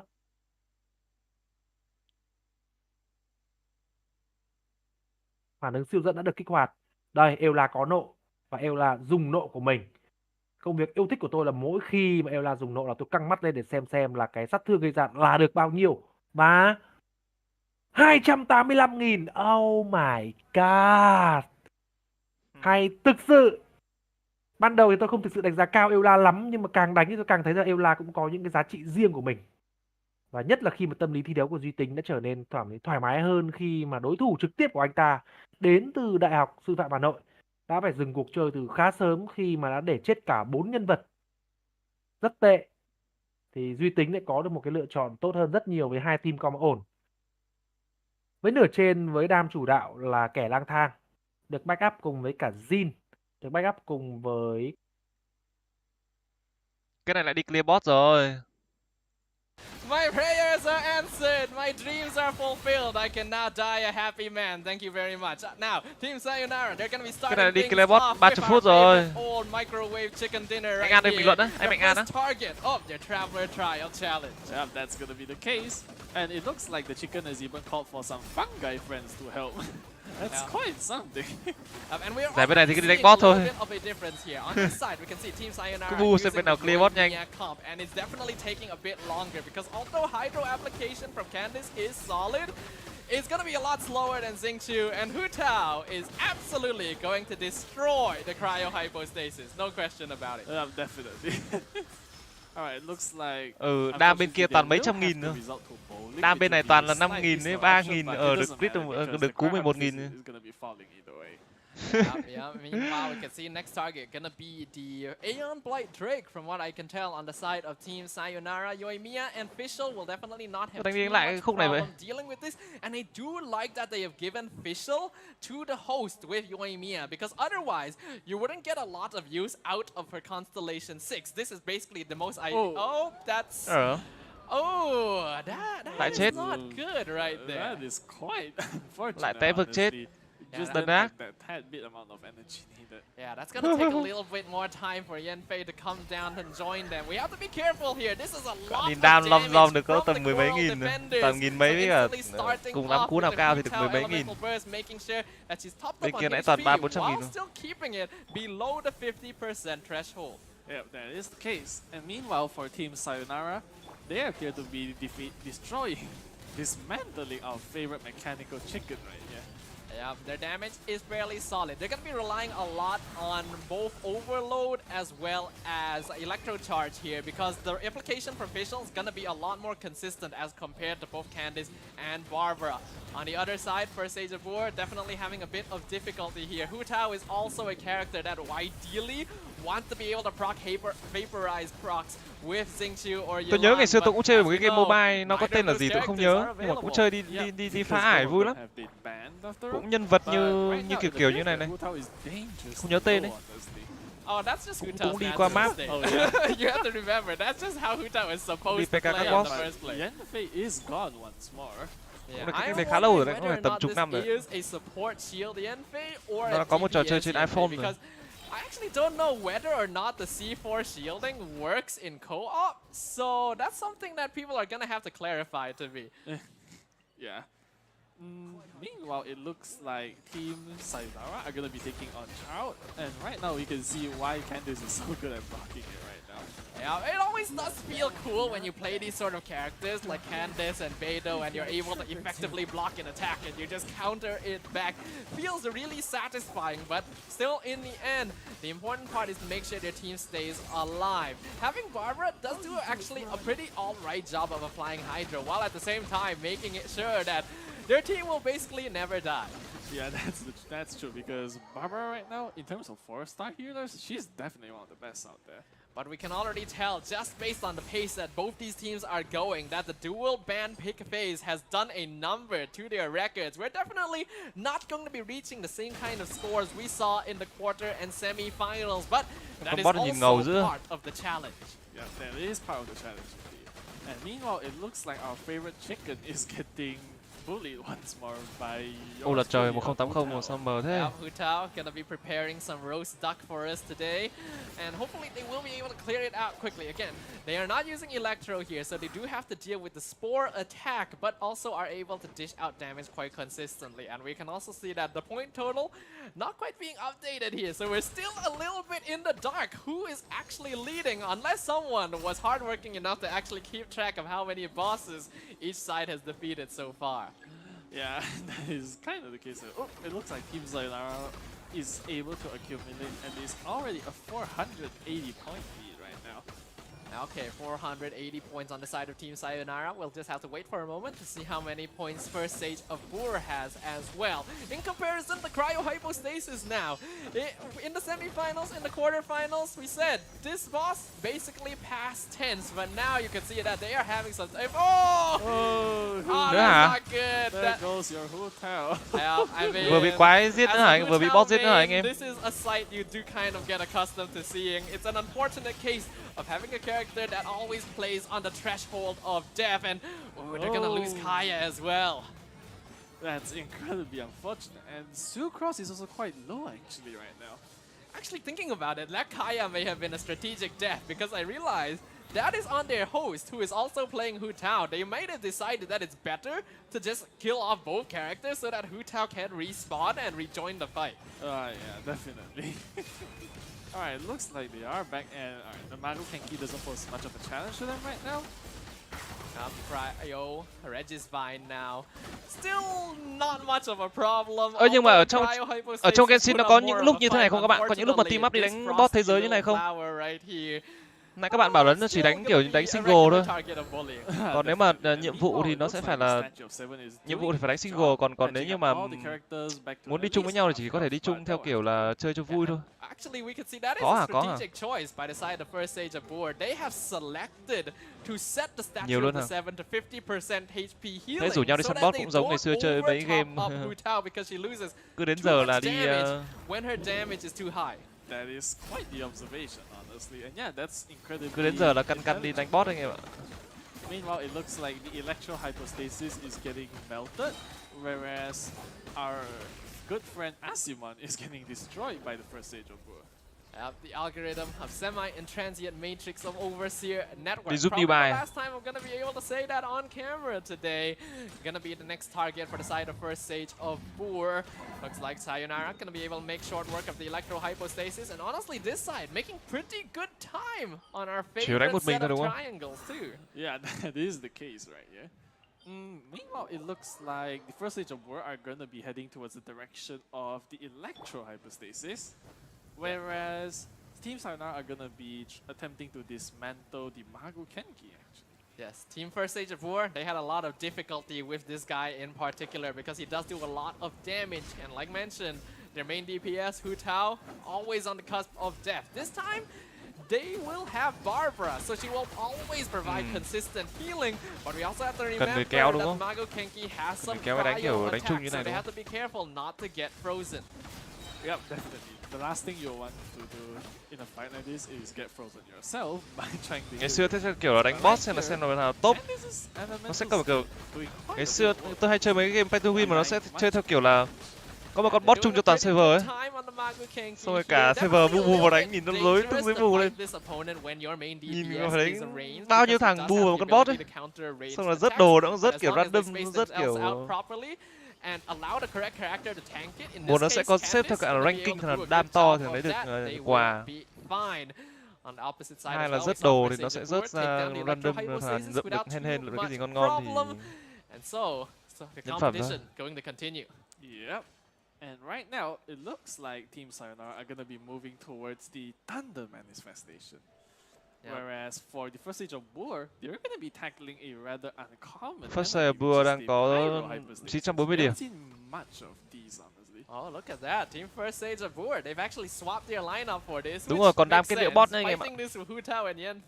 Thằng nào căn đam lát hit con bot cũng có quà nữa. Not even in the realm of a bad idea, just a why idea. So they're gonna be using Candice. Có mấy thằng đam to thì tất nhiên nó dễ lát hit rồi, nhưng mà lâu lâu nó bị đen, bị khác ghét mất con bot thì cũng hơi cay. For the pyro hypostasis, there is a lot of hydro application. Game mà nó có kiểu là có bang phái với cả nó có kiểu nó có kiểu vui clan cái kiểu ấy. I'm trying to look at the numbers on Barbara here because I'm wondering whether they have Barbara built at like full HP or actually some DPS right here. But with 3 Hydro characters, they'll have no problem taking down this boss. Whereas on the opposite side, Thunder Manifestation definitely going to be an easy target for a Yoimiya party composition. Tối nay có xem bóng đá anh em nhé. Tối nay xem bóng đá và không livestream anh em nhé. Both teams will take down their respective bosses at the same time. Not too certain if their point values are the same, though. We'll find that out once the points are tabulated in just a few moments. But time wait for no one because Team Sayonara, next target, gonna be moving over to the Coral Defenders. The Coral Defenders, basically just 2 gigantic bishops chilling underwater, basically. And we can see now, to try and buy as much time as possible and not waste the swap from the side of first stage of Boor, they're going to be challenging immediately another Pyro boss. In this case, the Pyro Registine with their triple Hydro team. And here we can see Team Sayonara, they're specifically waiting for the Coral Defenders to make their jump over before starting the assault. Yeah, that is the case. And meanwhile, they are melting the purple bishop right now.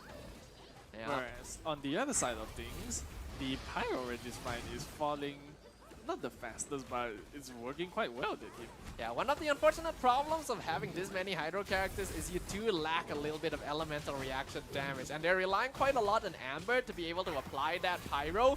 And cái này tính xem là bên nào clear bot nhanh hơn, hoặc là bên nào tích được nhiều điểm hơn từ việc clear bot này trong thời gian nhất định.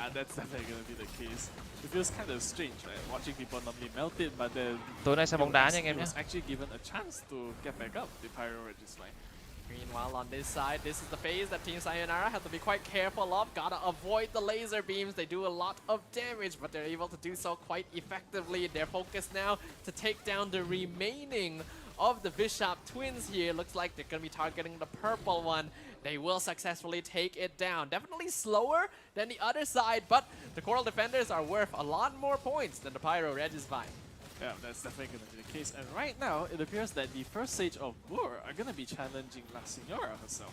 This weekly boss is very dangerous for Hu Tao main DPS because she is consistently on low HP. She not only doesn't have shields to defend against damage, the DOT here in this boss also pierces any shielding. So HP management is incredibly important. Yeah, it's definitely very important. And don't forget that this is the closed off domain, so they can't just walk over if any of the characters faint, actually.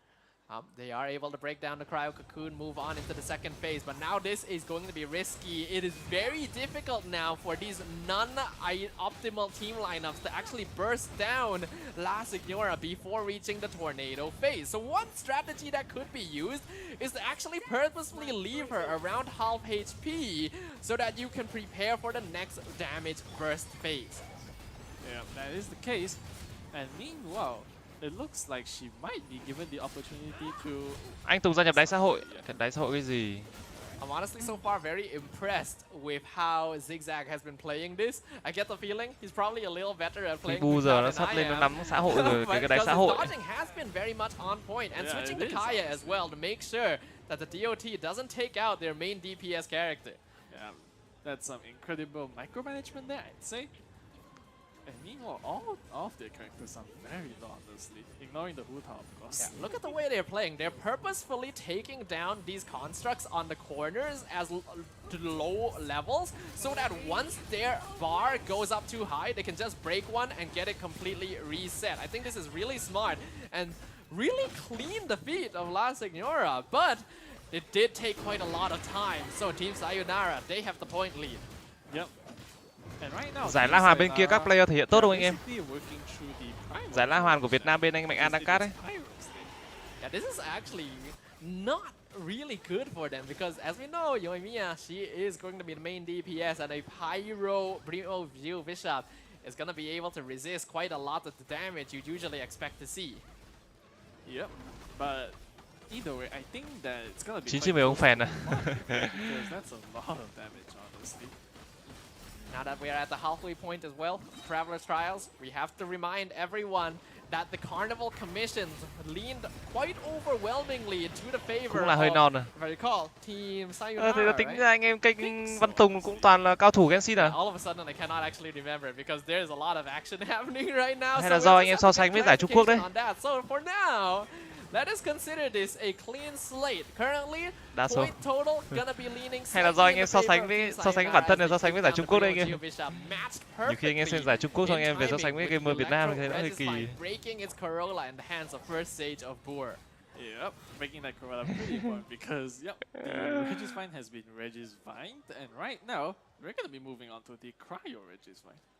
Looks like some repeating can actually start occurring right here. Now, things like the Cryo Regis Vine, the Cryo Hypostasis are going to be very easy targets for a Hu Tao squad on the first stage of Boor. Whereas on this side, Team Sayonara... Không, mình nghĩ là họ cũng phải lọc player, tuyển chọn player như thế nào để mà giải nó căng một tí chứ.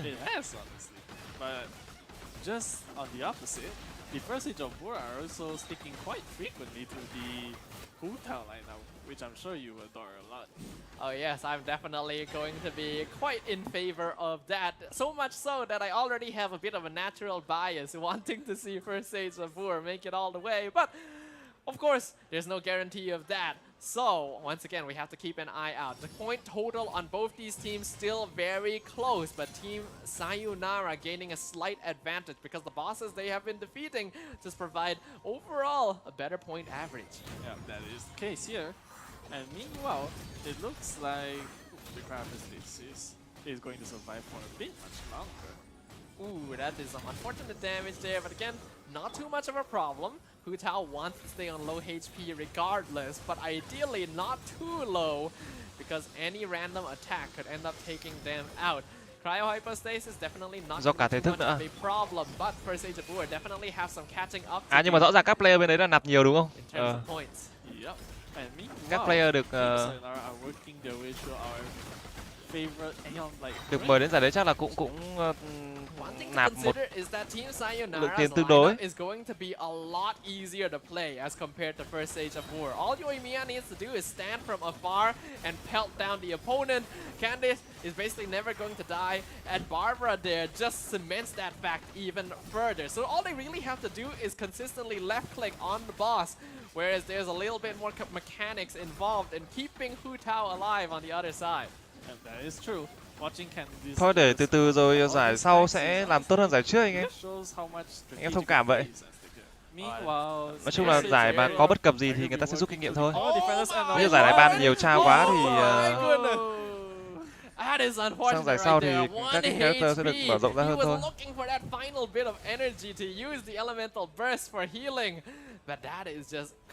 Phải đánh trên rock đúng không? Zigzag probably is going to be targeting to respawn, get Kaya killed as well so that he can return with Hu Tao, but they've already lost Yanfei as well. So he needs to get back here quickly. I hope that wasn't too high up. Okay, that's fine. That's quite fine. Mình không có thời gian chơi Genshin đâu anh em mà. I think they can get it honestly. Did the bosses respawn? Oh, I think that might be that's one a of reset. the, Did the yeah, boss? The boss just that reset. was a reset, I Oh, think. that's not good. Meanwhile, Team Sayonara not having much of a problem dealing with our 11th Fatui Harbinger himself already on third phase of Child, and he did give a lot of points. He is still a weekly boss, even if he might be one of the easier ones to take Bên này thì cả hai team vẫn đang rượt đuổi Pom opportunity that Team Sayonara has been looking for. khá They căng. absolutely can't forgo this opportunity, and yep, they will take it and then proceed to move on to the Cryo Hypostasis right now. Yeah, this is looking to be like quite dangerous for First Age of War. We still have 11 minutes left on the timer, but they already had to stop taking the Coral Defenders midway through. And that is never a situation you want to find yourselves in or the Traveler's Trial. Yeah, definitely. Giải này còn khoảng 1 tiếng nữa mới hết cơ anh em ạ. Oh, it looks like Charge should be... Đánh thì còn khoảng chừng nửa tiếng nữa thôi, nhưng mà nó sẽ còn 30 phút trao giải nữa. Whereas the... Giải nhất hình như 4.000 đô à? 4.000 đô chia 3 à? Cryo Hypostasis, and Kea and Yanfei fainted, I think. Ooh, that would not be ideal. I didn't quite get to see that to confirm, but they're fine. They're fine. But right now, this is like dodging is super important here. The use of elemental burst for iframes also super essential to ensure that their main DPS does not fall. Yes, Yanfei could have been built as a main DPS as well, but her damage is going to pale in comparison to her. That's critically lost. Zigzag bị ăn 2 trường chết luôn rồi. Ôi, bị chậm điểm trông thấy rồi này. Yeah, they actually have to retry that because it is a domain boss. They cannot né được just skill wait for bot him cút to luôn. respawn, and all of these mistakes are adding up. They are just underestimating these attack patterns because when you play a character like Hu Tao, it is very often paired with a shield character. A lot of times you cannot consistently get the dodges because a lot of like no matter how good you are, Tính là lướt thao tác cũng nhiều đấy chứ. Mistakes still happen. Cái này phải bấm phím xài chuột nhiều đấy chứ anh em. PK này hơi bị căng luôn đó. Lúc rảnh tay thì rảnh tay thật, nhưng mà lúc PK vào nó có khác nào combat trong LOL mà combat tới mười mấy 20 phút không? Nhầm chục phút không?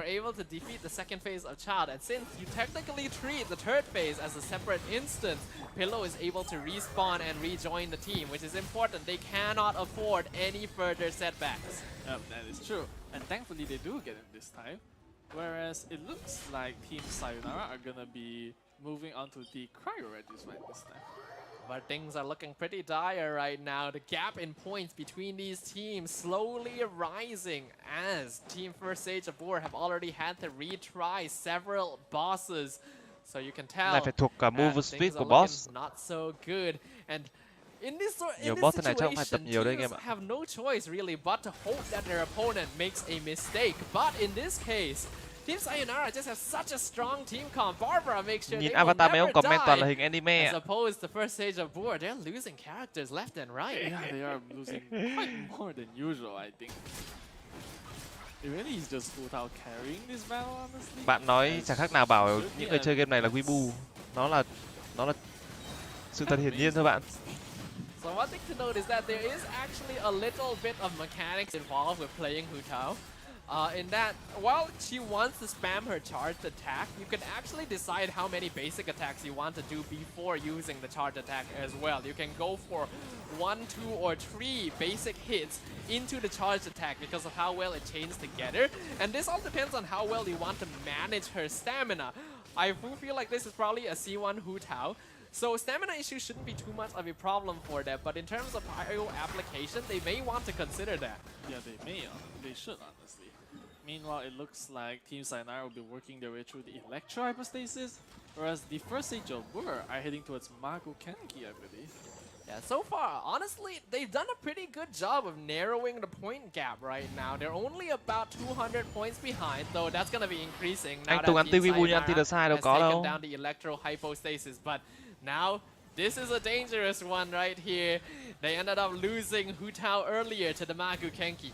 Yeah, that is true, so they do have to be a bit more careful. And, oh, that was kind of weird. Bạn sẽ không phải thuộc move speed của bot nếu bạn giết nó trước khi di chuyển. Nhưng đây như là cái chế độ mà But using Kaya to tank that just in case he wasn't able to time the dodge correctly is probably the way to go about cao it. của bên ban tổ chức anh em. Do that so many times.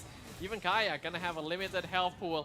Ideally, you save the Hu Tao Elemental Burst for this next moment. Yep, that's exactly what they're going to be doing to make sure that she doesn't get taken out by the damage. They will successfully get that kill, but Team Sayonara going for the same boss at the same time. And they are not at risk of death. Lệch 200 điểm hơn rồi ạ. Incredible healing by Barbara, plus the LML bị loại rồi. LML có bị thua trận cuối, bị loại rồi, thua team LDL.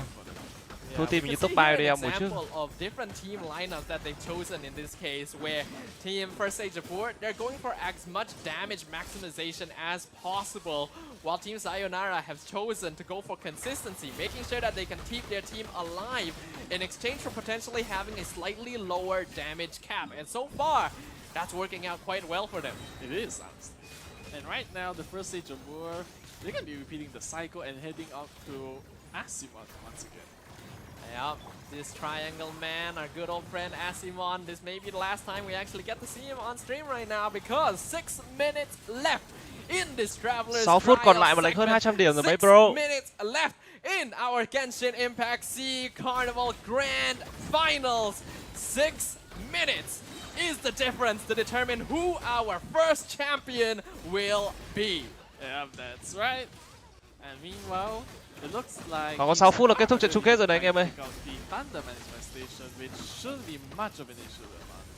Yep, again, these are pretty simple bosses for Team Sayonara. They're willing to take just a little bit of additional time to take down the bosses because they know they don't actually have to swap characters, swap parties between bosses, and they can quite safely ensure that they are kept alive due to the defensive nature of both Candice and Barbara on their team. Remember, Hydro Resonance also provides extra max HP.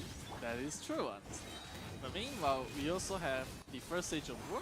They're trying to work their way through the Electro Hypostasis this time. Electro Hypostasis should not be a problem at all. This is one of the easiest bosses for a Hu Tao team comp to take care of, but they need to speed this up. Although they were able to somewhat narrow the point lead, it is still maintaining at this stage. And well, Team Sayonara, they're looking to be pretty comfortable right now. They are, honestly. Meanwhile, they're so comfortable that they've decided to take on the Coral defenders, actually. These two Bishops. Có vẻ như Sayonara sẽ win. Because Cryo always has a point of concern for Barbara specifically, but in this case, the Cryo Bishop doesn't actually apply that much of the elements, so they're actually okay. Ở Việt Nam giải đến Master nếu không còn tin sao cho mọi người hết thứng xem. Sao cho mọi người bị loại này tôi không muốn xem nữa. So she's not actually built fully into HP here, otherwise it would actually be a little bit higher. Yeah, it's true. That is true. It looks like they're both entering the phase where their tails are intertwining with each other. Yep, Candice gonna be making use of a very structured attack to get a little bit of counter-attack damage here. Meanwhile, First Age of War, they're already resetting on their path. Now switching back to the Hydro team with Child, Barbara, and Candice to take down the Pyro Hypostasis. Yep, that is the case. And meanwhile, the Cryo Bishop has fallen, and it's chơi cái trò này kiểu như các bạn sẽ có lý do để chơi mỗi ngày nhỉ. So far, Julian, what are you thinking of these two teams' performances? We have just a few minutes left in our grand finals. Yeah, given the tất nhiên mỗi ngày chỉ chơi một khoảng thời gian ngắn ngắn thôi chứ không phải ngồi cày cả ngày được. I think it's quite amazing. Nhưng mà có khi nào các bạn cảm thấy trò này chơi nó sẽ bị chán không? Có ngày nào các bạn ngủ dậy và các bạn cảm thấy những nhiệm vụ cho chơi nó bị nhàm chán đâu các bạn không? Chơi ngắn thôi, chơi ngắn cho một ngày chơi ít thôi. Nhưng ngày nào cũng chơi. Yeah, we were definitely counting out the Yoimiya lineup when we saw it during the party setup screen, but it's quite smart of Team Sayonara. They constructed lineups that may not necessarily work in a situation where, say, you are playing solo, which is what we're all more used to, like, say, when we're challenging Abyss. Trò này bỏ mấy tháng xong chơi lại cũng không sao. Tôi tưởng là bỏ mấy tháng sẽ bị gọi là bị thua đồ nặng như anh em. Carnival, there's 3 players. You can leave the elemental infusion to your teammates, and that is honestly just a really smart way of constructing their team. It is honestly, and it's great to see Candice being. Nhà phát hành cập nhật content liên tục, update liên tục. Nó sẽ có những thứ mới mẻ hơn để chơi. Cũng hợp lý. Game nào chả phải update anh em, nó phải update liên tục thôi. Sẽ có thêm nhiều content cho anh em vào khai thác. Nhiệm vụ người ta là nghĩ ra content cho các bạn mà. Điểm chênh bây giờ chỉ còn là 100 điểm mà thôi, dưới 100 điểm, 80 điểm anh em ạ. 2 phút cuối có lật kèo được hay không đây? Chênh lệch là con số 180 điểm. 2 phút còn lại. Just about 200 points in favor of Team Sayonara. Yeah, that is the case. And speaking of Team Sayonara, they appear to be moving towards the prime. Không phải cạnh tranh với ai này không lo thu đồ. Không phải game PvP, không phải game ranking. Because it does take quite a bit of running. Are both teams actually going for the same boss at the same time? I'm not too certain here. Thanh niên là có nhiều thời gian cày thì đúng là hết content sớm thì sẽ bị chán. Mình nghĩ nhà phát hành sẽ không thể nào ra quá nhiều content để phục vụ những bạn mà cày cuốc nhiều được.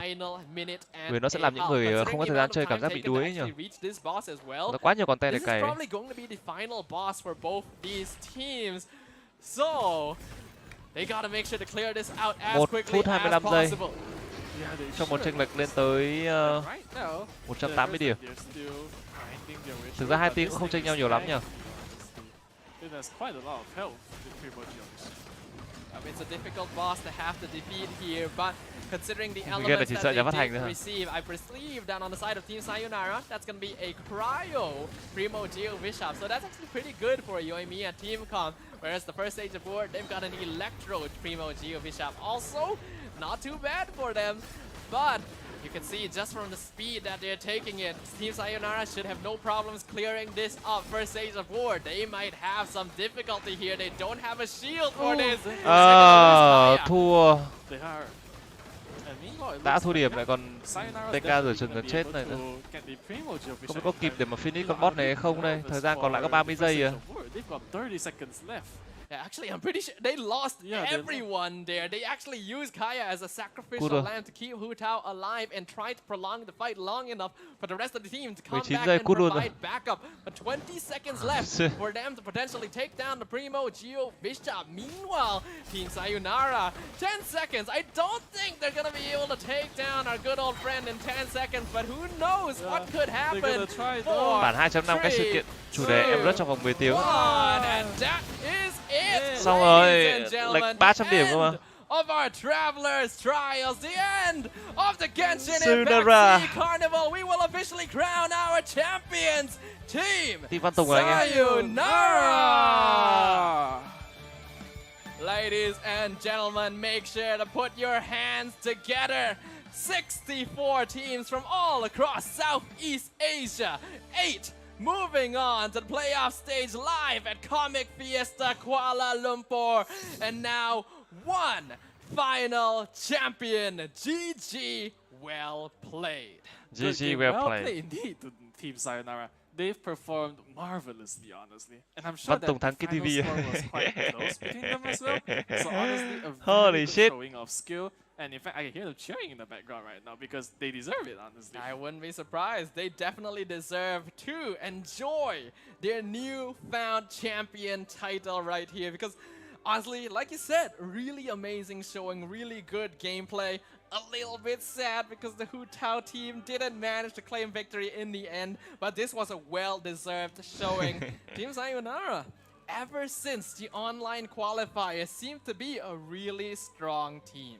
They have indeed. In fact, I'm pretty sure on the preliminary matches, you were one of the first to notice them because I remember you made a comment about how creative their name was, and it looks like their creativity brought them all the way to the grand finals. Malaysia. Yep, if only they could have achieved victory with a Sayu on their team as well, right? That'd be asking for way too much. But I believe the Sayu team was actually banned out during the party ban phase. I get the feeling they actually wanted to use it too, but well, that's how the cookie crumbles. And in the end, the results do speak for themselves. They do, honestly.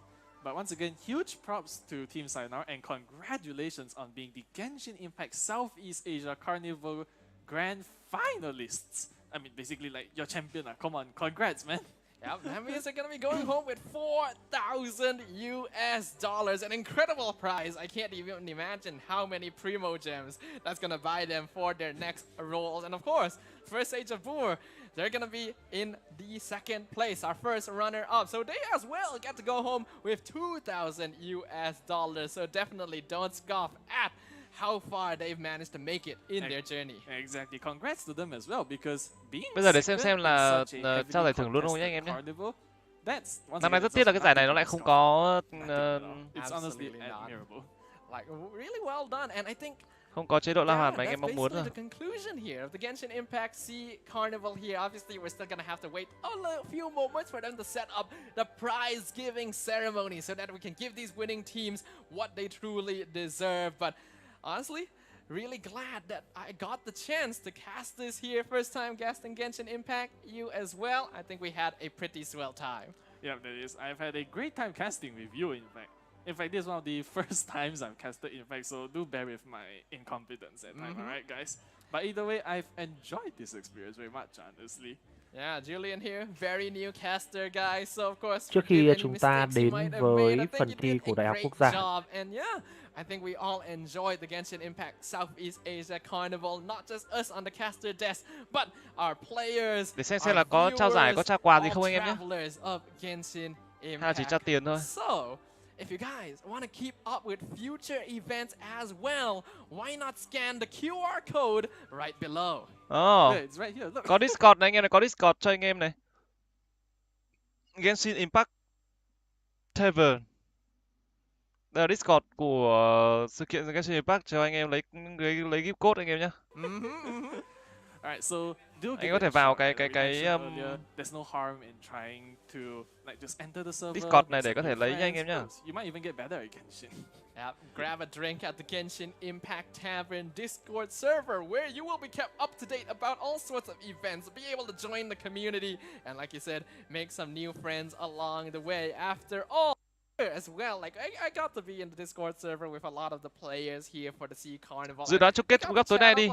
They definitely were able to create a lot of friends for chưa biết nữa anh em ạ. That's gonna be it from us. Trận chung kết giữa Argentina và Pháp cũng căng mà. And officially, let us pass it over to our host Chu Chu because she will have the grand glory of awarding the prizes to our brand new Genshin Impact Sea Carnival champion. Take it away. Thank you so much on the side of our casters. That's amazing job for the entire 2 days. None other than Sadafa and also Julian. It's been an honor and a privilege to work alongside with you guys. And now we don't want to any more time. We definitely cannot wait to just officially announce for our winners when it comes to our grand finalists in the Genshin Impact Southeast Asia Carnival. I'm your host again, Choo Choo, just in case if you guys still have no clue who's Prize giving. right now. But not waste any more Giải nhất time. sẽ là 4.000 đô anh em nhé, 4.000 đô. First runner-up, which going to be our second place winner for the Genshin Impact Southeast Asia Carnival. None other than first Sage of Bue. Woo! Woo! So here you go. It's going to be $2,000 worth of prize. I'm just going to take some Ủa này bạn nữ hay bạn nam đây anh em? Stay glamorous, guys. Tôi vẫn phải hỏi lại đấy. Này giống như kiểu bạn nam ấy anh em à. Thực ra là người Mã Lai người ta cũng để tóc dài nhiều lắm. Bạn này bạn zigzag đúng không? Okay, so you guys gonna stand on this side. KTV này, KTV. Gonna go out. Okay, you guys have. Don't go anywhere. Từ Okay, từ. we still need you. Don't go anywhere. That side. Thank you so much. First stage of work. So Đi đường khác, congratulations con to them. trai. We're not done yet. À, wibu không As về now được đấy cơ. finally, we'll be crowning the kings of Genshin Impact in the Southeast Asia Carnival.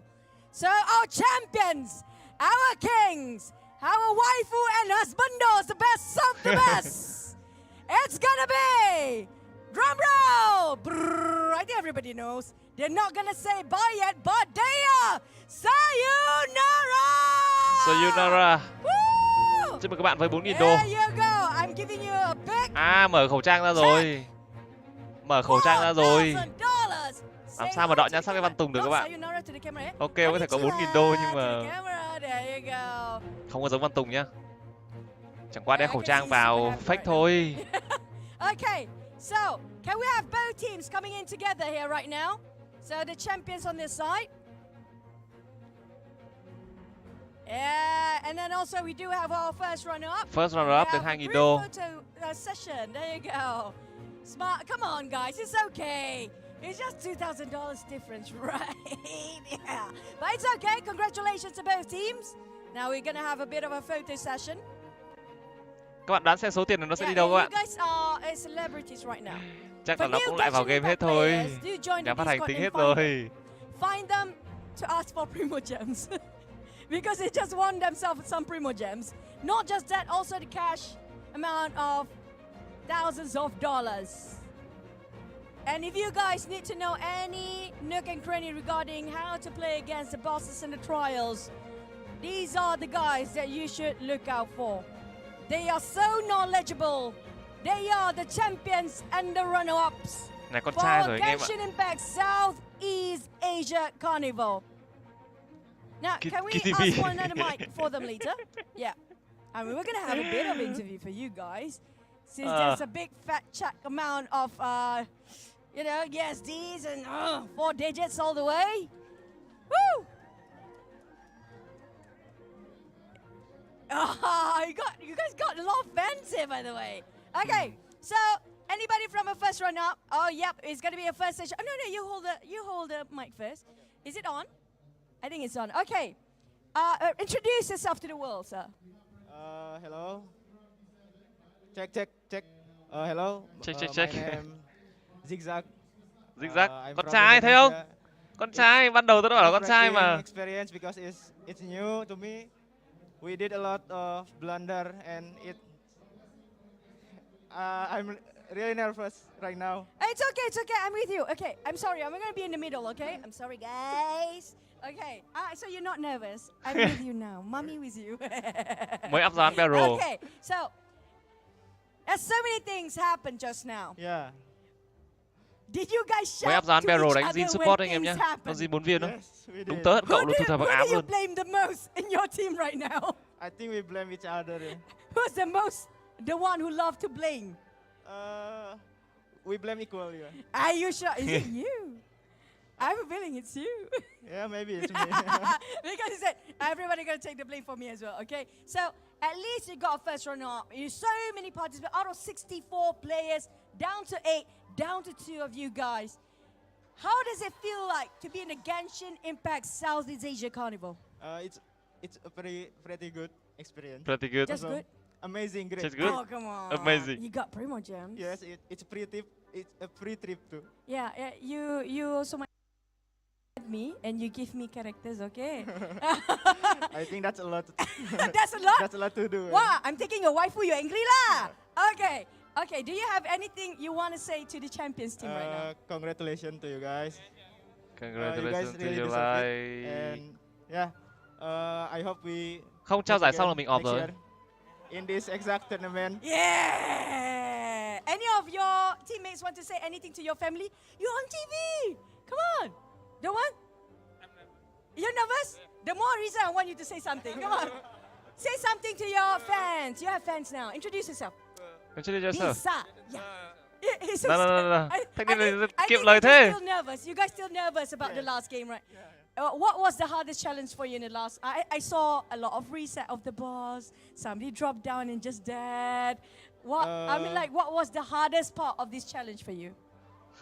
I thought we Người need hướng nội bắt to phỏng vấn. do 6 commission, and the reality is we just need to do 5. So it's better. Người ta là better, emo, but we jump one. emo boy. We jump one from the bingo. So they took Ah. what is that? Okay, it's okay. We have our translator. Yeah, our handsome Ken. Now, Ken, come here from IO. So here it comes. Okay. What is the biggest challenge for you? The hardest part in this carnival?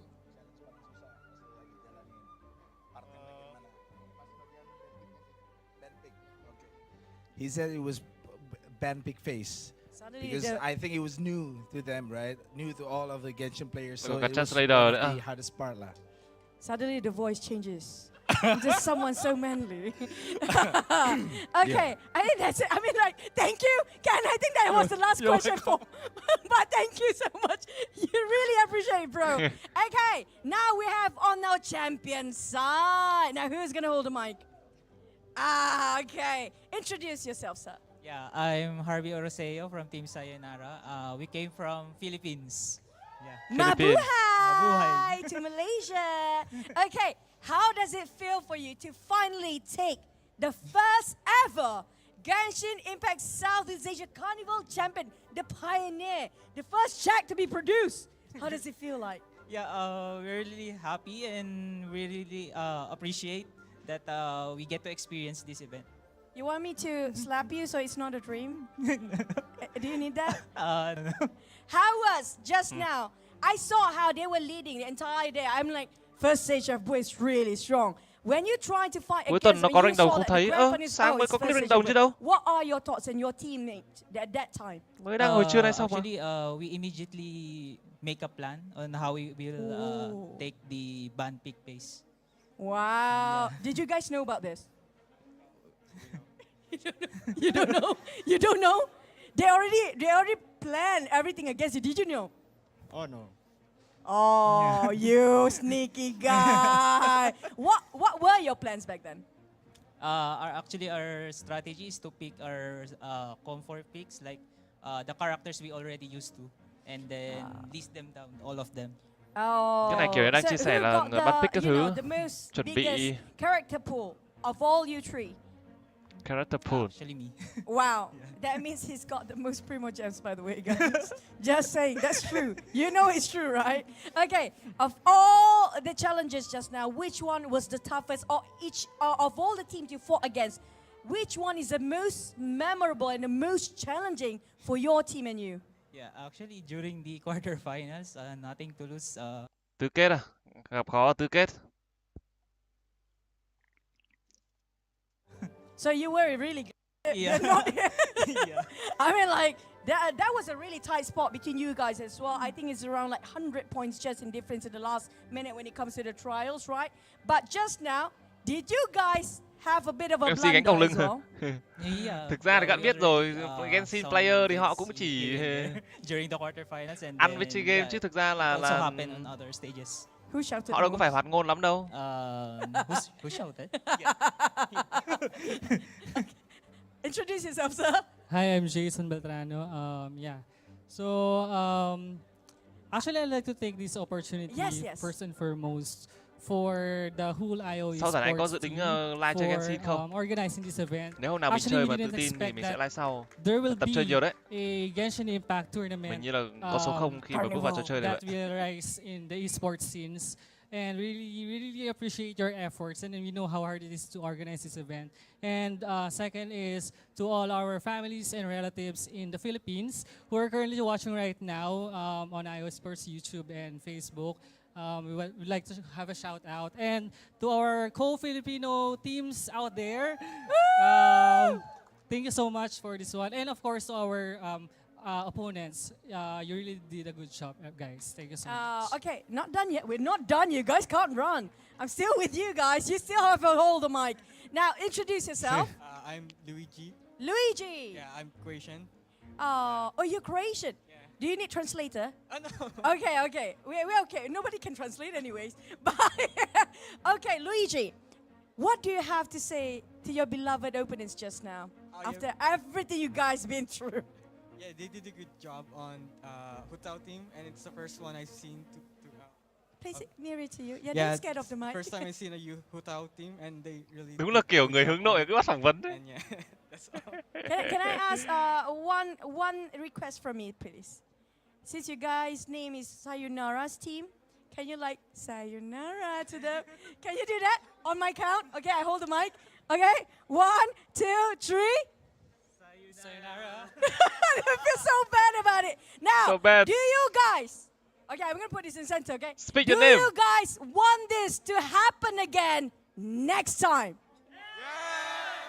Oh, come on, guys. Do you want Genshin Impact Southeast Asia Carnival to happen Yes. again? I think that's it for us. Congratulations to Tổ chức thì both lần teams sau here. anh em And Việt it Nam is nhớ also đăng ký tham gia nhé. sponsored by Genshin Impact. And thank you so much for Predator as our supporting you know what, sponsors, and also none other than IO Esports. You guys has been awesome. Thank you everyone. Thank you players. Nhìn mặt We're các signing out. player This là is muốn Chuchu. về lắm See you rồi. guys next time. Nhanh cho tao về với waifu của tao chứ từ ở đây là hơi mệt mỏi rồi đấy. Không, nhưng cũng có nhiều player từ Philippines đến chơi kìa. Five for the hay.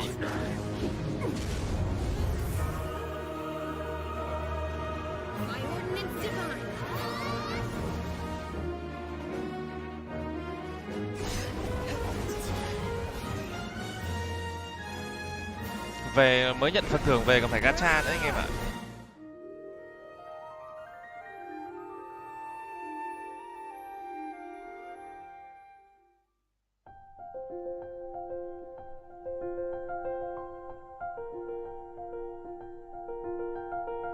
Rồi hết giải rồi.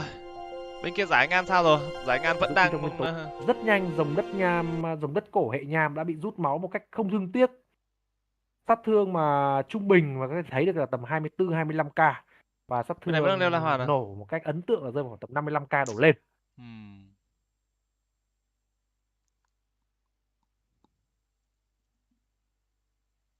Và chúng ta đang có mặt ở một khu vực cũng không xa đó để có thể tiến đánh cây kích điện. Chỉ cách Thiên Tù Cốc có một đoạn nhỏ thôi, một đoạn ngắn thôi. Cái đánh boss đúng không? Nhưng cây kích điện cũng là một trong những quái vật dễ giết, và căn bản là nó cũng gần cái điểm teleport. Trời ơi, sao lâu vậy ta? Hết thời gian. Hóa ra là như vậy. Không phải là những người chơi đợi nhau, mà đó là họ đã hết thời gian của cái phần thi này rồi. Thì có vẻ như là sẽ xem điểm nhau thôi. Bên này cũng phải tranh rớt một mát điểm thôi. mà chúng ta hãy cùng chờ đợi một chút xíu để xem trọng tài có thể cân đo đong đếm, nhân chia cộng trừ như thế nào về cái phần thi vừa rồi của hai team. Và trong thời gian này có lẽ tôi xin phép nghỉ ngơi một chút xíu để tiến đến với phần thi đấu cá nhân sau. Ồ.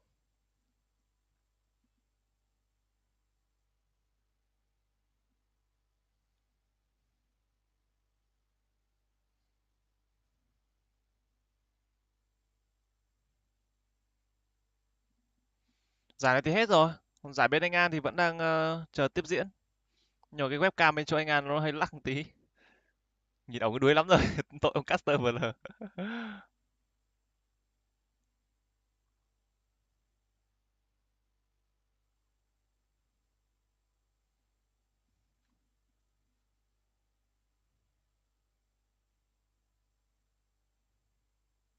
Anh An cát sáng giờ là 4 tiếng rồi. Ôi vãi. 4 tiếng ạ. Cái sự đột phá mà tôi đánh giá rằng là Mic hơi lỏ tí. đến một cái phần cấm chọn hết sức là mới mẻ. Là khác biệt hoàn. Đại học Quốc gia được 7 tôi điểm. Cũng là tầm 4 có tiếng những rồi sự đấy. chênh lệch khá là rõ rệt. Còn bây giờ chúng ta không để tôi xin phép không để cho quý vị các bạn đợi lâu, chúng ta hãy cùng đến với phần thi đấu cá nhân với FPT ở bên phía tay phải màn hình nhỏ quý vị các bạn, và bên phía Đại học Quốc gia nằm bên phía trái màn hình nhỏ quý vị các bạn. Thì cấm chọn hãy cùng điểm qua nhanh với Đại học Quốc gia. Chúng ta có Ayaka làm đam chính, Mona là đam phụ và có thể là đóng vai trò cầm tông thất kết hợp với cả sách rồng. Kiki sẽ là một trong những healer chủ chốt ở nửa cánh dưới, ở nửa phòng dưới. Nahida là một trong những con phụ đam phải nói là hết sức tuyệt vời trong meta hiện tại rồi. Abedo sẽ là yếu tố nham duy nhất có mặt trong đội hình này để có thể phá đi những mảnh vỡ của vô thú hoàng kim. Kuki Shinobu, một con tướng hệ lôi cần thiết để đánh hộ công. Yaemiko cùng với cả Heiyo để lấy thêm hệ phong để trừ kháng. Tiếp tục với bên FPT chúng ta có Kazuha trong vai trò support đam, Diona tạo giáp và hồi máu, Kaya sẽ là một vị tướng băng chắc là đóng trong vai trò hộ công mà thôi. Bennett búp đam hệ lửa, Raiden Shogun đây rồi, chủ công đam chính hệ lôi đây rồi. Lôi thần Sayu trong vai trò búp máu cùng với cả Ayato sẽ đóng vai trò chủ công của một phòng đam chính đây. Vấn đề là họ chia Ayato trên hay Ayato dưới, chúng ta cùng đợi để phân tích. Và Dori là một trong những vị tướng có khả năng healer nữa. Như vậy là trong đội hình của FPT đã có đến 1, 2, 3 con có khả năng phục hồi máu tốt, 4 con có khả năng phục hồi máu rất là tốt. Khi mà cả Diona, có cả Bennett, cả Sayu và cả Dori đều có những cái yếu tố mà giúp cho các bạn có thể hồi máu ổn. Rồi hãy phân tích trước về những cái lượt cấm của bên phía của VNU ở Đại học Quốc gia. Đó là họ cấm đi Noel, một trong những con tướng hệ nham để có thể phá cái mảnh vỡ tốt. Xiang Linh cũng bị cấm, rồi Sarah cũng bị cấm, Goro cũng bị cấm. Cái này thì có phần hơi củ chắc quá chăng? Có khi mà sợ đối phương đánh một đội hình mà có nhiều nham. Rồi thêm nhiều trăm nữ nhờ anh em nhờ. Yelan cũng đã bị loại bỏ đi. Đây đều là những vị tướng có khả năng carry tốt. Đây có 2 character nam. Còn trong khi đó thì bên phía của FPT loại bỏ đi Xingqiu, Barbara, Zhongli, Fukro, Kokomi, rồi với cả Sunhe nữa cũng đã bị loại bỏ. Đây đều là những cái lượt cấm mà tôi đánh giá là để counter nhau, để khắc chế nhau. Rồi, cùng đến với cái giai đoạn check đồ và check thánh dị vật. Chúng ta đang có một Abedo bàn nham kết lục, một Abedo cố gắng có được chỉ số tốt nhất để có thể phụ đam. Món phiến đá lâu đời 2, chắc chắn là thánh dị vật này là thánh dị vật dùng để cho nó có thôi. Và cố gắng để lấy dòng chính tốt. Đó là một cái mũ tỷ lệ bạo kích. Tôi vừa thấy là Abedo này có đến 87% tỷ lệ bạo kích, nên là họ phải rút bớt tỷ lệ bạo kích và dùng thêm sát thương bạo kích. 56-118, ok. Mảnh chương tế lễ của Nahida không thôi dùng chấn. Nghỉ thôi anh em ơi. Nahida dùng sách 4 sao. Vân Tùng xin phép outstream ở đây thôi nhé anh em nhé. Anh em nào xem thì sang bên kênh Shinobu Spiral kiếm tế lễ. Spiral Jaden để xem nào. Anh Mạnh An livestream nhé. Như vậy là đổi sang Force rồi để lấy thêm tinh thông nguyên tố. Tối xem bóng đá đấy anh em. Và đó là có gì hẹn gặp lại anh em vào buổi livestream ngày mai nhá. Giặc cử đại dương. Bye bye, good night mọi người nhé. Chúc bạn buổi tối cuối tuần vui vẻ cùng với World Cup nhé. 55-123. Anh em nào sang xem bên kênh anh Mạnh An thì xem tiếp nhá. Rồi full cung bệnh chắc chắn rồi. Chân ý Kagura cũng là một trong những món vũ khí chấn nhất